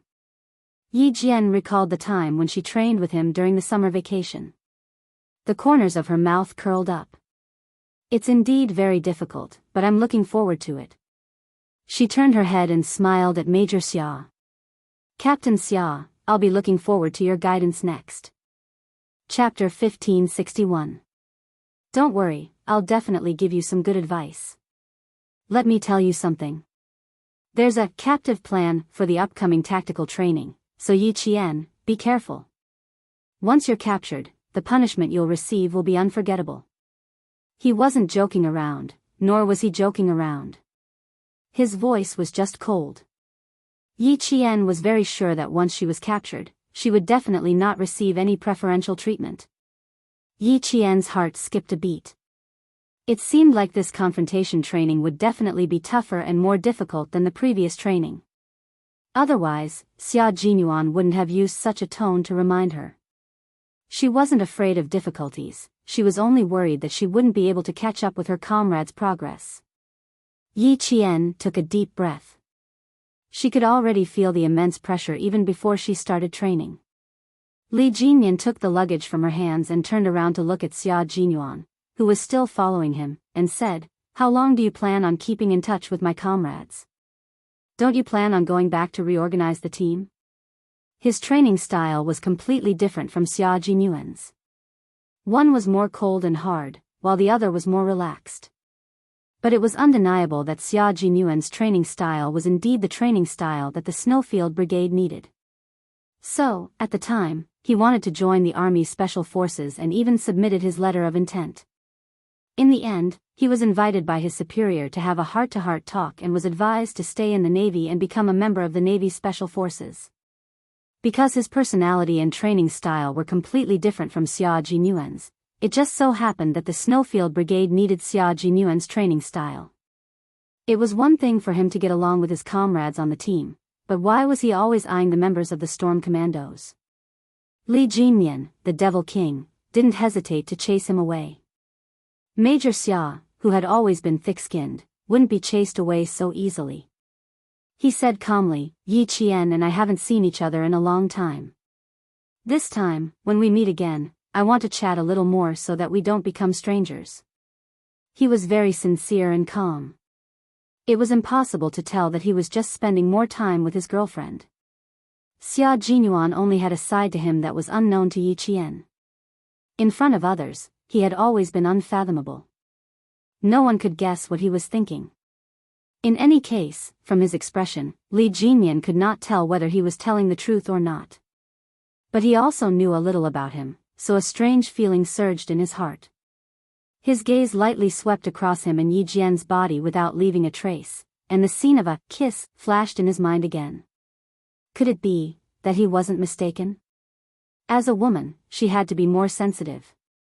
Yi Qian immediately sensed Li Jinyan's probing gaze, so he calmly continued, "We will be meeting and communicating for more than 40 days.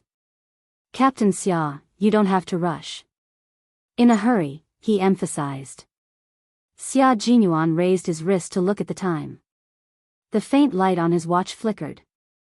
After seeing the time clearly, he said seriously, "It's still early now. It's not even 10 o'clock yet. I'll give you 2 hours of tutoring. Tonight, we'll be returning to the camp early.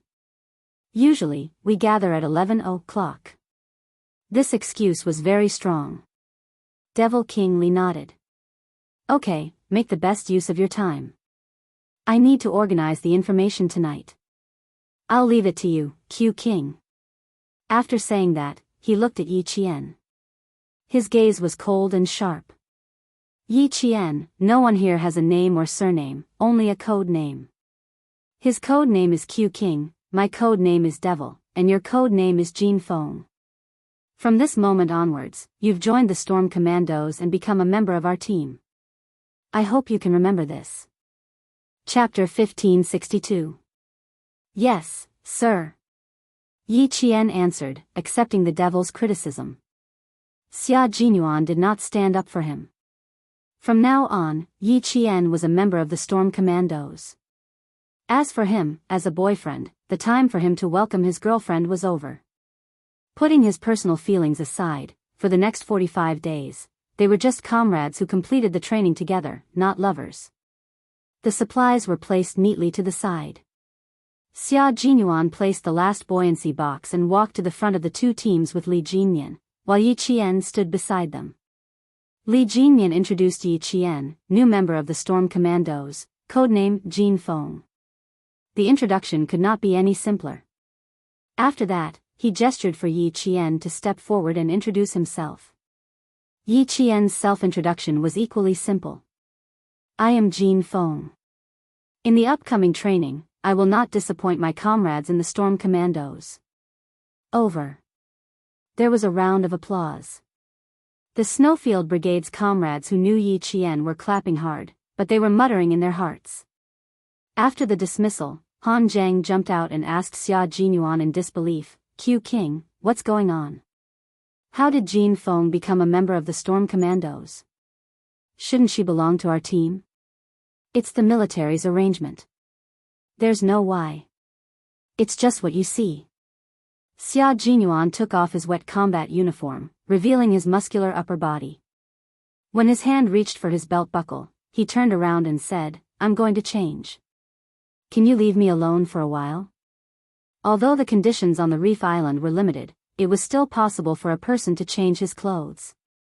Since the conditions allowed, Xia Jinyuan always changed his clothes alone.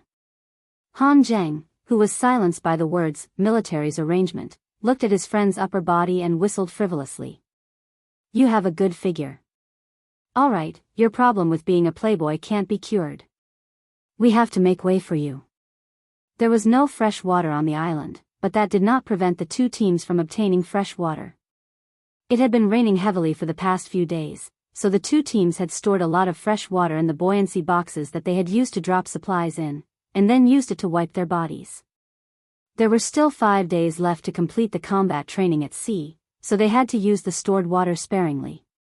Bathing had become a luxury, so they could only wet a towel and wipe their bodies. Xia Jinyuan changed his clothes. When the Snowfield Brigade members saw Han Zhang coming over, they were waiting for him to explain why Yi Qian had become a member of the Storm Commandos and why he didn't join the Snowfield Brigade. It was obvious that Yi Qian only knew the members of the Snowfield Brigade. Also, Q King had gotten permission from the military and the general to tell Yi Qian what kind of special forces the Snowfield Brigade was. How did she become a comrade of water demons? It's the military's arrangement, Han Zhang walked over and said seriously. Then, he looked at his comrades with a serious expression. The Snowfield Brigade members who were listening to the sound of the waves all looked at Han Zhang, waiting for him to say something. But after waiting for a while, Han Zhang did not say anything. That's it? J5 asked, that's all you have to say? Are you sure you didn't miss anything? Han Zhang nodded seriously. Understood. J5 nodded seriously. He then took off his combat uniform as he walked. K7 also turned around and walked away. His actions were the same as J5's. What did he understand? Why don't I understand anything? I've already said that it's the military's arrangement. What else do you not understand? T6 told his comrade with a serious expression. He patted his comrade's shoulder and repeated, military's arrangement. The reason was that it was the military's arrangement. Chapter 1563. The Snowfield Brigade had a total of 22 Special Forces members participating in the training for the competition. These 22 Special Forces members were the best of the best. It could be said that if they were placed in any basic unit or field unit, they would definitely be the king of soldiers in that unit. Among them, including Xia Jinyuan, Yi Qian only knew 8 of the Special Forces members. There were also a few members who had accompanied the higher-ups to Pakistan for a secret meeting and were in charge of security. They had secretly seen Yi Qian before. But Yi Qian had never seen them before. As for the other members, although they had never seen Yi Qian before, they were not unfamiliar with the name Yi Qian, just like Biyao did before. This was because people in the team often mentioned her name. If they were familiar with the name but not the person they were familiar with, they were probably the most familiar strangers. Didn't you guys talk about Yi Qian every day in the past? Why didn't she join our team? Why did she join the water demon's team? The military's arrangement? Could it be that we didn't fight for her? Even if we fought for her, she might not necessarily become a comrade on our side. This matter mainly depends on how the military arranges it. In the end, it still depends on how the military arranges her. Did you guys see what she looked like clearly just now? A member who was putting on a pullover turned the topic to her appearance with interest. He said what several of his teammates were thinking. Yeah, did any of you see her clearly? When she introduced herself, my eyes almost popped out of their sockets. But unfortunately, she was facing away from the moonlight, so I couldn't see anything clearly. I just thought that her voice was really nice, like a lark's. After a day of training, the topics of conversation were much more relaxed during rest time. Yi Qian's arrival was first because of her identity, and second because of her gender. This group of male soldiers who had been facing the sea for the past few weeks had secretly started talking about her. And the topics of discussion were mainly about two things. First, how did she end up in the water demon's team? She was clearly familiar with their comrades in the team. Second, how did she look? Was she pretty? As for how capable she was, that was put aside. If she could train with the male soldiers and join the water demon's team led by the Devil King, she definitely wouldn't be too bad. If she was too bad, would the military arrange it? If she was too bad, would the Devil King want her? Therefore, there was no need to discuss this issue. It was better to discuss the topic that they were most interested in order to relax. Not only did high-intensity training require physical relaxation, but it also required mental relaxation. As the saying goes, men and women work together to make it less tiring. There was a reason why there were always a few female soldiers in a troop. Female soldiers, no matter where they went, would become the most beautiful scenery in the eyes of the male soldiers. Pigeon and White Crane had seen Yi Qian before. When they heard this, they said in unison, "We'll know when we see her tomorrow, as long as she doesn't have any camouflage paint on her face." It seems like you're all very interested in her looks. Why don't I tell the Demon King tomorrow and have him bring Yi Qian to walk around in front of you? A faint voice with a hint of cold laughter rang out. The team members who were originally resting together quickly pulled their sleeping bags over their heads and fell asleep in a second. Xia Jinyuan took a few steps forward and walked over to the teammate who had asked, "What does Yi Qian look like?" He bent down and smiled calmly. "If you really want to see him, why don't I take you there now? It just so happens that I'm going to look for her." He sounded very sincere. It sounded like he really intended to take his teammate there. If they really believed him, they would definitely end up in a terrible state.